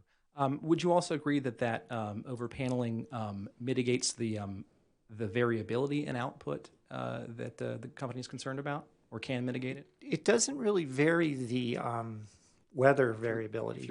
It mitigates the degradation, but the degradation is a relatively simple thing to forecast. The variability of the weather is much more complex. Okay, thank you. Mr. Schneider, sorry, I've been ignoring you. I'll apologize. You testify on page 14 of your rebuttal testimony that the solar industry has a direct financial interest in the rates that are approved in this avoided cost docket. Is that right? Yes, I do.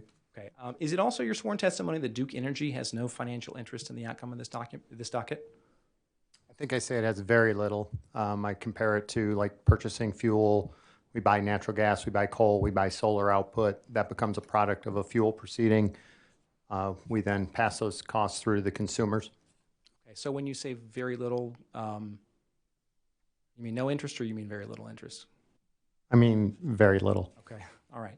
And you also do testify that Duke is economically indifferent to whether it purchases energy from QFs or generates from its own units. Is that right? Yes. Okay. And the main reason for this is that, you testify on page 6, the deployment of QF solar onto the power system does little to offset the need for future generation. Is that right? Yes. Okay. And that's another way of saying that solar QFs have no capacity value. Am I characterizing that fairly? Yeah. Okay. And would you agree that the low capacity value assigned to solar is driven largely, I'm not saying entirely, but largely by Duke's approach or Duke's seasonal allocation of capacity? No, I mean, even if we were 100% summer, which we're not, solar has a 40 to 45%. So every 100 megawatts would be 40 to 45. So you're not getting to one no matter what your allocation is. So it's not like 1,000 megawatts of solar would ever displace 1,000 megawatts, even if you're 100% allocation. The fact that we are winter and have a long-standing practice for the last several years of being winter does even further degrade, yes. But if Duke were summer peaking, or back when it was summer peaking, 1,000 megawatts of solar might displace 200 or 300 or 400 megawatts of utility generation. Is that right? If we were soundly summer peaking, that's about what it would probably be, somewhere in that range. Okay, thank you. So presumably if QF solar did have capacity value, it would be able to offset the need for future generation. If those were true, Duke would not be economically indifferent to QF solar, would it? I said it's small, very small, and I think either way, no matter what happens with allocation, I still think in terms of, as you pointed out, we have thousands and thousands of need. This would offset a small part, no matter what the allocations were. When you say a 12,000 megawatt need, which you pointed out earlier, the incremental solar we're adding, once adjusted for its reliability equivalence, is just, even if it was summer, would be 1,000 or 2,000 out of 12. So it is very small, even if it was summer. We're not summer, we're winter, and in winter it's ostensibly none. But if solar were able to allow the utility to avoid constructing 1 or 2 gigawatts of capacity, I mean, that's a real financial impact, isn't it? It's as you point out, you said as to what effect, I said small. I stand by my testimony that even if it was a gigawatt over a 15-year planning horizon, that's small. Not a big deal. Okay. And of course, you're aware that every other party that has offered testimony in this case on the issue is of the opinion that Duke's seasonal allocation of capacity is incorrect. I think actually with ORS we have a slight difference that I'm sure I'll have a chance to address here later, but I think we're 1% different at DEP, so we're 100-0, and I think Mr. Ori is 99-1. I would say that rounds to being in agreement with Mr. Ori at DEP. At DEC, we suggest 90-10, he suggests 70-30, so we have this 20% differential with Mr. Ori. So yes, those are, I just wanted to summarize where we're at this point in the proceeding. Thank you. Mr. Schneider, you also testified that adding non-dispatchable QF solar has little impact on the need for future generation. Is that right? Can you point me to where in my testimony you're referring? We're still on page 6, I believe.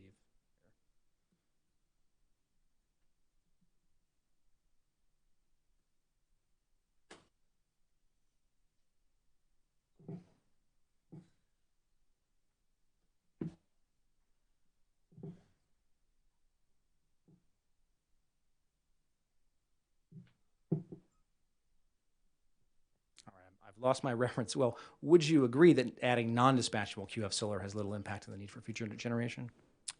Yes. Okay. Would you agree that dispatchable solar could have an impact on the need for future generation? Define dispatchable in the way you're using the term? Okay. Well, I am, although I don't have the reference, I'm using it in the way in which the company typically uses it. But let me ask a different question. Well, go ahead. Would you agree that a solar QF that had storage capability and could put power onto the system during peak hours could potentially allow Duke to avoid building new capacity? A portion. Understood. And, yeah, storage does have a portion, but would make small get to be a little bit bigger. Okay. So at least in theory, Duke would have an economic incentive to keep that kind of a facility. Well, it would not be economically indifferent to whether that facility was on its system, would it? Would it have an impact on the, I will go this far, it would potentially have a small impact on its resource plan. Okay. And when you say on its resource plan, you would also mean on the economics of the company? To the extent, again, in a resource plan, we don't assume the company's building all the future generation, even if it's gas-fired. We say this is the type of generation that's needed, whether it's solar or gas, and we don't make an explicit assumption that we're going to be, we at times buy the gas generation from third parties. So to the extent it displaced a third-party purchase that we were going to do, it would not impact. To the extent it displaced something that we would have won a bid on, then it would. Okay, understood, thank you. Duke Energy does have an affiliate, as you mentioned, that delivers natural gas to Duke's gas-fired plants in South Carolina, doesn't it? Yeah, I mean, Piedmont, I'm not exactly sure of their exact service territory. Okay. But do you know whether Piedmont delivers natural gas to any of Duke's facilities in South Carolina? I know they do deliver natural gas to some of our facilities, not all of them. Understood. And presumably Piedmont and Duke Energy Corporation would benefit financially from the continued use of natural gas as a fuel for generating electricity in South Carolina, is that right? If Piedmont builds pipelines, they would earn a return on it. I'm not making the leap to say that we're assuming Piedmont's going to build. We don't make that assumption. Okay, understood. Thank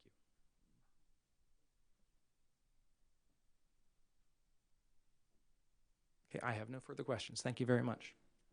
Thank you. We're going to take a 10-minute break.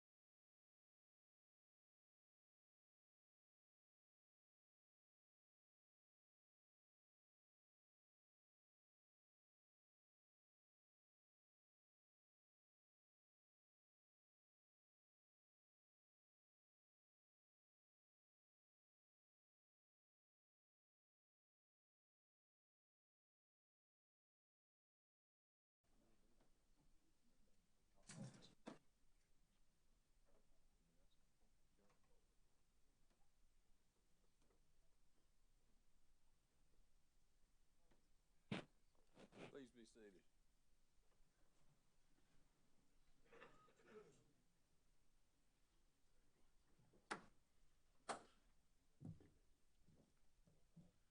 Okay. Mr. Chairman, one small matter. I neglected to have a cup of coffee at lunchtime and forgot to ask to have my exhibit entered into evidence, so I would ask that be done now. We will enter it, and it is exhibit number 20. Thank you. Mr. Golden.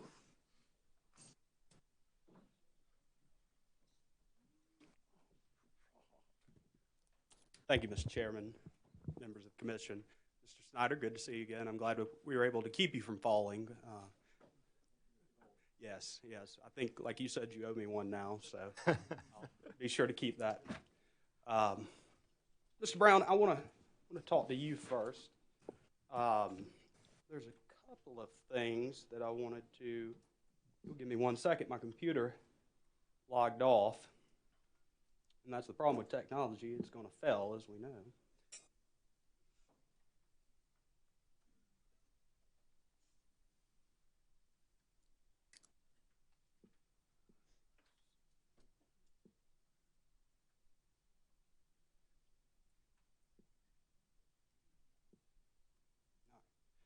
Mr. Brown, and we all make mistakes and get confused from time to time, but I think this is the second time it's come up that it appears your understanding of Act 62 is until we hit the 20% capacity, we're capped at a 10-year PPA. Is that your understanding?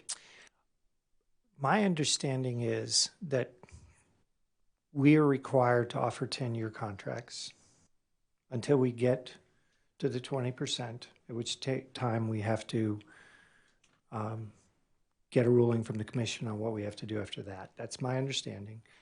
In addition, I believe that other parties can ask for contracts that are longer than that 10 years. Even, I believe they could be asked for it before that 20% of peak. So that's my read of it. And I'm not trying to beat you up on it. I just want to make sure we're on the same page here. Let me read the actual subsection or the part of it, just so we've got that for everyone.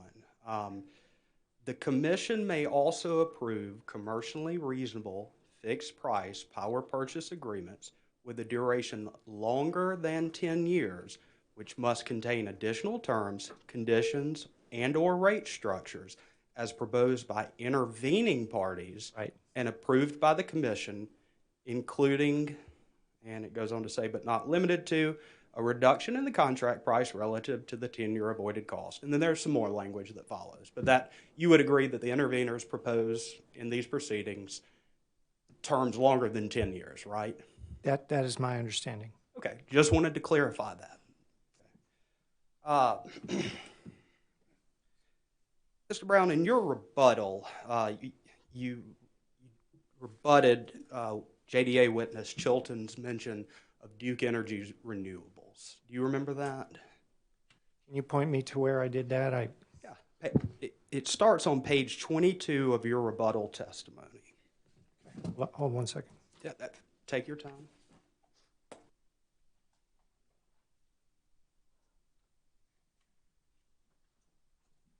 Okay, I'm on page 22. All right. So, in your rebuttal, you defend your company's practice of building QFs under PPAs of up to 35 years, while also arguing that South Carolina should not offer PPAs in excess of 10 years. Is that your position? I don't see it on page 22. Is it on a different page? Okay, let's see.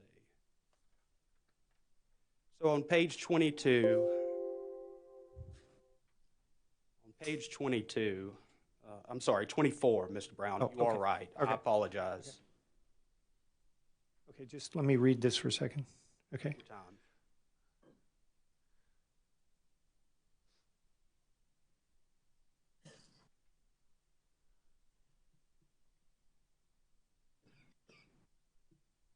Okay. Yes, I've read the Q and the A now. Right. Yes. So you acknowledge that in Georgia, y'all just finished 9 PPA or 9 QFs for Georgia Power with terms of length for 35 years. Is that correct?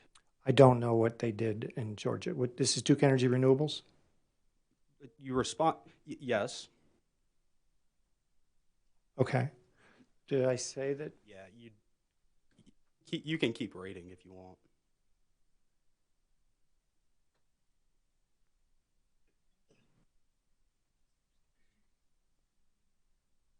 Okay, so yes, I was referring to the North Carolina and Georgia RFPs. Okay, yes, okay. I understand now, yes. All right, thank you. So those were 9 projects, 35-year PPAs, QFs built by Duke Energy Renewables, correct? I believe that's correct. Subject to check. Yeah, I don't really focus on what they do, but. And does that long of a term hurt the customers of Georgia Power? I think the commission in Georgia, this is my understanding, agreed that that was a reasonable thing as long as it was below the avoided cost rate. And I think there were different tranches of it. And I'm not probably the best witness to talk about what the exact details of the Georgia program were, but I know there were different tranches and there was some for small solar and some for larger solar. That's my understanding of at least what went on in Georgia. I'm much more familiar with the North Carolina one. Certainly, and we can talk about that, and you have talked about that a lot, but you did talk about the Georgia in your filed testimony, correct? Mm-hmm. Okay. So I guess your argument then is PPA terms, and I reference on down page 24 in how you explain the answer to that question. Your argument essentially is that PPA terms of 15 to 35 years are only appropriate and protective of ratepayers if they are through some sort of competitive solicitation program.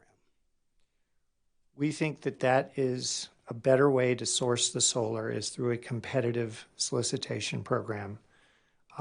That's true for short-term PPAs. It's also true for long-term PPAs.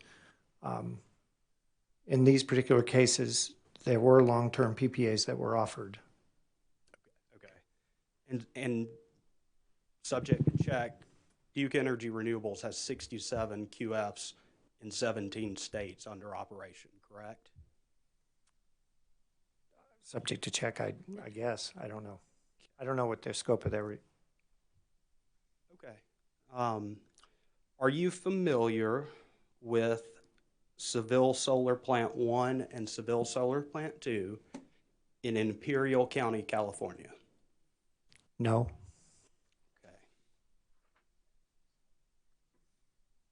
Can I get the Elmo?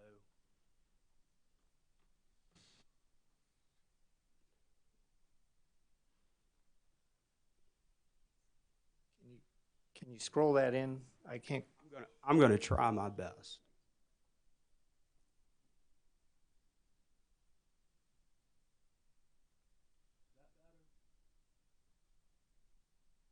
Okay. Does that appear to be a press release from Duke Energy on those projects? It does. I assume that's what it is, or something like it. The letterhead at the top you would acknowledge as Duke Energy? Yes. Okay, thank you.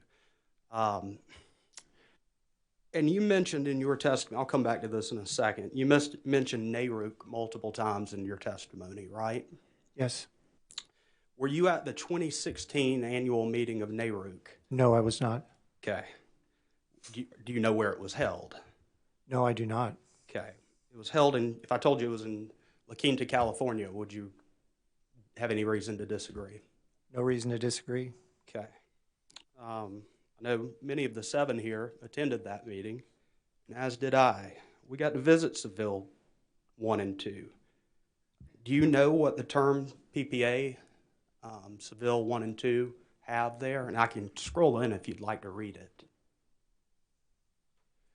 It looks like Seville 1, it says, is a 20-year agreement, and that Imperial Irrigation for Seville 2 did a 25, according to this, 25-year agreement. And both of those were PURPA offtake and not RFP projects, correct? I don't know. Subject to check, would you agree with that? Mr. Chairman. Well, before the witness answers further, I think he's already established that, one, he's not testifying here on behalf of Duke Energy Renewables. Two, he has no direct knowledge about these projects. So we can go through a whole line of cross-examination where everything is subject to check, but this is not relevant to the issue of PRPA implementation in South Carolina. And furthermore, the witness has no direct knowledge of these issues. So, Mr. Chairman, Mr. Breitschwart is right that these are not projects in California. However, Duke Energy is also in the solar business. They develop QFs just like Johnson Development around the country.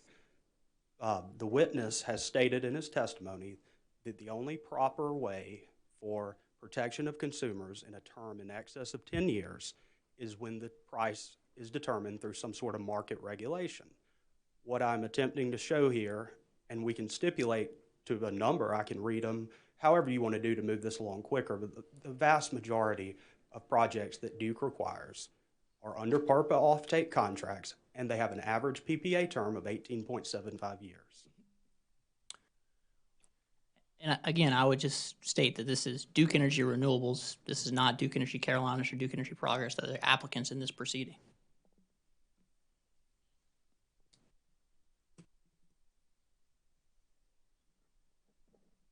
Mr. Chairman, I think it, sorry, Mr. Stark.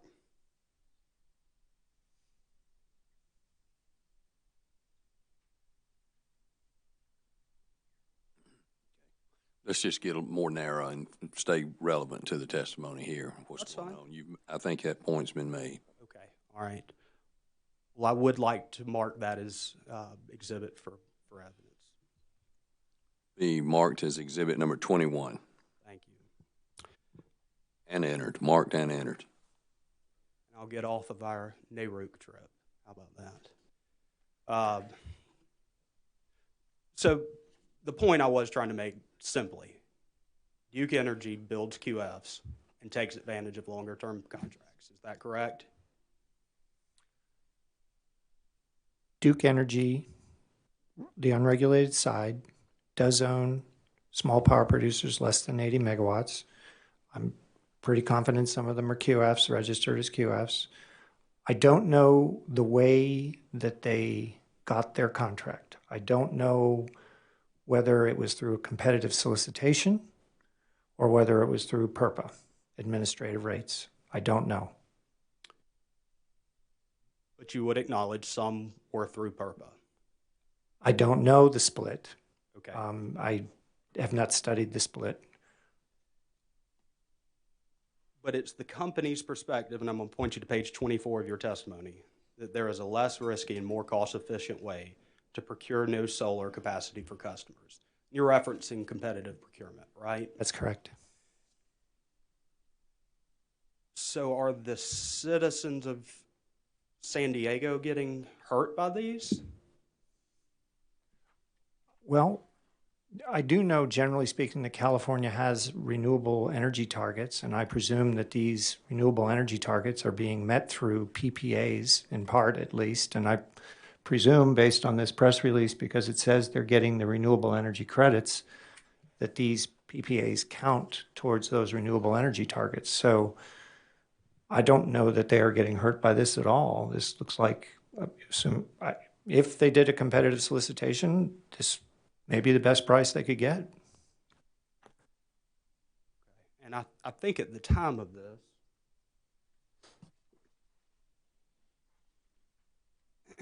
so this was in 2015, I'll represent to you, that's what the date said on it. It said that at the time you own 27 solar farms. Duke Energy owns 27 solar farms in 12 states. Is that what you see? Yes. And that number at last check was 67 solar farms in 17 states. Okay, if I'll take that from you, okay. Okay.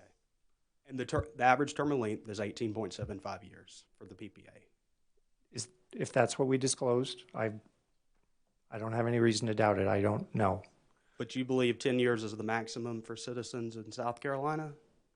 For administrative PRPA rates, I believe that is what the legislature stipulated to be the requirement, with the provision that you pointed out about interveners coming in and making a case for a longer term. Well, it's not making a case, it's making a proposal with a decrement. A proposal. Okay. And you said earlier, as to the Georgia project, you believe those were to a decrement of avoided cost. Wasn't that your testimony? My understanding is that the Georgia procurement required that the facility PPAs are below the avoided cost as approved by the Georgia Commission for Georgia Power. That is my understanding of how it worked. Okay. And I don't know the answer to this. Do you know what that decrement is? I do not know. Okay. But a decrement to what's approved by the Commission, 35 years. That's my understanding. Thank you. No further questions. Thank you. Mr. Witt. Okay. Ms. Bowen. Sorry, didn't mean to get you up and down.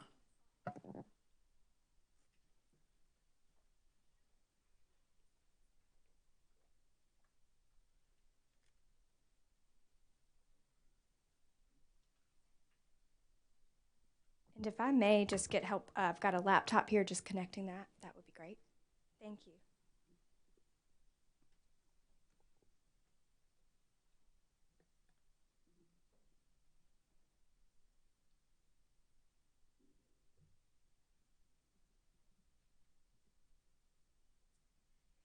Good afternoon, gentlemen. Mr. Brown, my questions are for you, and then my colleague, Mr. Holman, may have some more questions for you, Mr. Snyder. Just following up, and this should be very brief, but following up on the questions that you were just being asked about Duke Energy Renewables. Subject to check, does this look to you to be the Duke Energy and particularly the Duke Energy Renewables website? It does. Okay. We've got here, does it appear to you to be the case studies for some different renewable energy projects, both wind and solar around the country? It does. I'm not sure what DET Energy Company is, but okay. Yeah, sure. Possible. Yeah, so if we just click through to these publicly available, we've got some case studies here. This one in particular is the North Rosamond Solar Project in California. Can you tell there in the text, if you're just skimming it fairly quickly, but what the length of the term agreement for that project was? It appears to be 15 years. Okay.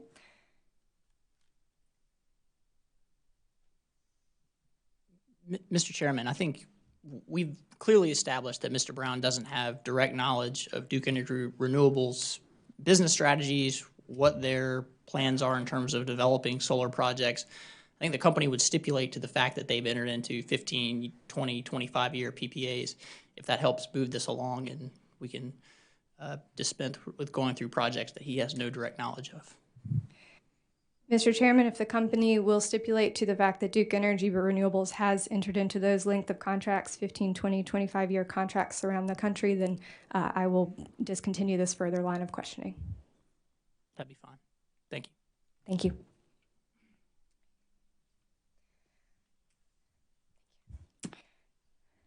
Mr. Brown, you also talk about North Carolina's CPRE process, or the competitive bidding process, that's correct? Yes. Okay, and that process was established pursuant to North Carolina law, is that right? Yes. And that process is overseen by the North Carolina Utilities Commission, correct? Yes, most of that process is overseen by the North Carolina Utility Commission, yes. And the CPRE process is not overseen by the South Carolina Commission?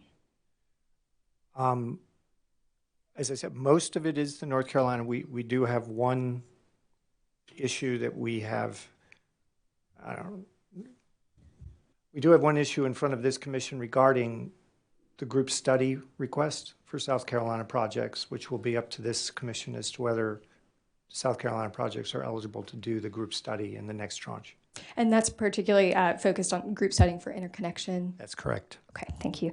And then in terms of the competition of resources within that CPRE program, that's really, that is competition among solar project or renewable energy project developers, is that right?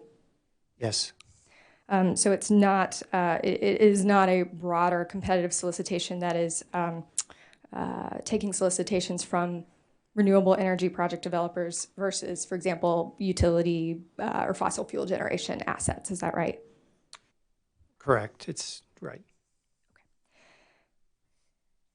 And then You also say in your rebuttal testimony, Mr. Brown, you talk about other state contract terms and the length of those PPA contract terms. Do you recall that?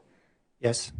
Okay, and you specifically referenced, for example, other states in the Southeast that have shorter PPA, shorter PURPA PPA contract terms and more variable pricing. Do you recall that? Yes. And the states you refer to are Georgia, Alabama, Tennessee, Mississippi. Do you recall that? It's pages 25 and 26 of your Okay. rebuttal. Yes, Alabama, Mississippi. Yes, I see it now. I cannot remember all of the states. Sorry. Okay, that's all right. And I know Mr. Snowden asked you, do you know how much PURPA solar they have in those states? Do you recall that? Yes. And you responded, as I remember, that you're not aware of how much PURPA development they have. Don't know what's there. No. Okay, do you have a general sense of how much solar development overall they have in those states? I do not. I have not studied that. Okay, subject to check if you need to. Would you agree with me that Tennessee has approximately 429 megawatts of solar installed capacity according to the Solar Energy Industries Association, who keeps track of that? Okay. I mean, subject to check meaning I take your word for it? Yeah. I'm happy to also, I can use the Elmo. No, I mean. Okay. Yeah, that's fine. Okay. So, well, let's just, you know what, I've got them, so we'll try to do this quickly, but I can introduce those into evidence if that would be acceptable. So, if I could ask my colleague to help pass them out.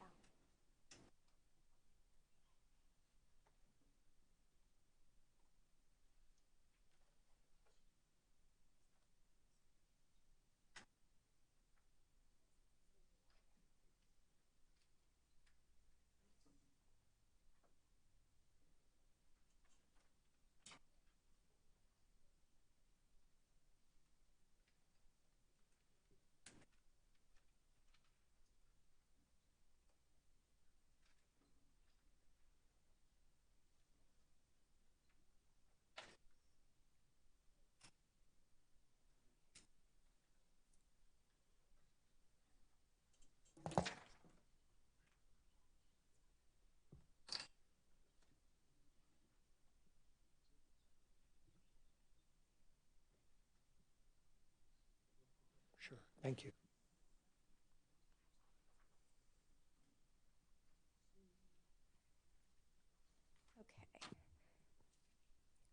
And Mr. Brown, just 1 second.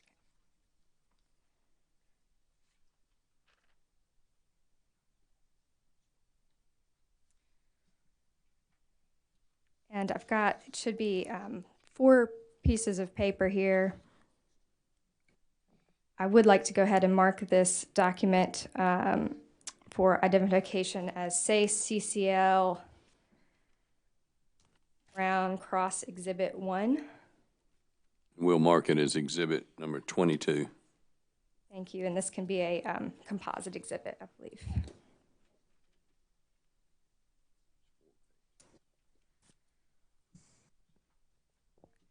And Mr. Brown, I know you're reviewing this. Are you familiar with the Solar Energy Industries Association? Yes, I am. Okay, and are you aware that they keep track, I believe it's quarterly, of the installed solar capacity around the country? Yes, I do. Okay. And does this appear to you to be the latest state snapshots of that solar capacity? It does. Okay, thank you.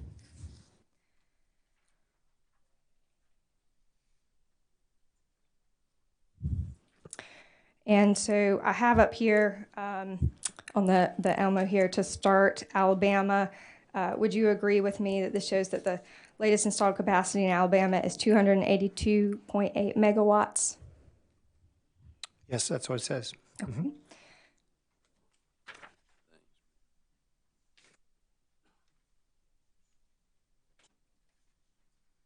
And here I've got Mississippi. Would you agree with me that it shows that Mississippi currently has 235.3 megawatts of installed solar capacity? Yes, it does. Okay, thank you.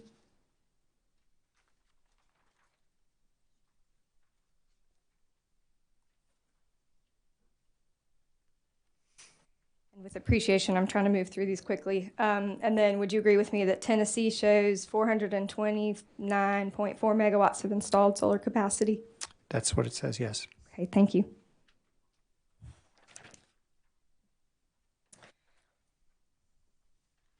And then finally, I've got South Carolina here. Would you agree with me that all of those installed solar capacities are actually lower than what South Carolina currently shows as installed solar capacity of 830.6 megawatts of solar power? All of the other states? Yes. Yes. Thank you. And I didn't print out North Carolina. I know there's been a lot of testimony on it. Subject check if you need to. Would you agree with me that there's over, that SEIA reports over 5,000 megawatts of solar power in North Carolina? That sounds reasonable. Okay, thank you. And most of that solar power in North Carolina has been PERPA QF power, is that right? That is correct. Okay.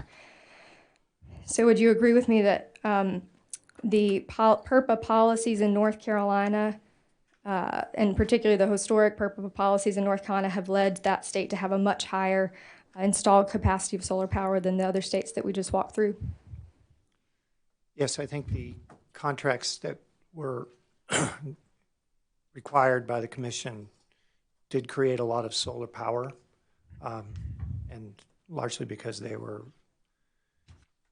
at a minimum in hindsight, they were very high-priced contracts.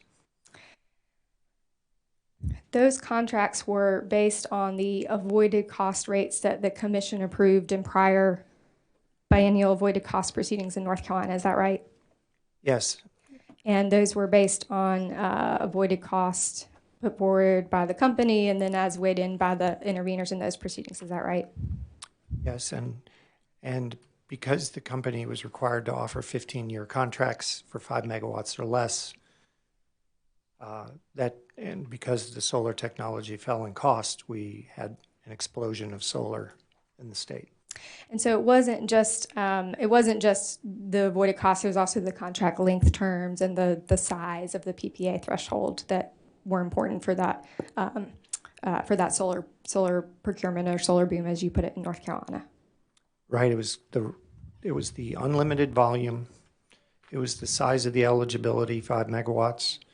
It was the length of the contract, and it was the rate. And in this proceeding, we're talking about standard offer contract terms for 2 megawatt and below size projects. Is that right? Correct. And the proposed avoided cost rates are lower than they were in any of those previous North Carolina biennial avoided cost proceedings. Is that correct? Prior to the current one? Correct. Yes. Okay. And I want to talk for a minute related to your testimony just now about, well, two things. Let me actually start with this. I mean, I think North Carolina, you would agree with me, is second in the nation for installed solar capacity. That's my understanding. And that's behind California? Yes. Is that installed solar capacity in North Carolina anticipated to help the company meet its carbon goals? Yes, it will help. Has the company publicly supported and acknowledged the positive impact of solar energy in North Carolina? I believe we have. I believe we have. Okay. And again, when we're going back to this question of an overpayment risk and how you all have calculated that as it's put forward in your testimony, you are comparing legacy PERPA contracts and the avoided cost rates paid under those contracts with the avoided cost rates that have been proposed today in this proceeding. Is that right? Yes. And those contracts, first of all, those contracts have mostly, for that calculation, mostly were in North Carolina. Is that right? Not South Carolina. Yes. And when the initial avoided cost rates were set, and I think Mr. Horry spoke to this a little bit today as well, but those were based on the proposals put forward at that time, which included forecasting, for example, forecasting of natural gas. Do I have that right? Yes, it would have been based on the avoided cost filings that the company made at the time with the methodology approved by the commission. And for at least some of that time that we're talking about with this growth in solar in North Carolina, you were forecasting that natural gas prices might go up. Is that right? Are you asking what the basis of the price forecast was? Sure. And if you don't know, that's okay. But yeah. I mean, well, Mr. Snyder probably was involved in exactly how those rates were set, so you might want to ask him. Just well, let me ask it this way, and maybe you can answer, and if not, we'll go. I'm trying to keep you separate because my colleague is going to ask questions of you, Mr. Snyder. But if the forecast, let's put it this way, if the forecast and the proposals, say 4 years ago in the avoided cost proceeding, 4 to 6 years ago, had turned out to be right, how would that impact your overpayment risk calculation? So if the current avoided cost rates were equal to the old avoided cost rates, right? Yeah, we wouldn't have an overpayment obligation. Okay, and if the avoided cost rates had gone up, say because natural gas prices ended up going up, how would that have impacted your calculation? It would have said that the contracts were actually in the money to customers. To customers, okay. Thank you. And in this proceeding and avoided cost proceedings, we're really, we are talking primarily about avoided energy and avoided capacity costs that QFs enable the utility to avoid by providing their renewable power. Is that right? Yes. And I think yesterday we talked a little bit about this, and you and I both acknowledged there may be costs and benefits beyond those buckets, but primarily we're focused on energy and capacity in this proceeding, right? Yes, and we're limiting, in this proceeding, it's limited to what PURPA is asking us to consider. Thank you. But I think you did use, a term, and I have also heard this, but societal benefits, for example, of renewable energy. And there may be benefits of renewable energy beyond what we're really focused on in terms of quantification of avoided energy and capacity. Would you agree with that? I'm not saying I agree with it. I'm saying that interveners argue for those things. And,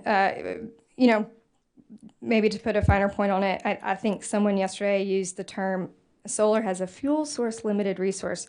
It's really a fuel-free resource. Would you agree with me? Meaning once you're generating the electricity, you don't require gas or coal to produce that electricity.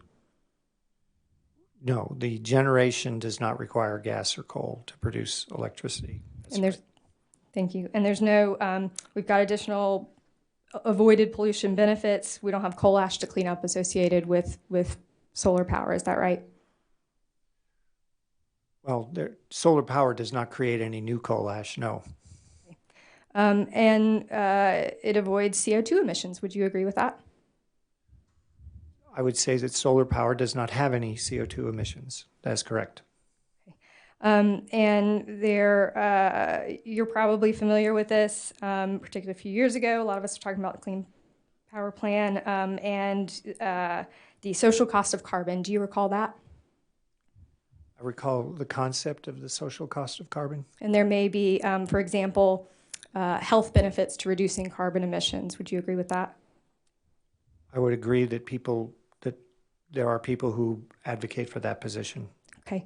And with other pollution avoided by emissions-free resources like solar power, so for avoiding things like generating electricity from more coal or natural gas, there may be other avoided pollution or other criteria pollutants, for example, avoided where there could be health impacts, and we've got those benefits by producing it from an emissions-free resource. Would you agree with me?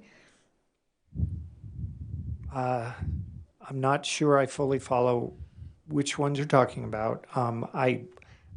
Witness Snyder would be better than I am, but I do believe that we, as part of the avoided cost of energy, we do estimate how much, say, SOx and NOx emissions we avoid by virtue of having the QF. And I know there are certainly health issues with SOx and NOx. And but the company hasn't quantified, for example, those avoided, the health benefits that come with avoiding the NOx and SOx, correct? I don't think we're quantifying the health benefits. I think we're quantifying the cost of those emissions. The avoided costs. The avoided costs, yes, because that's what we're required to do under for PURPA. That is what we're required to do, yes. To state it in a different way, you're quantifying the benefits of avoiding those NOx and SOx pollutions in terms of, for example, compliance costs, environmental compliance costs. Not to quibble, but we are calculating the costs that we're avoiding. If you equate the benefit to the cost, then yes, we're also calculating the benefit. Okay. And then, so again, we're focused on avoided energy and capacity in the terms of the avoided cost calculations, but other potential benefits of renewable energy could include economic benefits. Would you agree with that? Economic development. Again, I would say that's something that we hear from advocates, and I think there are mixed opinions on what the economic benefit of solar development is, but we do not put that into the avoided cost. Are you familiar with the North Carolina Sustainable Energy Association? Yes, I am. Are you aware that they put out a report annually or semi-annually with RTI International? If you're familiar with that? I'm not specifically familiar with that report. I'm sorry. That's okay. So you may not be aware then that just this past year, they issued a report saying that renewable energy project development in North Carolina in 2018 alone invested $1.9 billion in North Carolina. You're not familiar with that? Not with their report, no. Okay. And if I could use my computer just one more time, I would appreciate it.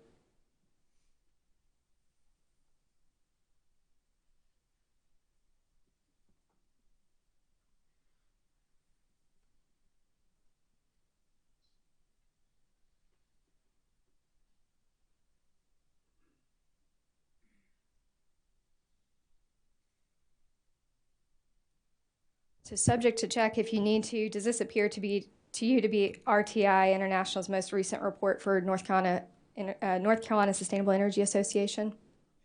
Yes, it appears to be that. Okay. Mr. Chairman, I think he's already established foundationally that he doesn't have knowledge of the report.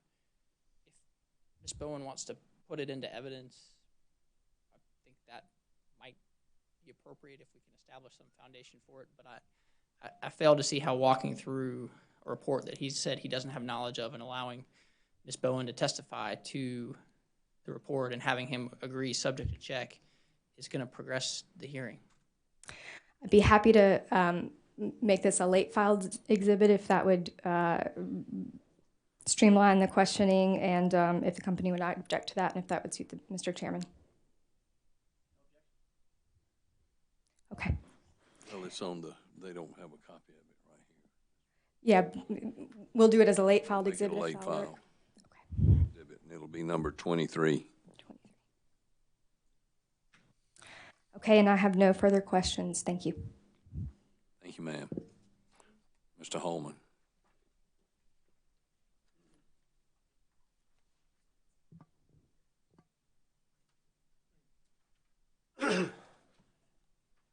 Good afternoon, gentlemen. I think I'm just in time for everybody's sugar crash if they've had candy. So the good news is I will be very brief, and I mean that. Can we hold you to it?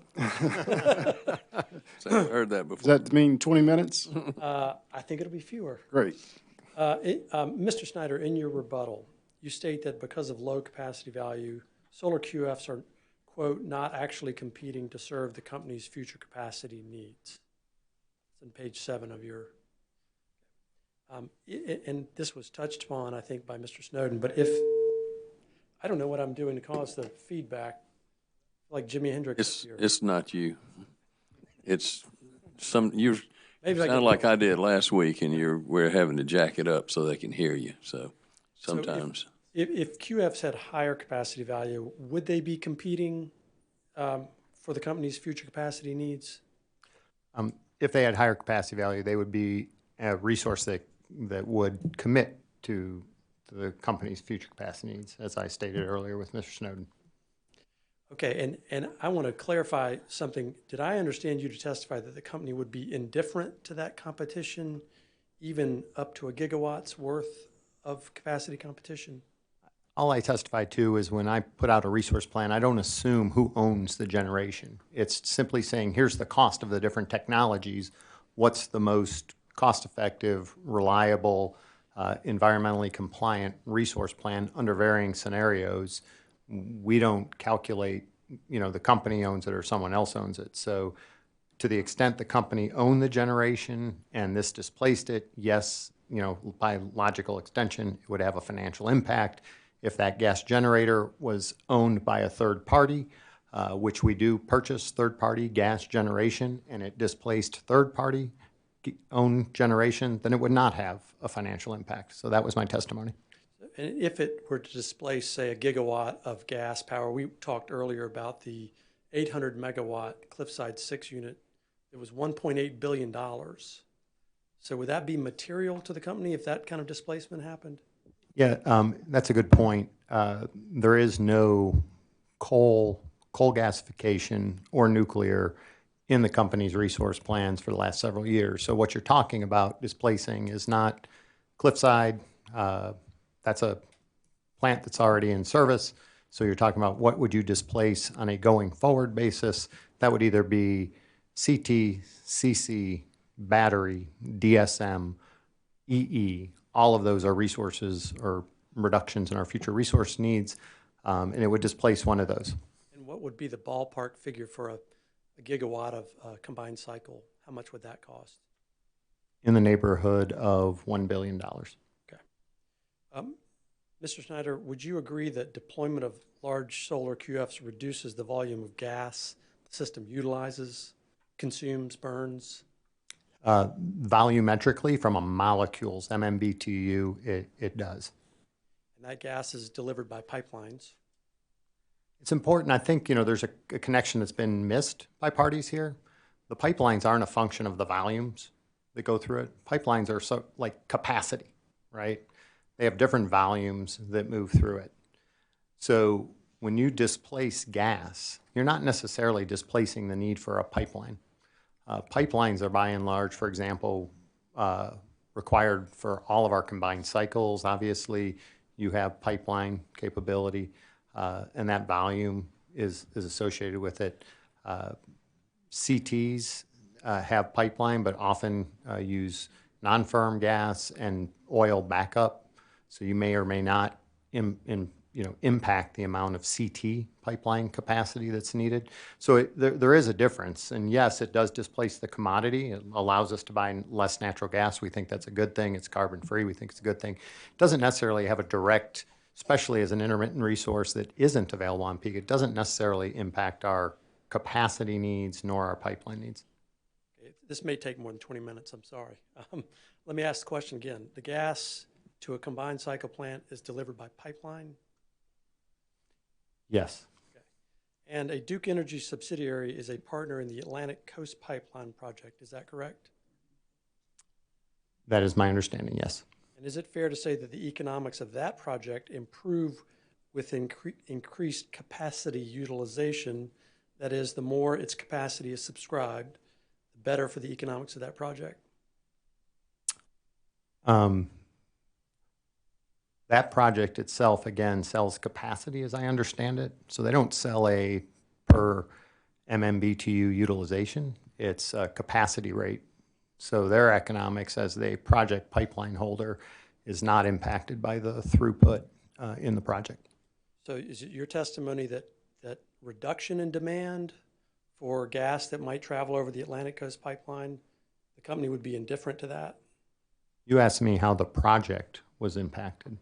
So the project is not impacted. They charge a demand rate for utilization of that pipeline. The company, as its off-taker of that, is using that to supply firm capacity. If it runs at 80% or 60%, we still have the same pipeline expense. And you need the pipeline. That was my point. It's a capacity thing. So I need the pipelines for my combined cycles.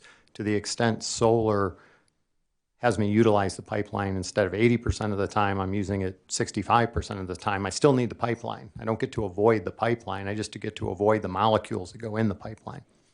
Okay, I'm sorry. I'm talking about Duke Energy, the LLC of Duke Energy that is constructing the Atlantic Coast Pipeline, and whether or not they are indifferent to whether or not there's an end user who would use the gas.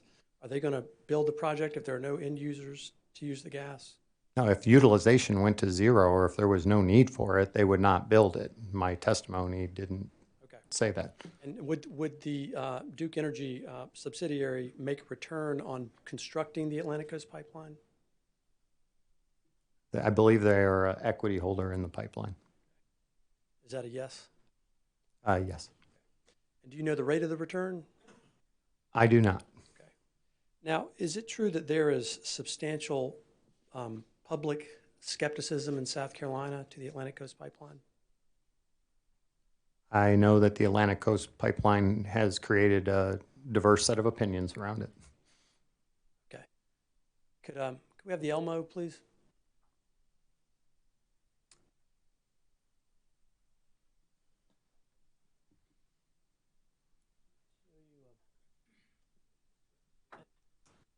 Recently, Mr. Chairman, just before we go down this line of cross-examination, again, the applicants in this proceeding are Duke Energy Carolinas and Duke Energy Progress. They do not have an equity ownership stake in the Atlantic Coast Pipeline.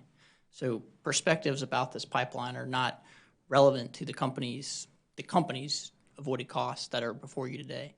So I don't see any relevance to this line of questioning. Mr. Chairman, I would respectfully disagree and say the parent company of the regulated subsidiary is building a pipeline that could be affected by the avoided cost rates set in this case. And so we need to understand that.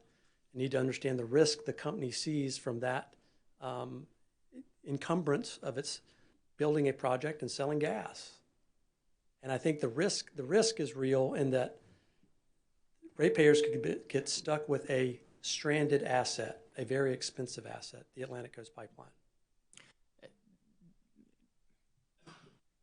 I would just say the ratepayers would not be stuck with the asset because the asset's owned by a FERC-regulated utility, not by Duke Energy Carolinas or Duke Energy Progress. So the ratepayers of South Carolina, for whom you set rates, will only pay for this pipeline capacity under a contract, which will be presumably reviewed by you. So it has, again, no relevance to the avoided cost rates being established for Duke Energy Progress and Duke Energy Carolinas in this proceeding.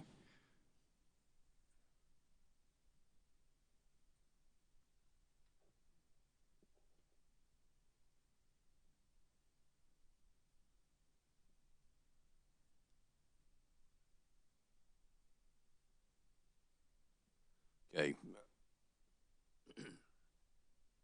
You can ask your question, but we need to have it's got to really apply to the ratepayers in this state and where we're going with this, as opposed to the FERC-controlled pipeline. I'll wrap up the ACP with a few questions. Is it fair to say that that project is not on schedule and is over budget?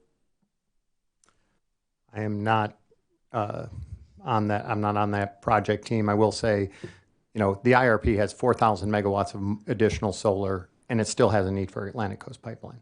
We need new pipeline capacity for new power plants, in addition to almost 9,000 megawatts of solar.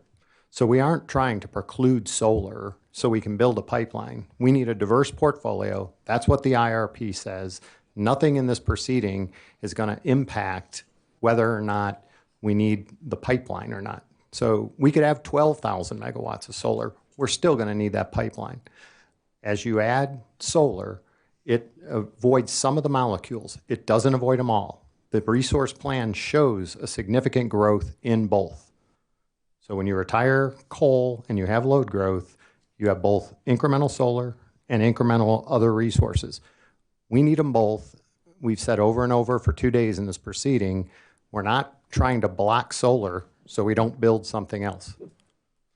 Okay, since you do appear to know a fair bit about the pipeline and have raised Hang on one second, Commissioner Belcher. Chairman, I would ask for an admonition that if the question calls for a yes or no answer, that the witness respond yes, no, or I don't know. He can then explain his answer. But we can move through this proceeding a little bit better if someone will listen to the question, answer the question, and then on redirect, if their counsel wants to clarify something or change something, they can ask the question. But I ask the witnesses not to try to figure out where the questions are going. Just answer the questions as asked, let their counsel do their job, and we can move through this a little bit quicker. Thank you. Thank you, and I'll move quickly through the rest of my questions. On page 13 of your rebuttal, your testimony dismisses the ability of QF competition to lower construction cost risk to ratepayers because this commission, quote, limits the recovery of utility investments placed in service for customers to reasonable and prudent costs. Is that your testimony? Yes. Is it your testimony that the company cannot seek recovery of utility investments that are not placed in service for customers? That is not my testimony. So you can seek recovery of assets that are not placed in service? I'm not sure. My testimony says all the recovery we get comes from this commission. The commission has to approve it. Okay, we'll turn to a different topic here.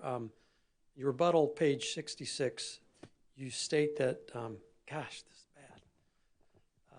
The DEP's experience with the Energy-Wise Home Program, I believe that's in Western North Carolina, shows that winter residential demand-side management gains are hard to achieve because of two reasons. Not everyone has strip heating, and the kind of winter work versus summer work requires work inside a structure versus being outside the structure.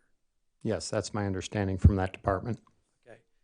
Isn't it true that the Energy-Wise program in Western North Carolina has reduced winter peak by something on the order of 11, 13 megawatts? Yes, there was a reduction. And that reduction and other measures have delayed the need for a combustion turbine? Have deferred it? That along with other factors, yes. Okay. And getting back to on this energy efficiency point and the winter peak, and this is my last question. We began talking the other day about whether or not Act 62 changes things. Are you aware that Act 62 requires the company, in submitting its integrated resource plan, to provide, quote, details regarding the amount of peak demand reduction the utility expects to achieve and the actions the utility proposes to take in order to achieve that peak demand reduction? Yes, I am. That's part of our IRP. Thank you very much. No more questions. Thank you. ORS. No cross. Okay.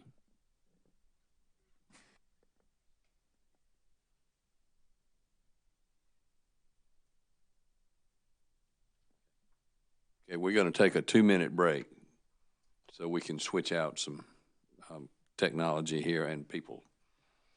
So I wouldn't go far. I'm not.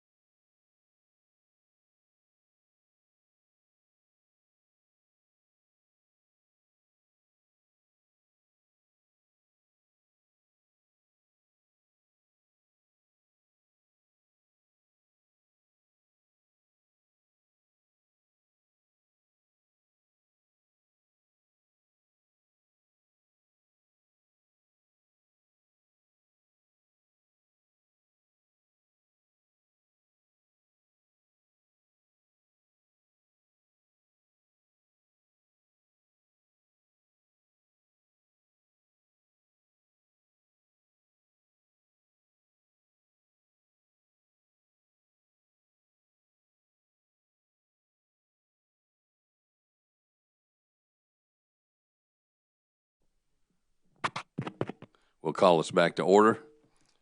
And where are we? Mr. Chairman, Yes, sir. I've neglected to get my exhibit in, and I would like to offer that as cross exhibit 1 for CCL.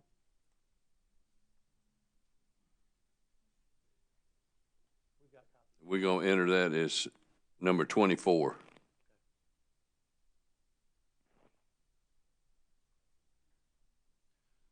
Okay. Let's see. ORS. Oh, I've already asked you, right? Commissioners. Commissioner Irvin.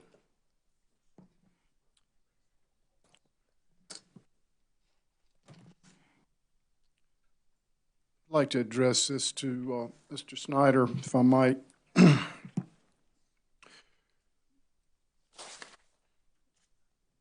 You are going to be announcing when we work on our RFP next calendar year. You're going to give us some guidelines or goals that the company has set for reduction in CO2 emissions. Is that correct? In our IRP, sir, we'll have in a comprehensive year for sure. We'll have multiple portfolios, and we'll be reporting on the carbon emissions from those various portfolios. Is it fair to say that the solar will be an important part of that portfolio mix? Yes, it will. Is it also fair to say that retirement of coal plants will be a part of it as well? Early retirement. It'll be a part of the plans as well. Is it also fair to assume that natural gas will be a bridge to a more clean energy future? Yes, I think natural gas resources will certainly be part of the mix over the next couple of decades. But you're going to bring us a plan that meets your goals. This is going to be a diverse portfolio that will take into account all those factors. Is that right? Yes, sir.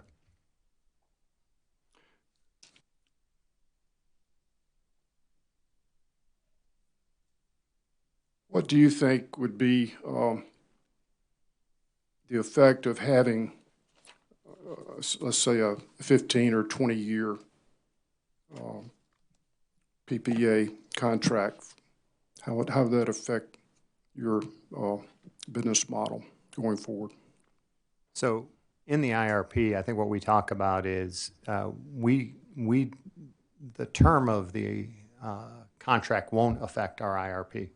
We continue to, the term of the contract is really how much, at what price. So if you have fixed priced, we assume that we'll either enter into new contracts at the then prevailing or what we call like kind. So if perhaps a solar developer has mechanical failures or goes out of business, we assume that at that future point, solar costs will be low enough we'll be able to replace it in kind. So when we show solar across time in the IRP, we don't take, what we do in the IRP though is show what is designated. So the contract makes it a designated resource.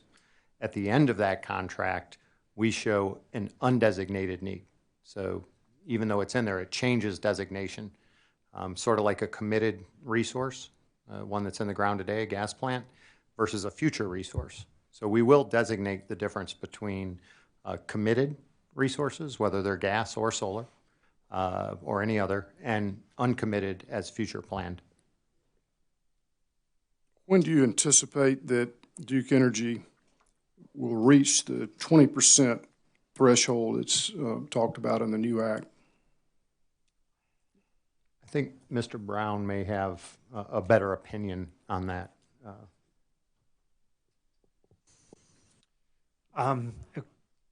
Currently, well, let me start by saying that I'll give you some approximate numbers. We can refine them later. For DEC, 20% of peak is approximately 820 or 830 megawatts. We believe, again, this is approximate, that we currently have, and the the Act says that it has to have an executed interconnection agreement and PPA to count.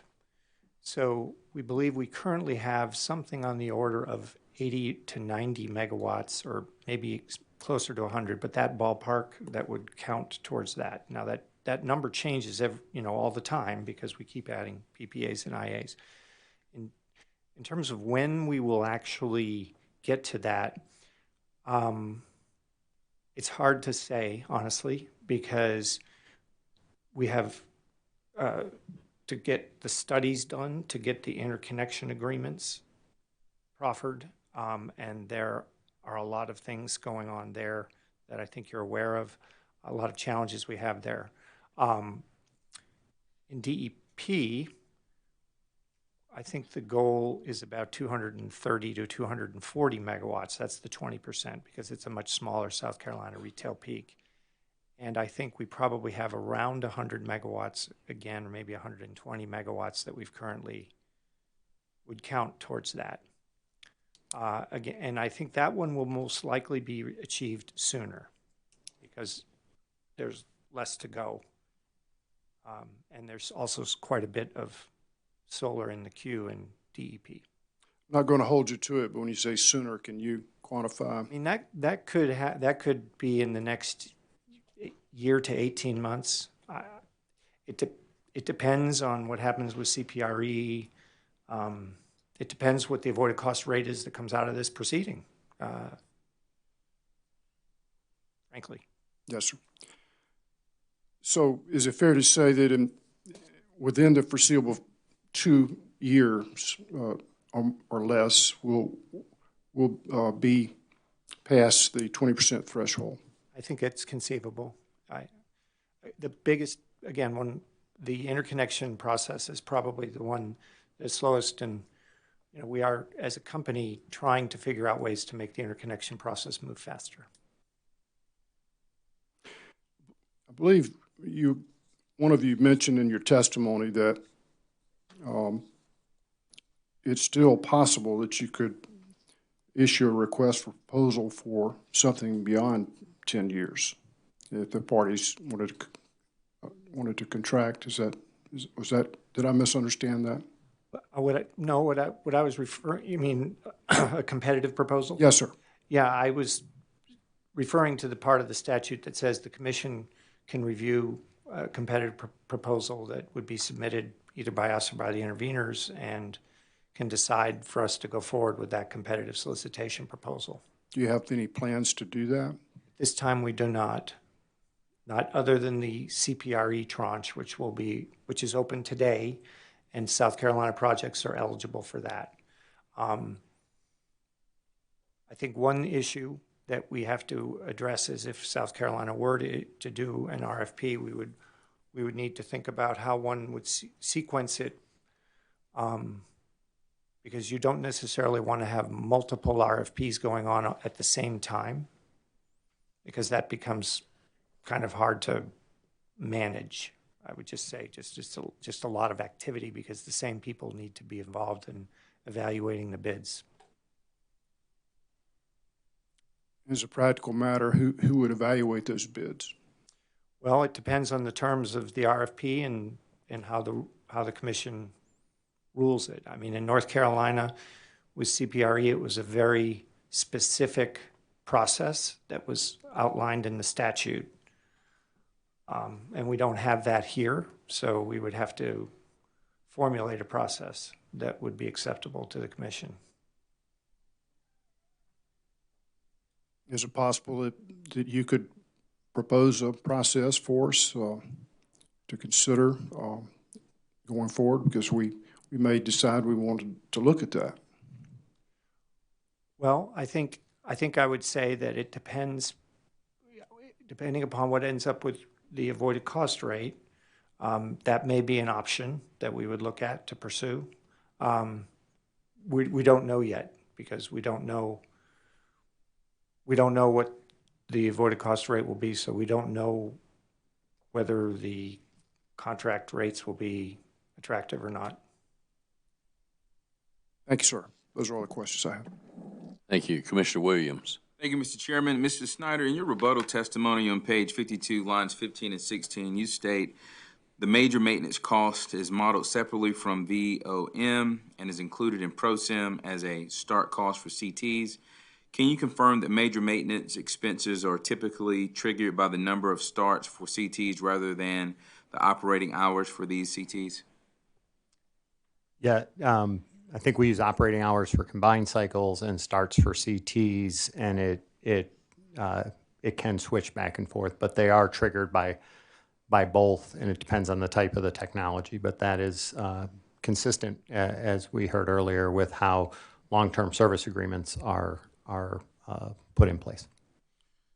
In the time that you have overseen ProSim modeling for DEC and DEP, have major maintenance expenses always been treated as a start cost for CTs? To my knowledge, that's where we've placed them. Okay. Do you think that avoided cost periods developed for North Carolina can be applied to South Carolina? When you say avoided cost periods, the pricing time periods, the 9 price buckets and the 3 capacity. Yeah, we operate a consolidated system. We don't have a North and South Carolina. We don't have a DEP East and a DEP West when it comes to how we dispatch our fleet. So the very fundamental valuation that went into those 9 price periods applies evenly to both states. So we dispatch all of our, irrespective of where the resources are, we dispatch them to meet load across state lines. And the marginal prices, as they vary by hour and how these rates were determined, are equally applicable to both North and South Carolina customers. So do you disagree with Mr. Horry when he states that overpayment for contracts in this proceeding is highly unlikely? Yeah, I think Mr. Horry wasn't, what he was referring to, we have one disagreement, or actually 2 areas of disagreement with them, and one is when I'm talking about overpayment, Mr. Horry and I just have a fundamental disagreement as to which level of solar are we talking about in this proceeding. We fundamentally believe we should be talking about what is the value of solar as it affects the allocations for capacity after CPRE Tranche 4. So we believe not only do we have what's in the ground today, what's contracted and about to come in the ground, but we have a statutory obligation. We have a little bit of 236 in there, but over 1,000 megawatts of incremental statutory obligation for solar. So what we presented, and this was accepted in North Carolina, doesn't mean this commission has to accept that, but what we presented in North Carolina was when we do a QF rate, you're asking what's the value of that QF after all of your existing, contracted, and mandated is already in place. If I move that QF up to in front of, I'm still going to go get this statutory required solar. So I'm paying both the QF incrementally, in this case, as well as the stuff I'm going to get under mandate, as though they're both the next QF, they're both that next tranche. And sequencing of solar is important, as we've heard for 2 days in this. So the question that Mr. Horry and I just have a fundamental, and it's a legitimate disagreement on, is he's more time-based. Hey, if it's not contracted today or in the ground today, then the QFs in this proceeding get the next value. We've said, whether this QF comes to fruition or not, we're going to go get tranches 2, 3, and 4 under a regulatory mandate. Tranche 2 is open today. 3 and 4. So we say we should view it as the next, and that's just the issue that's before this commission. Is it after mandated solar, or is it after just what's existing and contracted? And that's where Mr. Horry and I disagree on that issue of allocation. And that's the overpayment we're talking about. We're not talking about, Mr. Horry and I, we're not going about the overpayment risk of a 10-year contract. It's the overpayment risk of paying that next tranche of solar, twice. And he thinks we're not, because he says, let's just go with what's in the ground today. And I think we do pay twice, because I said, whatever we do here, we're still going to go meet our regulatory mandate. So that's just where our fundamental disagreement. I could see his position. We think our position, which has been accepted in other jurisdictions, is also a very relative position, and we think it's better for consumers if you look at it after Tranche 4. Could you define the value of solar? When you say the value of solar, what do you really mean by that? What I mean in this case, and again, it's a good question. It's a big term. What I mean is the energy capacity value as well as the impact of solar is affected by the amount of solar that's already on the system. So when we allocate winter, summer, that allocation in DEP, we're already there. I mean, what we have in the ground, Mr. Horry and I we have a 1% difference. I think it's almost, in the rounding error for this commission to use 99 and 1 or just 100 and 0 in DEP. In DEC, we don't have as much solar. It's not as, so there's a little more impact from that level question. And so what I was talking to in the value of solar referred to as that allocation methodology. And our position is, has been accepted in other jurisdiction, is the 90-10 is appropriate. And Mr. Horry's is a 70-30 because he's not putting as much solar in his calculation as I am in mine. And so what I was talking about there is strictly as it relates to the allocation, Commissioner Williams. So it's fair to say that the value of solar and avoided costs are two different things. Yeah, I mean, value of solar is a term of art that's used differently. I mean, in the rooftop, we have a definition of how we use it for sort of net metered solar, and we have a series of buckets that we call. Some people put into value of solar. You heard Ms. Bowen talking about other things that are non-avoidable, so they'll put in societal or economic. I was talking about how solar impacts allocations. In this proceeding, it's just what's the avoidable cost. So that term does get used in different ways in different circles. As it relates to PURPA, it's what are known and measurable avoided costs within the indifference principle. No further questions. Thank you. Thank you, Commissioner. Thank you, Commissioners. Any other questions? Commissioner Belzer. Yes, sir. Mr. Snyder. Wouldn't the avoided cost ceiling in North Carolina change if there were additional avoided cost-based procurement in South Carolina, though? Yeah, we'll update our avoided cost every couple of years, and in CPRE we do the 20-year every tranche, and so to the extent we sign what we put in that avoided cost, just like we do here. Again, we try and follow a pretty procedural method to do all of this. Is what is signed and committed. So if we start signing and committing more solar in South Carolina, that will have an impact. And again, we try not to have two different avoided costs. It will have an impact on our whole system's avoided costs. So the next time we file avoided costs in North Carolina, if we have more solar, that will be taken into account in that calculation. Thank you very much. Thank you, Mr. Chairman. Thank you. Commissioners, any other questions? Okay. Any redirect? I only have one, and I can do it from right here if that's okay. That's fine. Mr. Brown, do you recall a conversation that you had with Mr. Golden with regard to future contracts that the commission, length of contracts that the commission may consider after the 20% is met as set forth in Act 62? Yes. And are you familiar with that portion of the statute of Act 62 with regard to, I'm sorry, strike that. Mr. Golden, I may have misrepresented what you said. I apologize. Did you have a conversation with Mr. Golden with regard to longer-term contracts that this commission can approve if interveners bring them forward in this case or future cases? Yes. And to be clear, that's different than what may happen after the 20% threshold is reached? Yes. And do you understand any intervener in this case to have brought forward longer-term contracts as set forth in the statute? No. Sorry, in this proceeding? No. And are you familiar with the testimony of the surrebuttal testimony of Rebecca Chilton, who's the witness for Johnson Development?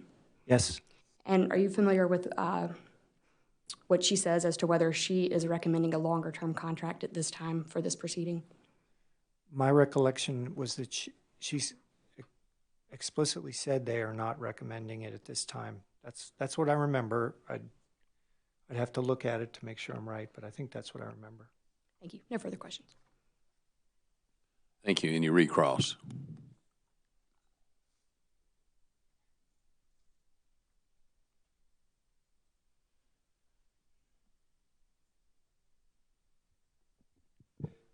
Hey, Mr. Brown, good to talk to you again. Yes. I think you just testified that your understanding was that Ms. Chilton, who is Johnson Development's witness out of Spartanburg, had said that we weren't going to bring a proposal. Is that what you said? That's what I thought was in her testimony. I'm going from memory, so I'd have to go back and research to see if I'm correct. If I said that she recommended terms between 15 and 20 years, subject to check, would you dispute that? Recommended terms in terms of ability to finance projects? No, Mr. Brown. This commission approved PPA terms between 15 and 20 years. I don't recall her specifically making a request that would fulfill the needs of the statute, that would give the technical specifications and the decrement or discount to the avoided costs. I don't recall that. Let me ask you another way, and I think it's for this commission to decide what the technical aspects and if we fulfill those are. Do you remember her written testimony on direct, to which you filed rebuttal testimony, stating that it is her belief and her proposal that testimony of 15 to 20 years will be offered? I mean, it will be the PPA term that the interveners seek at the appropriate time. Well, my recollection of the tone of the testimony was that something to the effect of PURPA requires readily available market financing, and I can't remember whether that's in direct or rebuttal, but it was in there somewhere, and that longer-term contracts, longer than 10 years, make it easier to finance projects. That's my recollection of what her testimony was. Mr. Brown, were you in the room yesterday for her testimony? Mr. Chairman, we believe the testimony can speak for itself. It's entered into the record, and it's certainly available to this commission. I was just trying to clarify the line of questioning from earlier. But, Mr. Chairman, I think what counsel has attempted to do is to misrepresent that no intervener has proposed or reserved their right to propose in this proceeding terms longer than 10 years. And if you'll take a look, subject to check, we've certainly preserved our right to do that. Mr. Chairman, we would certainly stipulate that they have reserved their right to do that. Okay, so in a proposed order or late filed exhibit, we will be bringing that. Mr. Chairman, that was not what we were agreeing to when I said they reserve their right to propose. Again, I think the testimony speaks for itself, that it is mentioned in the future that they may come forward with this, but we're not agreeing to the reasonableness of this right now, nor is it an issue before the commission. And Mr. Chairman, they brought it before the commission. Let me just ask my question to Mr. Brown, because yesterday, specifically in response to Judge Irvin's question, I believe it was, Ms. Chilton asked if they could file a late filed exhibit with those terms. That was, and I was going to ask Mr. Brown if he remembered that testimony before I was interrupted.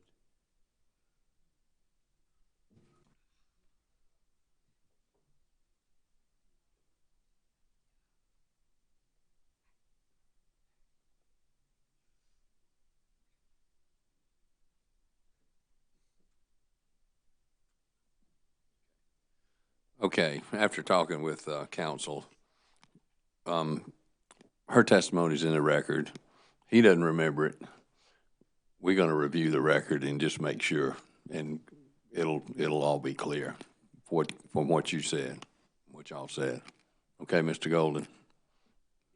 Could I read just this into the record, her testimony, so we can clear this up?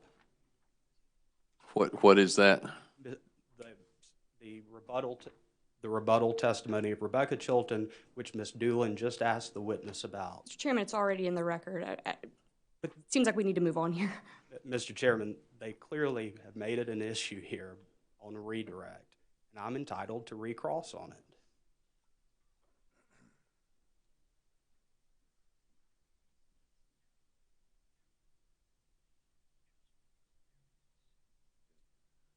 Okay. You can read that narrowly for clarity's sake, and then we're done with this. Thank you, Mr. Chairman. I'm going to start the direct testimony of Rebecca Chilton on page 9. While I recognize that the General Assembly has specifically mentioned 10-year contracts as a minimum PPA length the utility must offer, the avoided cost pricing proposed by Duke will make it difficult for most projects to obtain financing for a 10-year contract.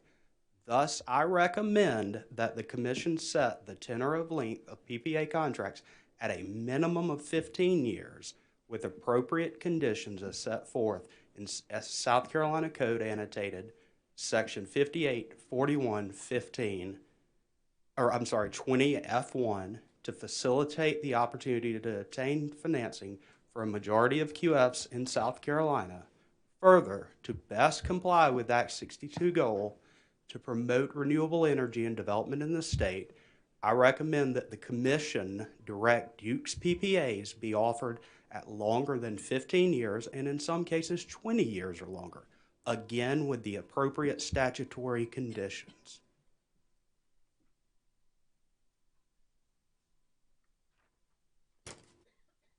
We're good? Just heard this beeping going on, so. That was by design. Very effective. Okay.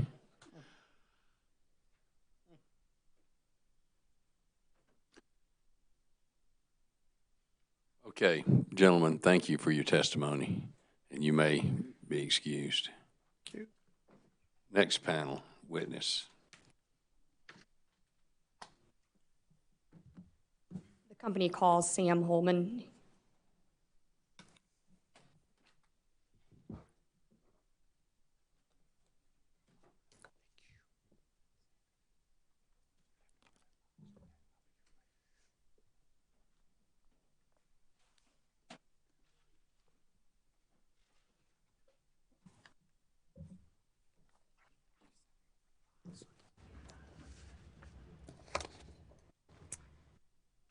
Raise your right hand, please. Do you solemnly affirm the testimony you're about to give will be the truth, the whole truth, and nothing but the truth?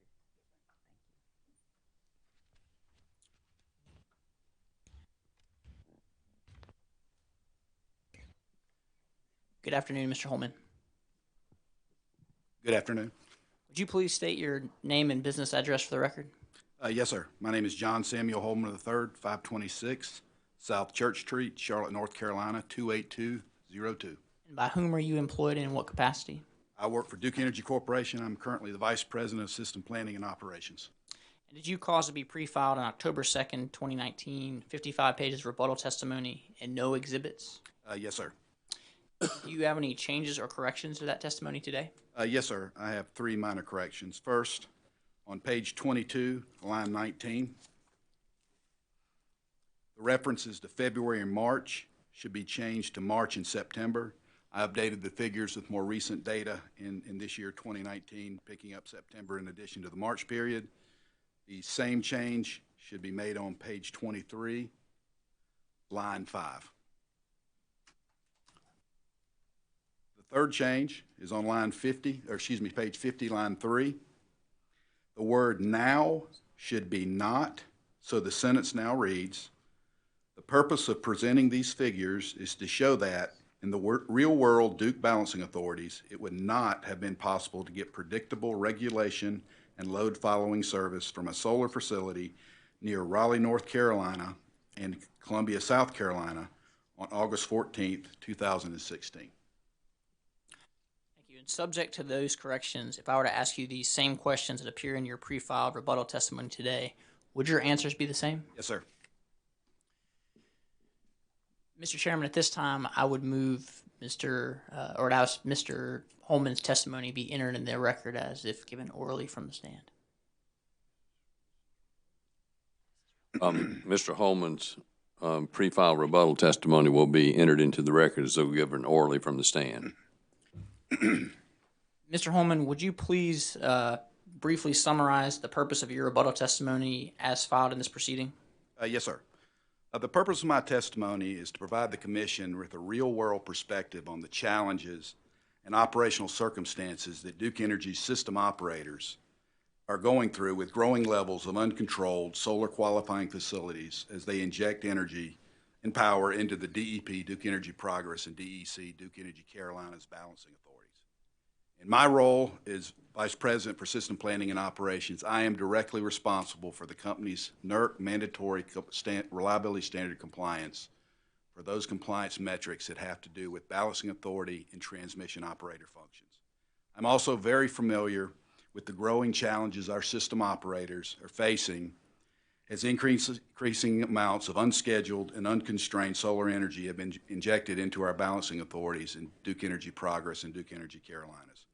Our system operators, especially those in Duke Energy Progress, are on the forefront of managing solar injections with over 3,300 of installed solar generators in the current state. This has grown very rapidly over the last few years. We have between 1,000 and 2,000 under construction, and we are anticipating having over 5,000 megawatts between the two balancing authorities by 2022. My testimony explains how Duke Energy system operators are managing these challenges by maintaining and using increasing amounts of online operating reserves from the Duke Energy Progress and Duke Energy Carolinas load following generation fleet. Thank you. And Mr. Holman, I understand you want to briefly go through a few of the figures that you've presented in your testimony with the commission. Yes, sir. And if there's a magic light that would get this Elmo to turn on, I'll try to. Thank you, Mr. Chairman. So this particular plot is a typical day in the winter. You heard it in earlier testimony. This is a double peaking winter load pattern. And what I draw your attention to is what our customers' load does. It'll build up in the early morning hours, and it will peak in the winter morning between 0700 and 0800 hours. It's very predictable. It happens assuming there's no weather variations or extreme weather conditions. And at approximately 0720, our customer load will begin to decrease. The sun is just now rising, so as our customer load begins to decrease, solar generation begins to increase. If you travel farther down the chronology to the afternoon between 1300 and 1500 hours, at the minimum of our customer demand during the day, solar generation is at its max. And then as our customers return home, that load increases. And as that customer load is increasing, solar is decreasing as the sun sets. This non-conformality between solar generation and our customer load is what's driving a lot of the uncertainty and variation that our system operators are having to deal with. If you look at the highlights in the blocks there, in the morning ramp down, what we've seen with solar and without solar is basically a doubling of our ramping demand on the down ramp.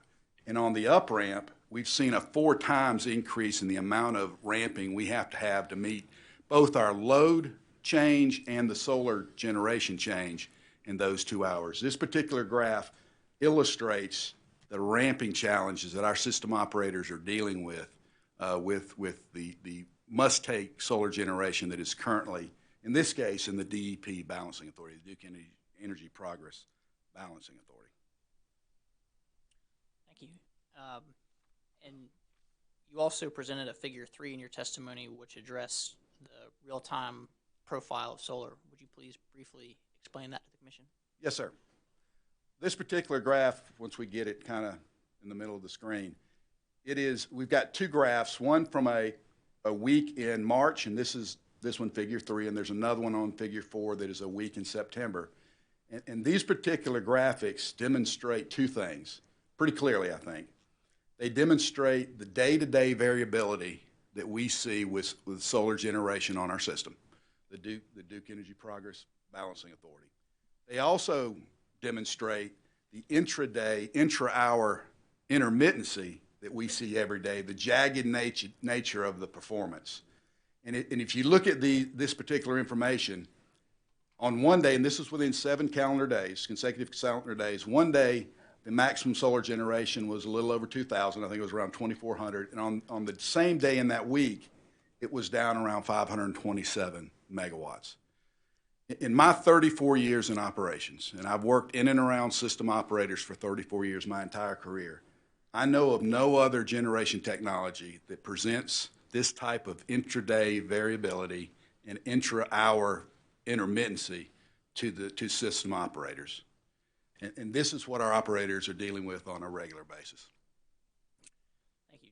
Does your testimony also address the integration services charge that has been stipulated to by Duke and a number of the other interveners in this proceeding? Yes, sir. As I explain on page 35 of my testimony is focused on informing the Commission about Duke's real-world operational experiences managing integration of solar. Quantifying integration costs is beyond the scope of my responsibilities. Duke supports the stipulation, and nothing in my testimony should be construed as advocating for any position that is contrary to the terms in the stipulation. And your testimony also responds to Solar Business Alliance witness Ed Burgess's arguments that separate avoided energy costs should be calculated for the Duke Energy Progress East Balancing Authority area. Why do you disagree with his analysis on this issue? Yes, I disagree with witness Burgess's characterization of DEP East and DEP West as separate BAs. This is simply not correct. Within the Duke Energy Project utility, there are 2 balancing authority areas, but only 1 single balancing authority. Witness Burgess is also incorrect in his assumption that we plan and operate DEP East and West separately. We do not. As I explained in my testimony, we dispatch our generating units on an integrated basis to serve our customers' needs across the single Duke Balancing Authority, DEP. We do that via a long-term 400 megawatt firm transmission path between the Balancing Authority area DEP East and the Balancing Authority area DEP West. We also have regulation service set up that allows us to economically move energy back and forth between the 2 Balancing Authority areas via what's called a dynamic schedule. Mr. Burgess's assumptions around the real-world operation of the Duke Energy Progress Balancing Authority are simply incorrect. Can you now describe your testimony and the need for improved operational control as increasing levels of solar resources are installed on the Duke Balancing Authorities? Yes, sir. I agree with ORS witness Brian Orey that our system operations would benefit from having increased operational control over our third-party solar generation, especially in the area of pre-curtailment. Having greater operational control, similar to what we have with Duke-owned solar in the balancing authorities, would benefit system operators and potentially lessen the need for increased online operating reserves in the future. But based on our operating experience, and operating experience is very important for system operators, the PURPA framework around PURPA facilities, qualifying facilities, does not allow for that. It's only allowed under system emergency terms, or if that agreement has been worked out in the purchase power agreement. It's important for the Commission to recognize that the PURPA construct does not provide the needed tools that our system operators require to manage the volatility and the variability that we're facing on a day-to-day basis with solar generation. My testimony also explains how solar procured during the competitive procurement of renewable energy program, CPRE, which has been discussed by Duke witnesses George Brown and Glenn Snyder, provides Duke with full dispatch control of solar resources in a way similar to the way we manage Duke owns solar resources. These dispatch control rights obtained under the CPRE program can be used to dispatch down solar output to mitigate some of the operational challenges we face in excess energy situations. From an operational perspective, from the view of a system operator, this operational control is a significant benefit of the resources we procure under CPRE.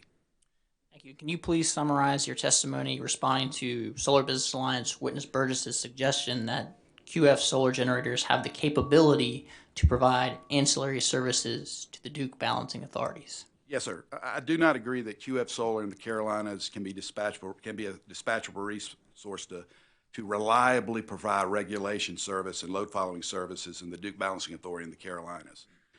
This service, generation that provides these services are providing what is called essential reliability services, the ability to balance, the ability to load follow, the ability to respond to the changes in the load, whether driven by load or driven by solar intermittency and variability. We have to be able to count and predict how much capability we have. And we're just not able to do that with the weather patterns we face here in the Carolinas. Witness Burgess points to a 2017 demonstration project by Cal ISO and First Solar involving a very large 300 megawatt solar generator in the California desert. Within my testimony, you'll find the differences between the weather patterns we have here in the Carolinas and what they have in the California desert. The weather we see in the Carolinas is poorly suited to provide this type of regulation and load following services from solar facilities. The figures that are in my testimony show how cloud cover in the Carolinas makes the dependability and certainty of solar output very poor from day to day, hour to hour, and minute to minute. Now, from my operating experience, we would need to do much more significant testing, evaluation to gain operating experience with solar resources here in the Carolinas to see if they could provide these essential operating services. Thank you. Mr. Holman is available for examination by the parties and questions from the Commission. Thank you. Energy users. SBA. Johnson Development. Ecoplexus. SACE and CCL.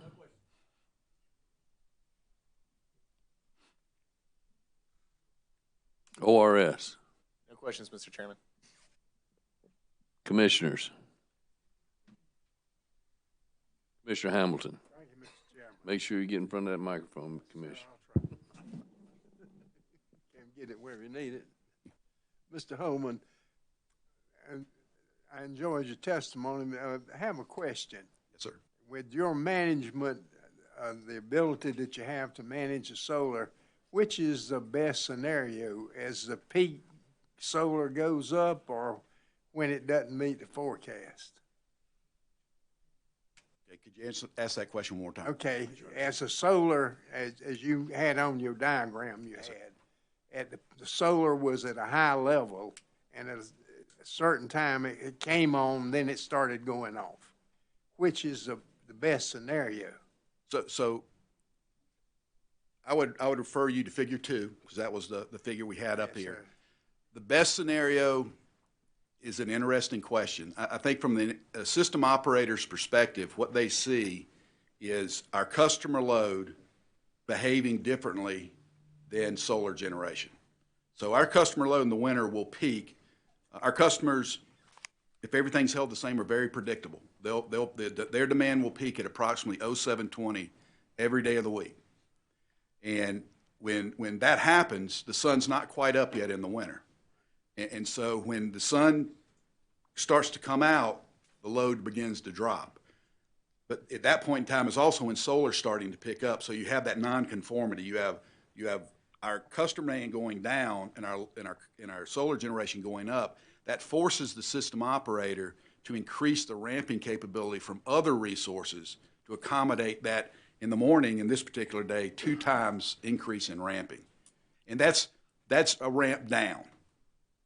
That's the ramp down. The operators at that point in time are trying to make sure they don't have too much generation online to meet the customer demand. I think the one that probably drives more concern is in the afternoon, where there's a risk of deficit energy. That means we're not meeting our obligation to our customers, and that is to meet their load and reserve obligations. And in that case, our customers are returning home in the late afternoon hours. The sun is going down. The load is going up at a rapid rate, and solar's coming down. That's the 4 times ramping.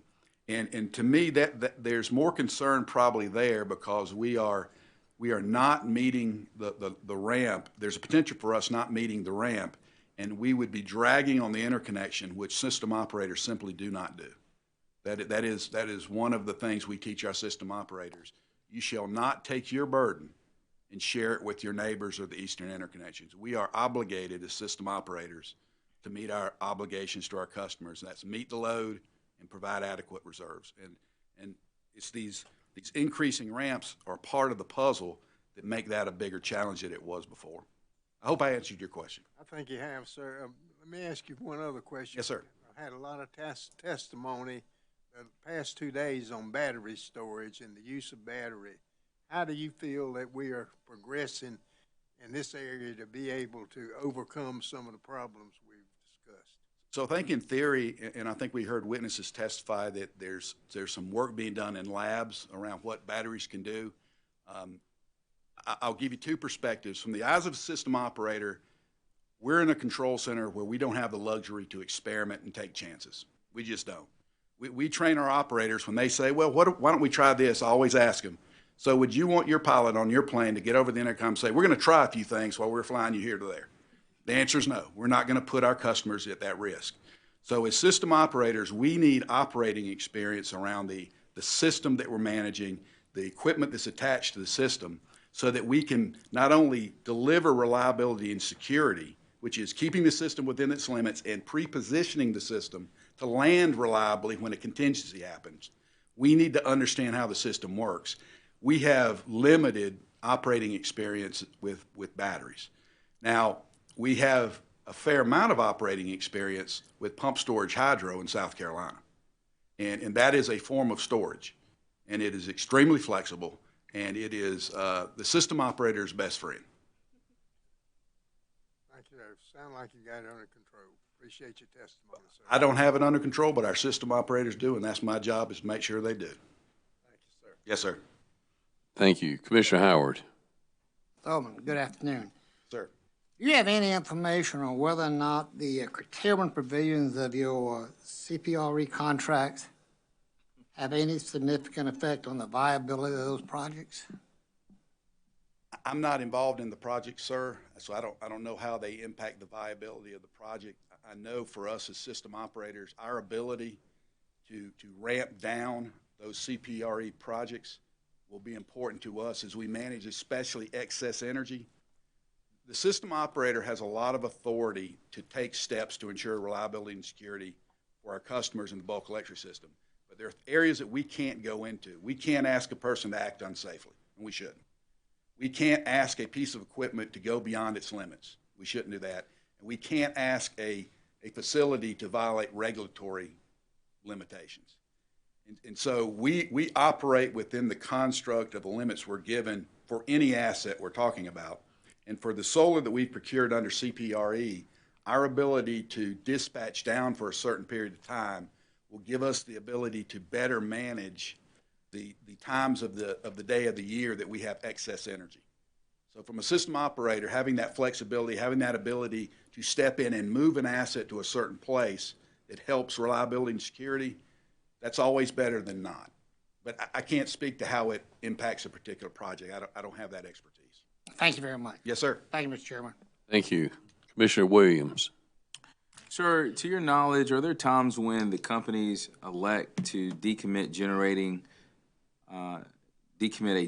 unit given levels of solar output and then have to shortly thereafter start a unit, for example, a combustion turbine? Yes, sir. That's a very good question. The answer is yes. What we have to manage as system operators is the operating characteristics of all the generators on the system at any one point in time, whether it's nuclear, whether it's hydro, whether it's pump storage, and they all have various operating characteristics as well as solar.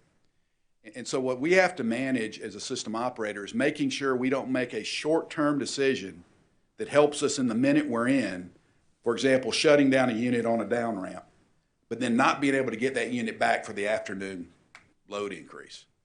That would be an imprudent and undisciplined action on the behalf of a system operator. So we provide them with information that tells them, hey, listen, you can't drop below this level, because if you do, you're shutting down units that you won't get back for the peak in the afternoon or the peak tomorrow. And so as we look at these situations like was in Figure 2, where we have increasing ramping on the down ramp, we have to make decisions to move generation down that's online operating reserves to meet our balancing challenge, and then get it swung back around in the afternoon to meet the load increase when that customer demand picks up.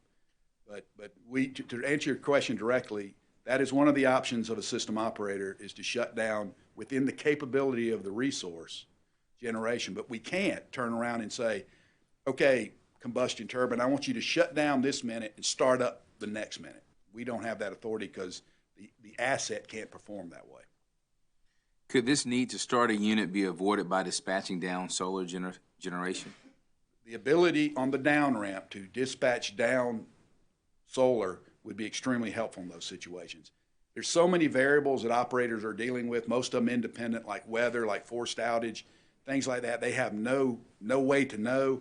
It's hard to say specifically that would avoid a particular shutdown of a unit, but having down ramp in an excess energy period would definitely be an operational flexibility that would help.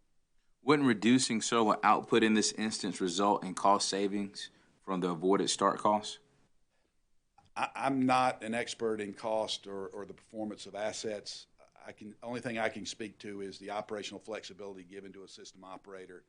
That's another tool in their toolbox to be able to deal with uncertainty and the intermittency of solar and the varying nature of our customer load. Operating reserves are like a toolbox. And there are certain tools in there that you use for certain things. Like I wouldn't take a hammer if I needed a screwdriver. I wouldn't take contingency reserve that is we've designated for the loss of a unit and say, I'm going to bring it online to provide load following, because I'm double counting at that point, and that's imprudent, irresponsibility, undisciplined operation. But if you give me more tools in my toolbox, our system operators can do a better job running the system, and the ability to down ramp solar under CPRE would be an extra tool in our toolbox. Thank you for your testimony. Yes, sir. Thank you. Commissioner Whitfield. Thank you, Mr. Chairman. Mr. Holman, just a couple of questions for you. Commissioner Williams asked one I was going to ask about CTs, so we'll move on. You definitely seem like the person maybe where the buck stops as far as reliability goes for the company. I can tell that obviously you're in a critical role there. So I want to ask you a couple of questions. One about where Commissioner Hamilton was going with you when he asked you about the excess as the sun starts to set, and you used the example of the pump storage, how that was a form of storage, and is it fair to say that you would like battery storage to become just that reliable before your people are able to utilize it? You said you don't want your people taking risk, and you used the analogy of a plane. Are you expecting are you waiting on the technology to get that certain, or tell me where you are in that thought, because that's a big transition for you each day, obviously. So as a system operator, I'm somewhat agnostic to the technology. I mean, I deal with what's in the ground. Our system operators deal with what they're dealing with on a daily basis. And it's hard to look ahead and say, okay, what's going to happen to battery storage in 10, 15 years, because we have no operating experience with it. I do think some of the pilot concepts that we've talked about in the Carolinas make sense to me, because that allows us in a controlled setting to get to know how this technology might work. If you look at our pump storage facilities, those are hugely scalable resources. You've got some 2,000 megawatts of pump storage between Bad Creek and Jocassee. I mean, that's extremely flexible resources. And I have no understanding of battery storage and if it has the ability to be that flexible. But pump storage in DEC, those two tools are used a lot, and they're very helpful when we're dealing with uncertainty and variability.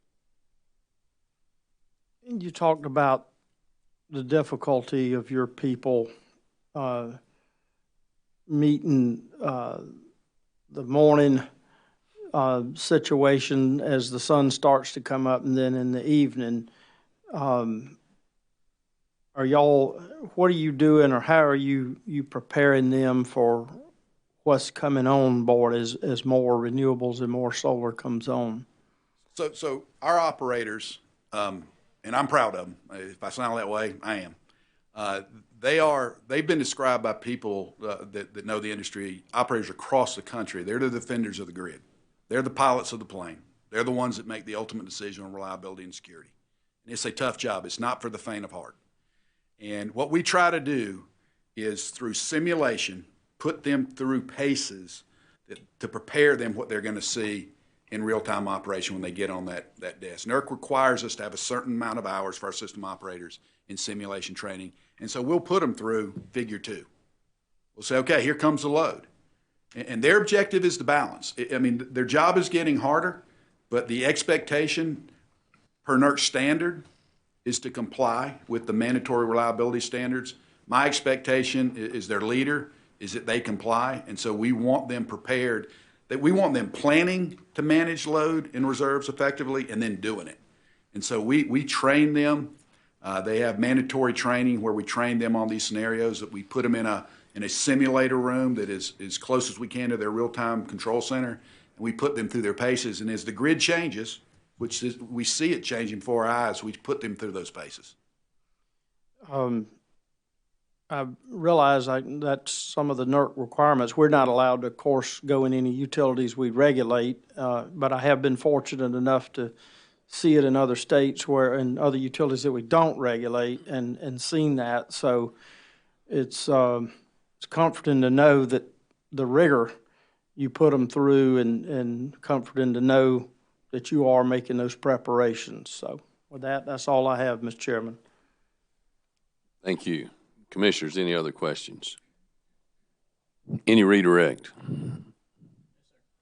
Thank you. Thank you very much for your testimony, and you may step down and be excused. Thank you. Okay, we are in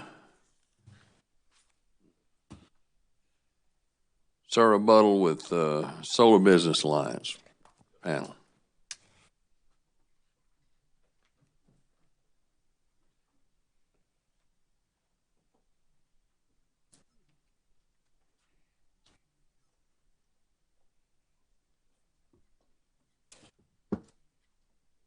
SBA calls Ed Burgess and Hamilton Davis. And we've got summaries for each of those, and we'll hand those out now. Thank you.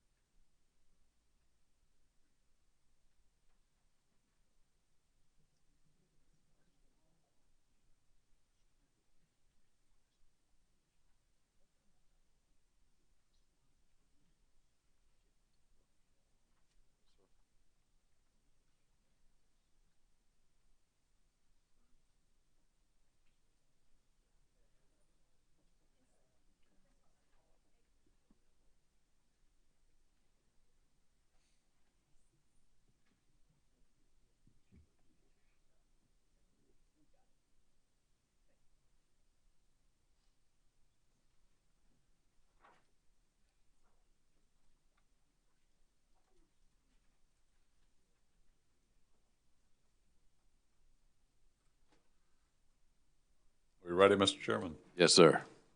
I think we are all got everything together here. Yes, sir. Mr. Burgess, are you the same Ed Burgess who calls amended rebuttal testimony to be pre-filed in these proceedings on October the 17th, 2019, consisting of 24 pages? Yes, I am. Was your testimony prepared by you or under your direction? Yes. And do you have any corrections or changes? Not at this time. Mr. Burgess, if I now asked you the same questions that are set forth in your pre-filed amended rebuttal testimony, would your answers from the stand be the same today? Yes. Mr. Chairman, the Solar Business Alliance would ask that the pre-filed amended rebuttal testimony of Mr. Burgess be entered into the record of each docket as if given orally from the stand. Mr. Burgess's pre-filed amended rebuttal testimony will be entered into the record in each docket as though given orally from the stand. Thank you, Mr. Chairman. Mr. Chairman, we would also ask that this testimony be treated confidentially, which is consistent with our prior motion in that regard. It will be treated confidentially, consistent with the prior motion. Thank you, sir. The Solar Business Alliance would also ask, Mr. Chairman, that Ed Burgess's two exhibits, there are Burgess Exhibit 2 and Burgess Exhibit 3, be identified as marked for each docket. Okay, Mr. Burgess, Exhibit 2 and 3 will be marked and entered as hearing exhibit number 25. Thank you, sir. Mr. Burgess, have you prepared a summary of your pre-file rebuttal? Yes, I have. Would you please provide that to us now? Sure. Good afternoon, Commissioners. My rebuttal responds to several critiques raised by Duke's witness Snyder in his rebuttal testimony.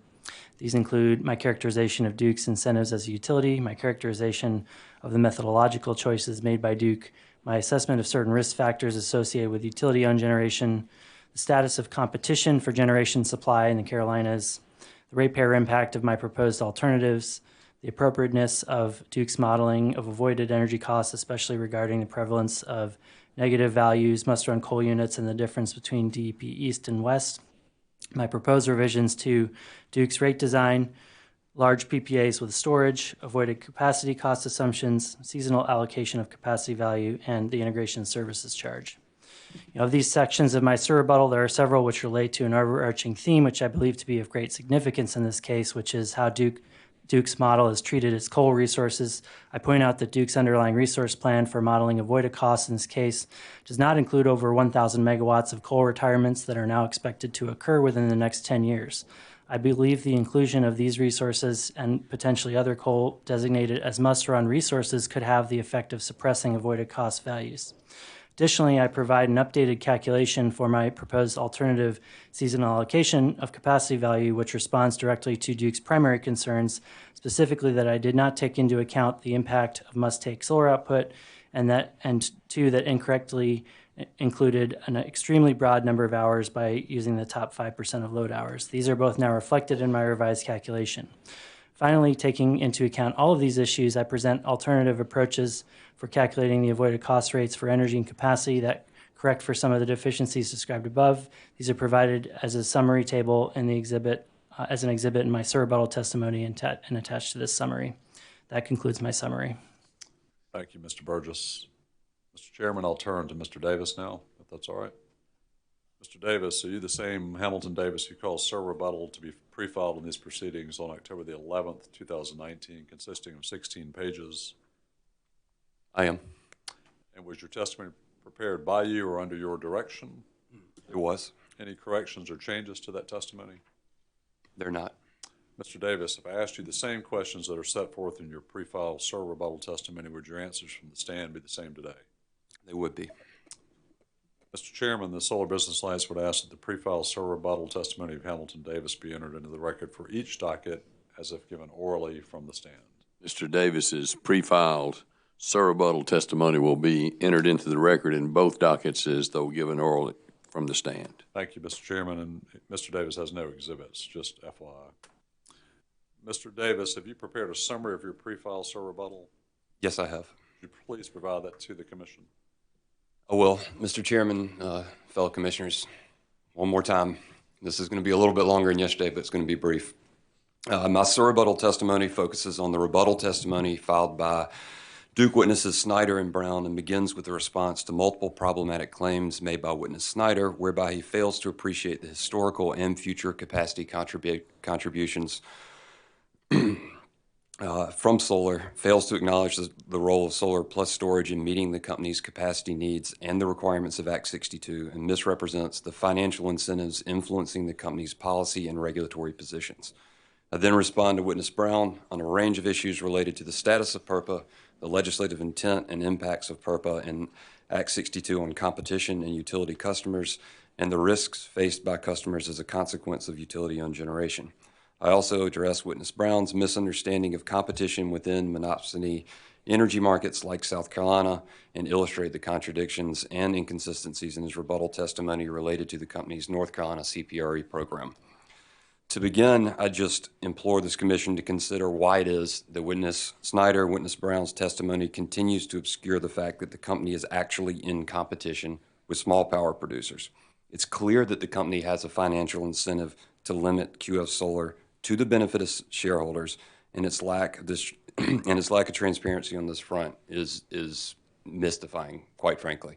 I mean, it's the fox is guarding the hen house, and he's claiming that he doesn't like chicken. I mean, that is what we've heard over and over. We've had this debate for 2 days now, not because the Solar Business Alliance is not being completely transparent as it relates to its financial interest here, because one of the parties is not. For example, Duke has a vested interest in the fuel type used to meet energy demand on its system, as evidenced by the cross-examination earlier related to the 12 gigawatts of natural gas that's in the company's IRP. That gas gets delivered by infrastructure that's built and owned by the company. This is a significant and obvious incentive for Duke to bias natural gas as a fuel preference over solar and solar plus storage resources.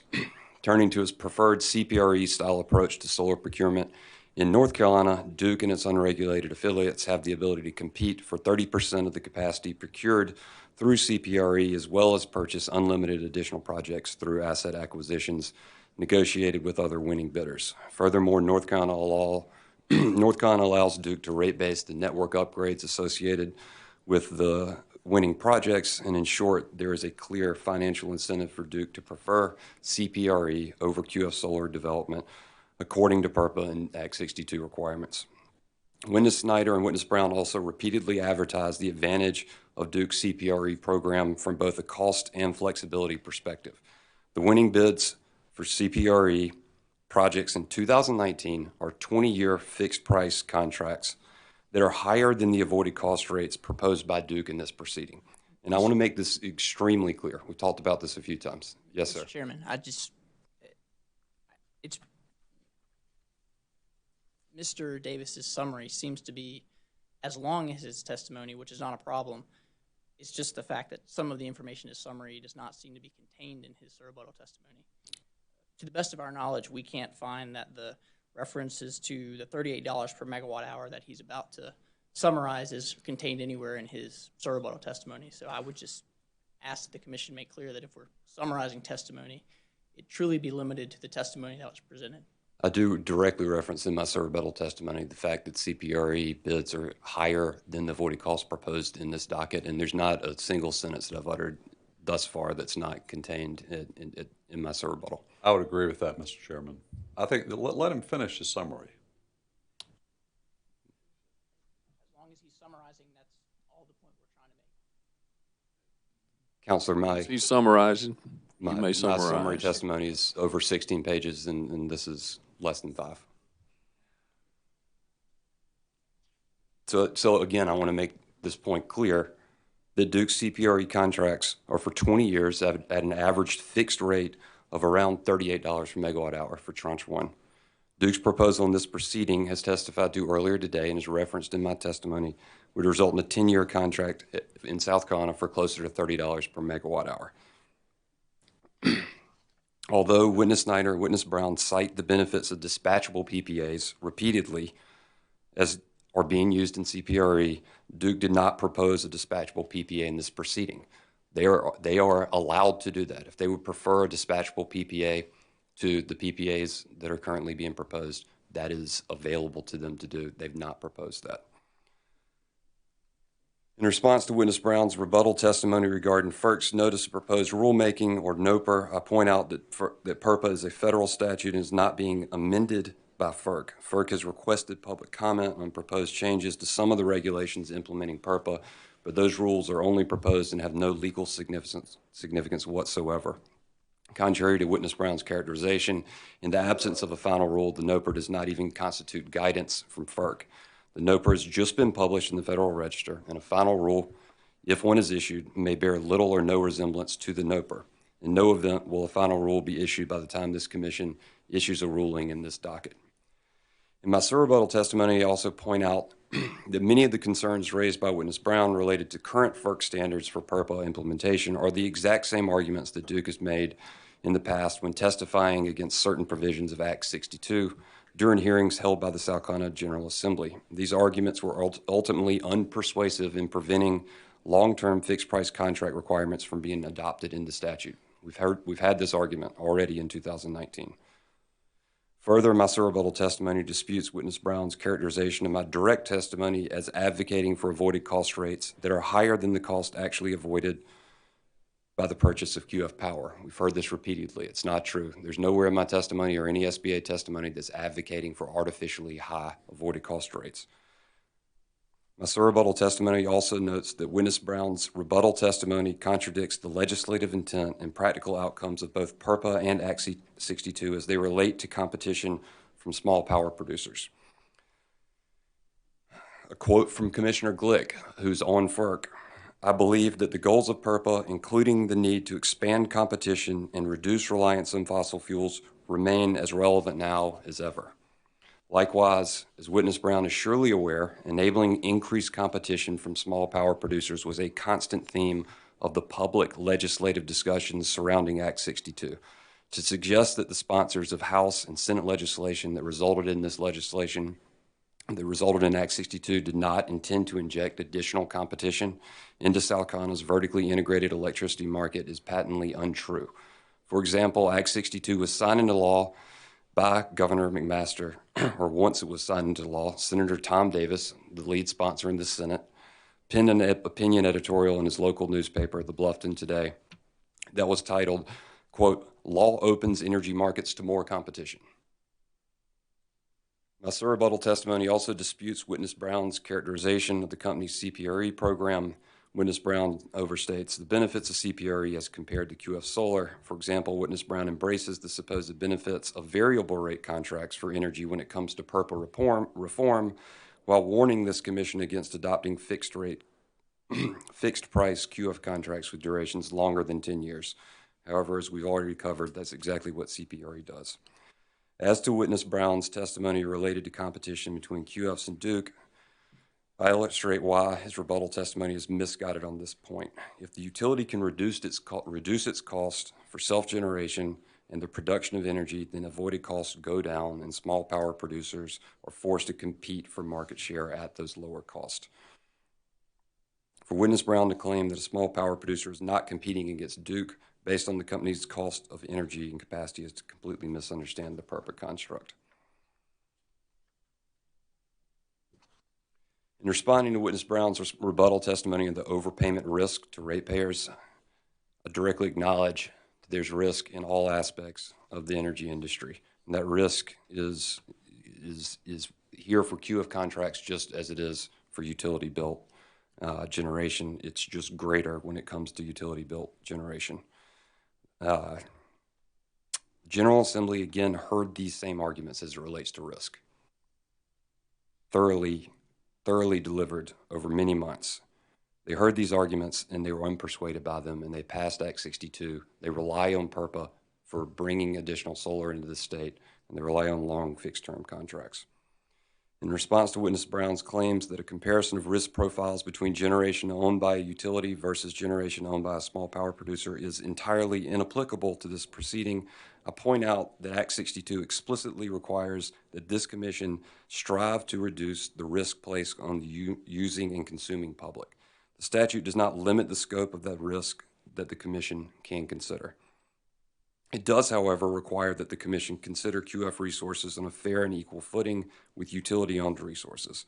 This cannot be reconciled with Witness Brown's claims that any consideration of the risk associated with utility-owned generation, which can be mitigated by small power producers, is inapplicable to this proceeding. The recent history of utility abandonment of nuclear plants, mounting costs associated with coal ash, potential near-term environmental regulations on carbon and fracking, and the historical volatility of natural gas prices all make risk associated with utility-owned generation pertinent to these proceedings. And that concludes my summary. Thank you. Mr. Chairman, these witnesses are available for cross and commission questions. Thank you. Any cross from the parties?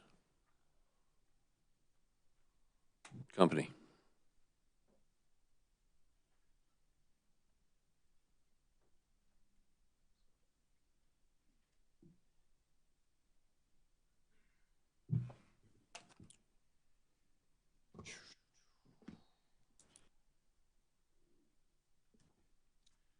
Good afternoon, Mr. Burgess, Mr. Davis.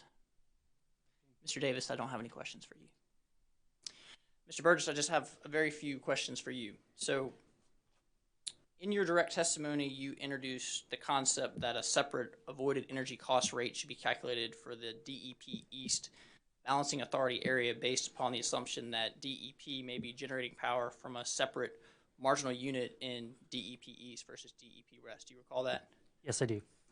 And on page 14 of your rebuttal testimony, you responded to Mr. Snyder's testimony by summarizing and saying that Duke explains that the DEP East and DEP West balancing authority areas operate as a single progress NERC balancing authority and are interconnected through firm transmission that allows integrated system dispatch of all fleet generating units in DEP East and DEP West to serve load across the service territory. Is that a fair characterization of your testimony?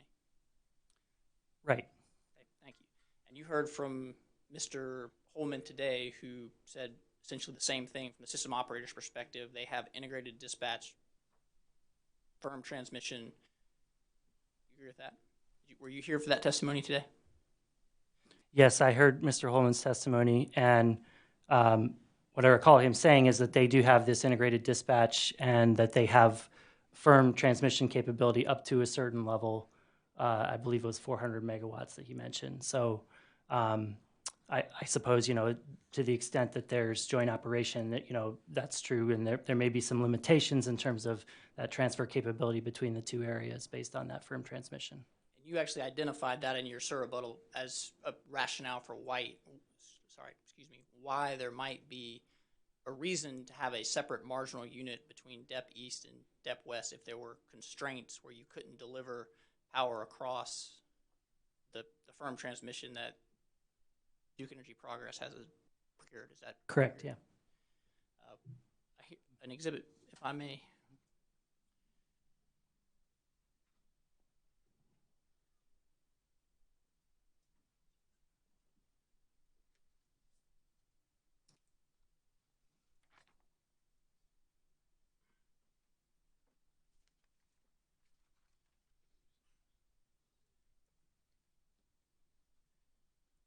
Mr. Burgess, are you familiar with the document that I've provided to you? Yes, I do remember seeing this response. And at the time, and I'm not being critical because I think this response was produced about the time that you filed rebuttal testimony, but at the time you filed rebuttal testimony, you had identified the companies hadn't provided any information to support how often those transmission constraints might arise. Is that fair? That's right. In fact, I remember seeing this, I think it was yesterday. Okay. So, yeah. Fair enough. And so this is from Power Advisory, the consultant retained by the commission to investigate the company's avoided costs. Is that your understanding? And so they asked a similar question to investigate a similar issue to what you're raising here. Is that fair? Yeah. And in subsection D of this data request response, they asked, in the last 5 years, what % of the time has transmission capacity that connects DEP East and DEP West, and I'll add a word, been constrained trade or energy flows between these two regions? Yes. And just to turn the page to the answer, if we could, please, briefly. So Duke Energy's response, and I'll read it and just see if you have any questions or would you agree with this. During the 3 instances over the last 5 years and none within the past 3 years, the transfer of energy has been constrained between DEP East and DEP West for a total of 4 hours.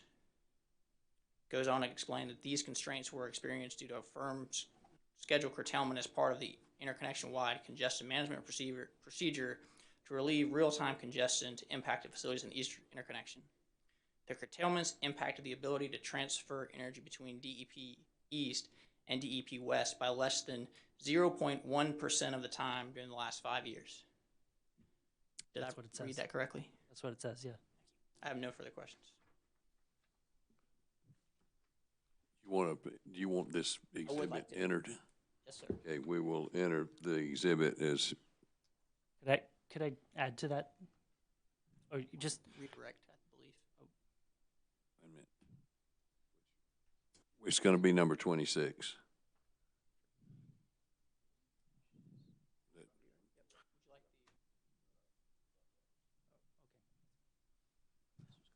You were going to finish a sentence, or are we good? I mean, I just wanted to add to that response if I could, but I can do it on redirect. I don't know what the right. It's fine if you'd like to answer. It's not a Go problem. ahead. Yeah, I just wanted to point out, I mean, this does confirm that there are at least sometimes where there is a constraint between the two areas. And I recognize that it may be a small number of hours or number of times, but I don't think that should be disqualifying in terms of how we should consider the energy, costs between these two areas. I just point out the fact that, for example, recently in ERCOT, there was a hot summer day where, generation spiked in some areas up to, $9,000 a megawatt hour. And, some of these spikes are really driven by transmission constraints only during a few hours of the year. And then, it's important, I think, to look at that, and you can differentiate between locations. That's what's done in a lot of wholesale markets. Like they have these locational pricing schemes where, transmission constraints can be a big driver of differences in energy costs between different locations. And it may not be that many hours, that occurs, but when it does, it can actually be a big driver of energy costs. So it's still, I think, something worth looking at in terms of a more locationally specific pricing scheme. Okay, thank you. Okay, commissioners.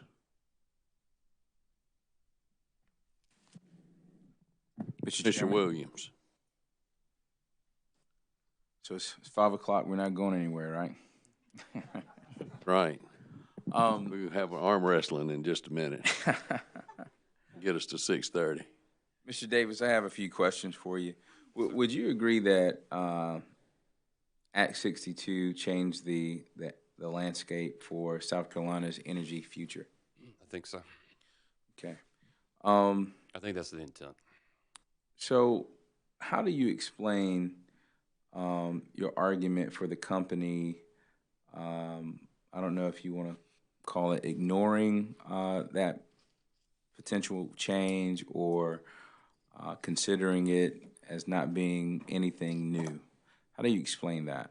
Well, I mean, I think Duke has a very, I think Duke has a very specific idea of how it wants to move into the future as it relates to solar and natural gas and other resources. And Act 62 doesn't fit very well into that. They clearly have a CPRE style preference, and that is their preferred mechanism for procuring solar moving forward.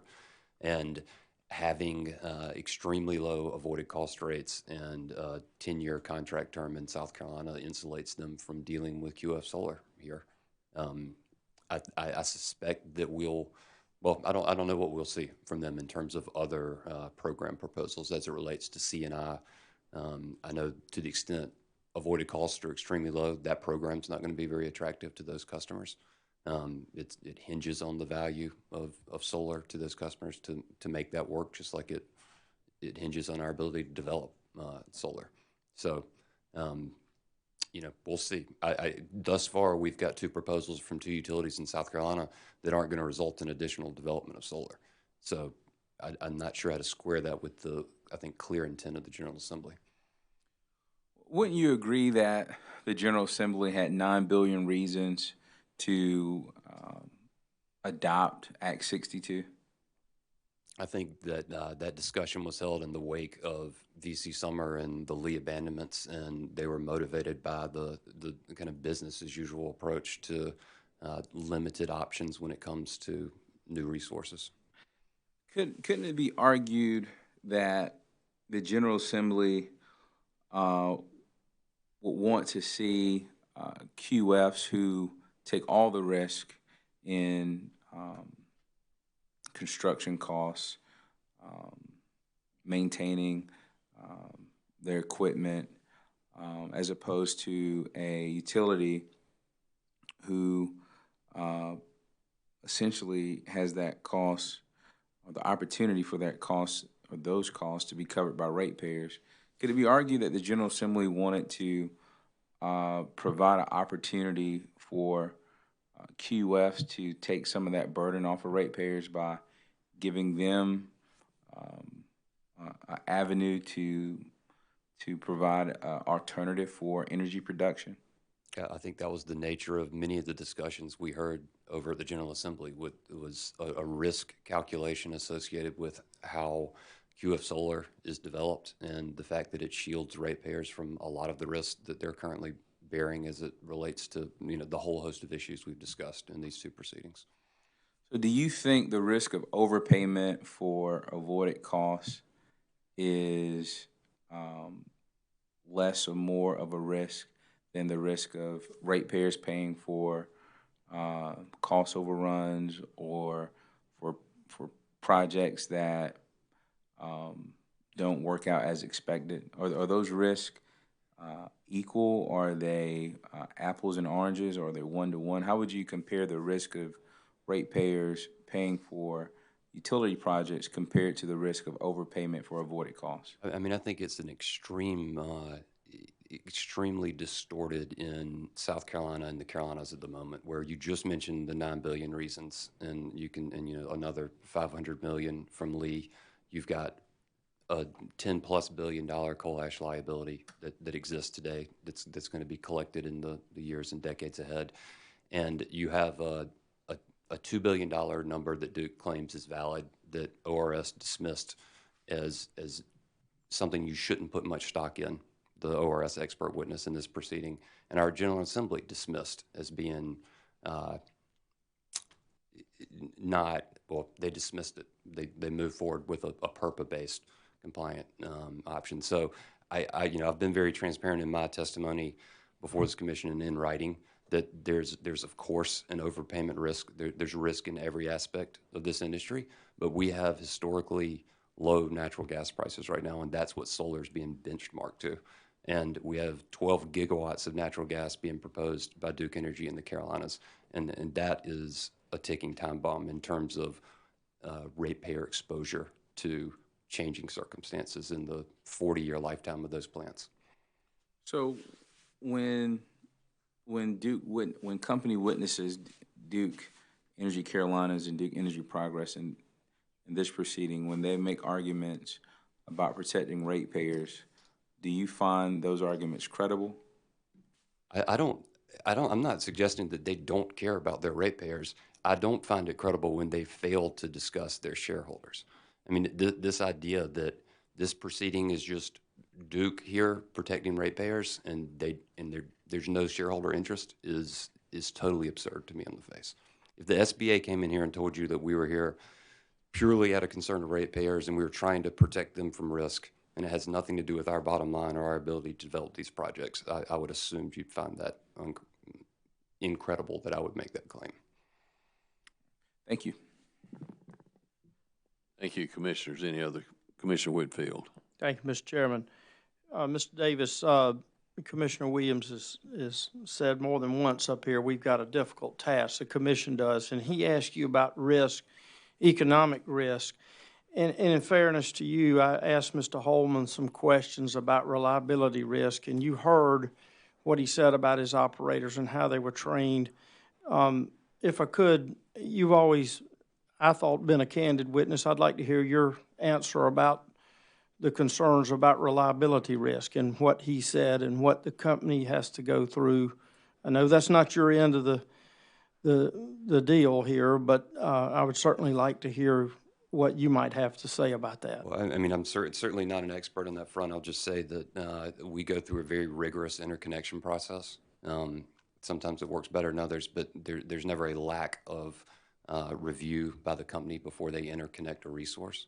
And part of that is is making sure their system is not going to be negatively impacted and reliability is not going to be compromised. And so that the NERC standards that apply, the South Carolina oversight through interconnection procedures.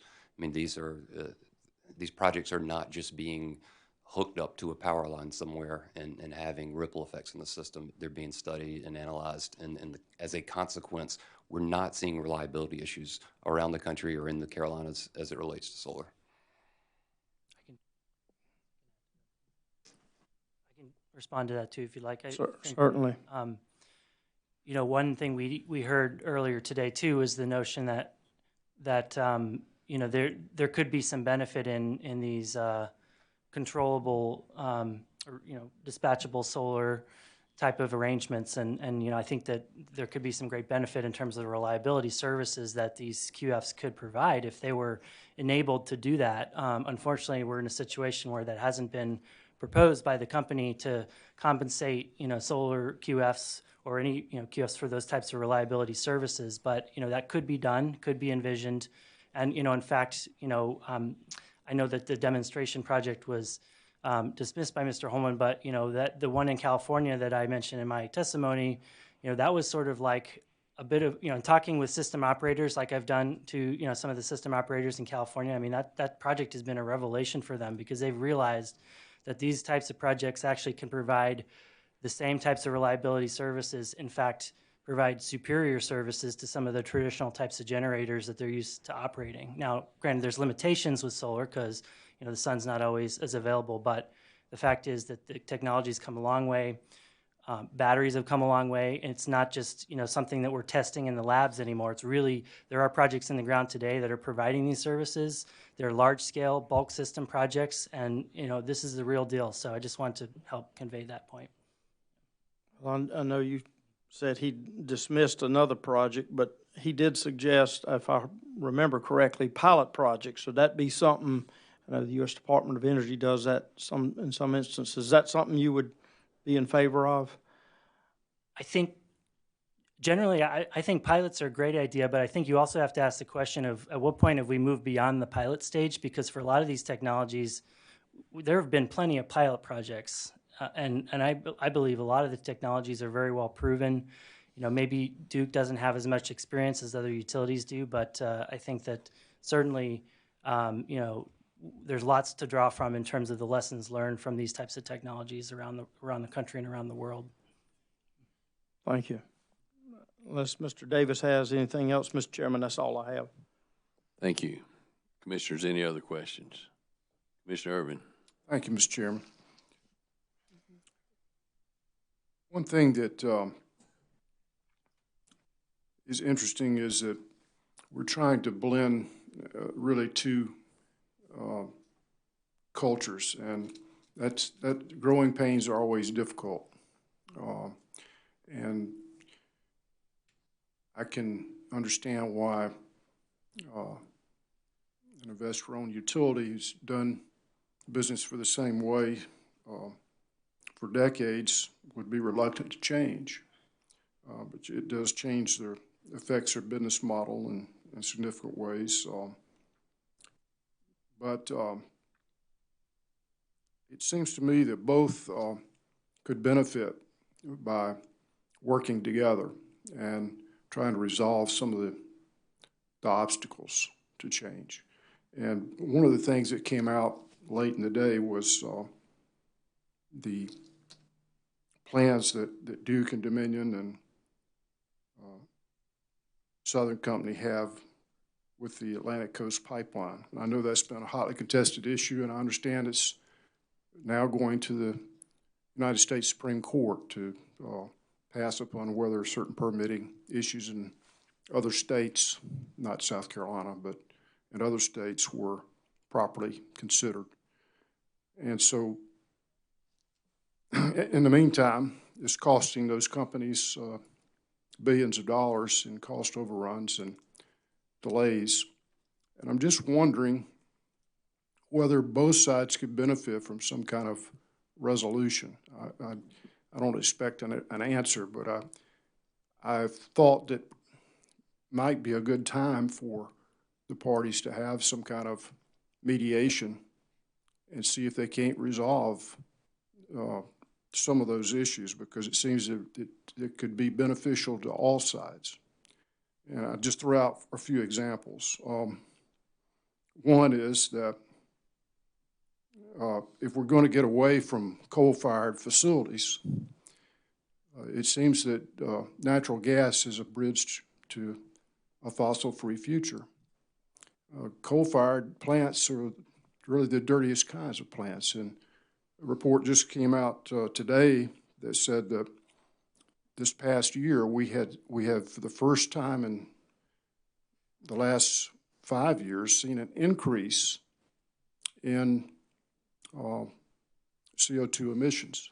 Now, that's a stark reality check, because it means we're no longer making progress toward the earlier goals that we had to try to reduce fossil fuel emissions, primarily CO2 emissions, and to a lesser extent, other type emissions like we spoke about earlier. But I think we could all agree that one common goal would be to reduce and eliminate coal-fired plants.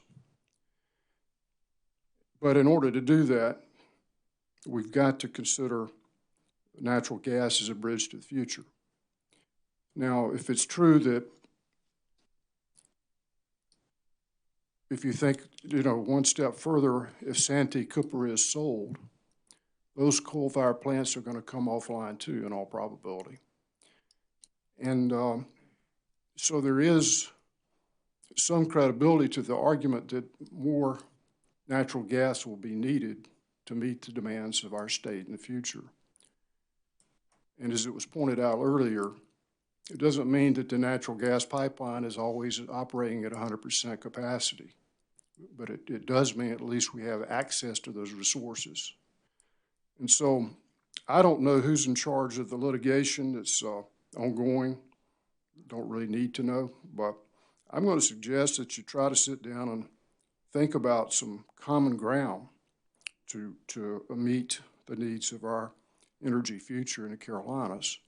It seems to me that there's going to be a need for more solar, and probably more than Duke and Dominion would like.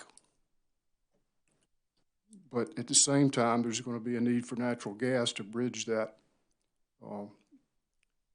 path to a fossil-free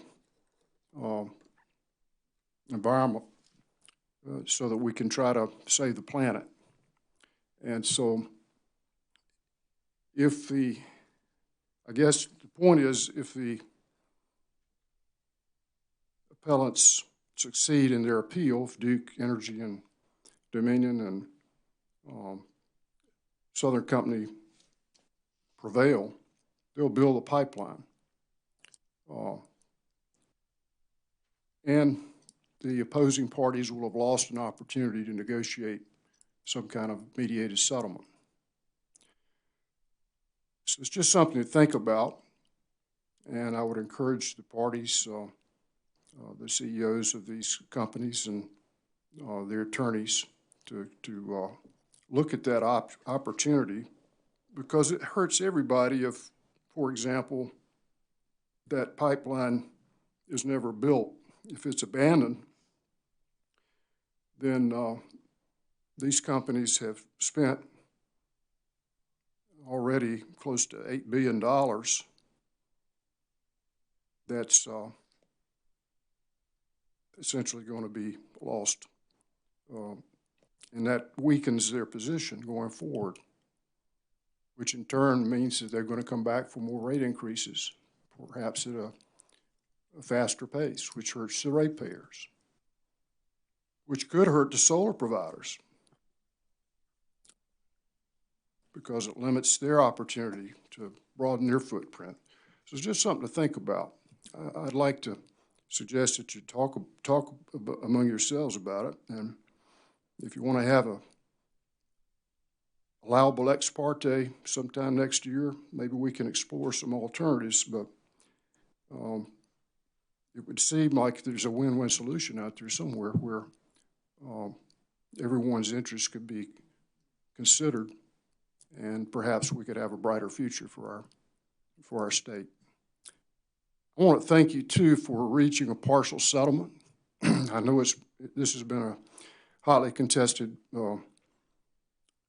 case, but it means a lot to the Commission that you did reach some agreements.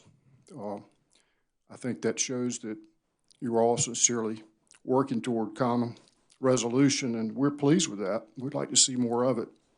But I think everyone's done an excellent job in presentations, and I thank you all for your participation. Thank you. Any other questions, commissioners? Any redirect, Mr. Adams? No, sir. Thank you. Gentlemen, thank you for your testimony and you may step down and be excused. Okay, now we have rebuttal from Mr. Wilson for Southern Alliance for Clean Energy and South Carolina Coastal Conservation League.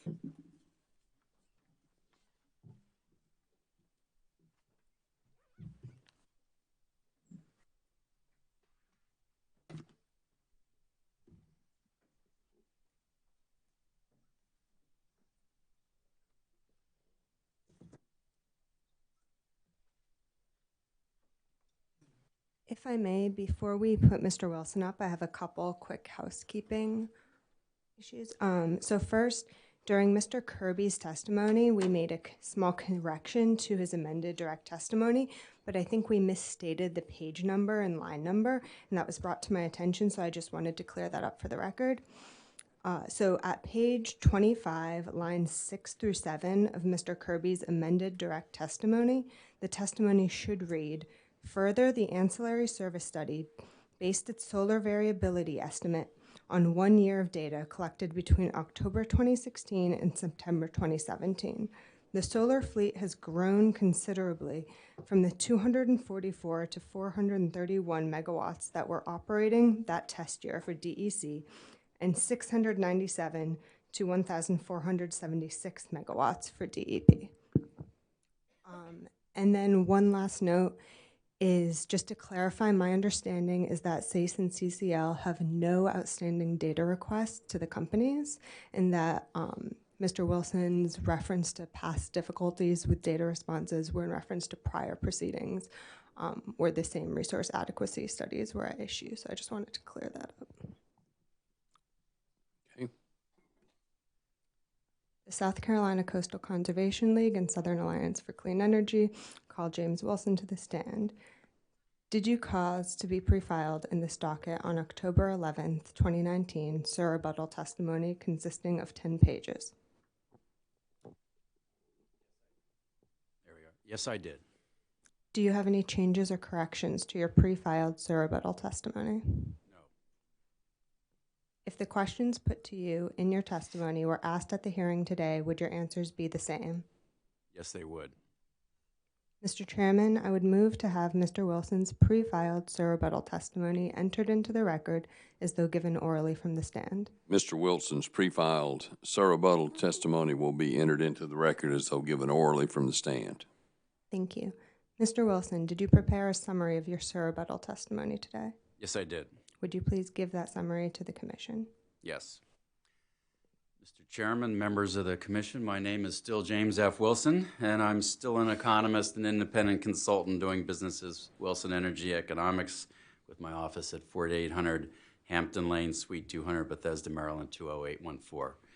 And I'm here again to testify on behalf of the Southern Alliance for Clean Energy and the South Carolina Coastal Conservation League. My direct testimony addressed Duke Energy's proposed avoided capacity rate design, specifically the company's proposed seasonal capacity payment allocation and the resource adequacy studies underlying that. My direct testimony critiqued the 2016 resource adequacy studies and solar capacity values study, which provided the basis for the proposed seasonal capacity payment allocation. In my Sir rebuttal testimony, I further explain why the studies supporting Duke Energy's capacity rate design are flawed. Specifically, I explain that the studies rely on highly simplified and inaccurate assumptions about how load increases at extreme cold temperatures that exaggerates the impact of extreme cold on load and overstate winter risk. I also explain how the studies overstate the potential for large under-forecasting areas by inappropriate using multiple years of load forecast uncertainty and misrepresenting the data underlying the load forecast uncertainty.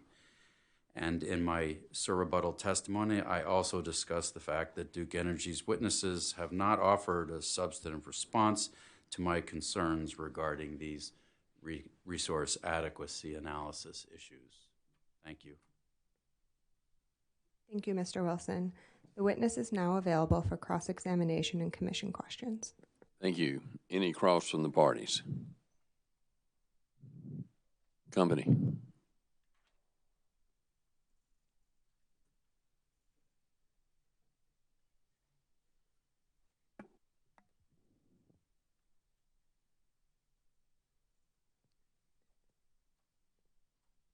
Please don't let this large notebook worry you.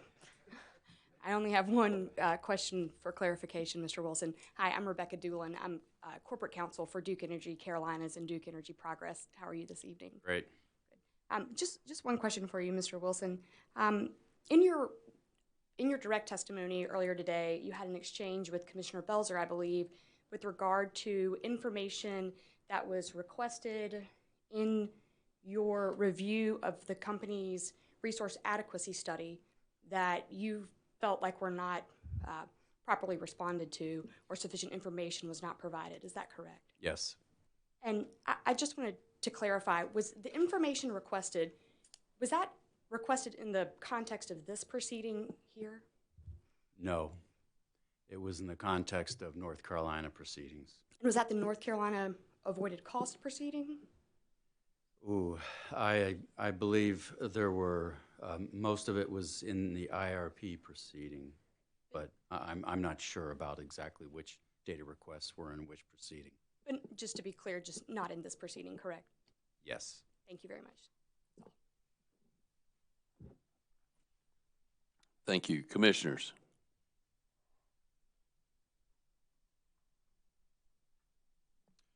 You've had a chance this afternoon to think about it. Do you want to make a commitment yet?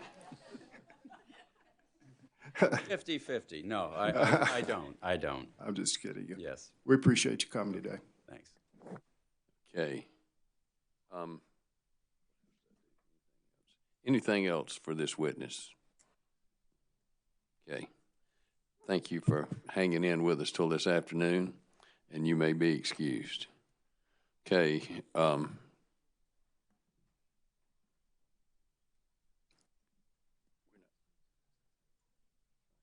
Okay, I'm going to turn it over to Mr. Stark for a couple of comments. Thank you, Mr. Chairman. I think I only have one comment. The parties and I had discussed earlier, I think proposed order date November the 8th, I think, is what was mutually agreeable. Is that still the case? Yes,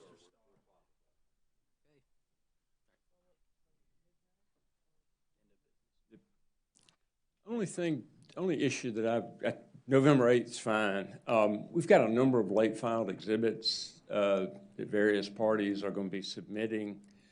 And I would suggest that we have a timetable or a schedule for getting those in that will give folks an opportunity to interpose an objection if there's any basis for an objection that could be then addressed. And I think this would apply to all parties, Mr. Golden, in case that's why you're standing. No, I was actually going to help you out here. And we would not expect a ruling. I mean, y'all could just deal with those in your in the eventual order, as the commission has done in the past. But it just seems to be a procedural assistance to the parties to give a deadline for the late filed exhibit so that we would have an opportunity to review them. And to get to Mr. Ellerby's point, I think, and first of all, I want to thank all of y'all for the last 2 weeks. I mean it. This has been the most attentive commission that I've ever attended.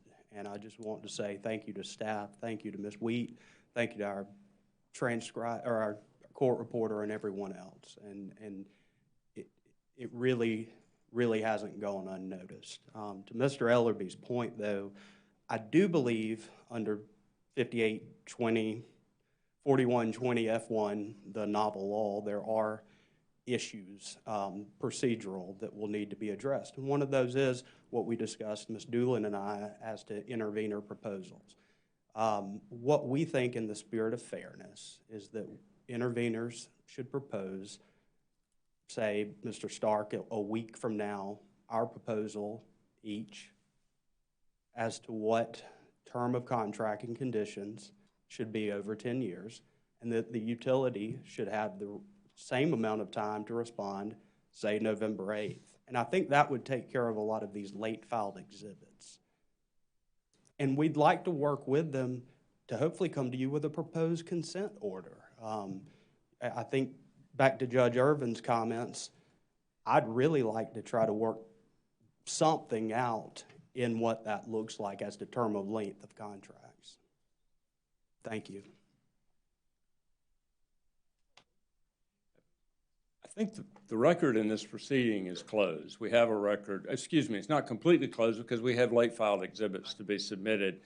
We just want to see the late filed exhibit. We can't speak to how we're going to respond to that or what we think y'all should do about it. We just need to see the late filed exhibits from everybody, and then we will respond appropriately based on what's submitted.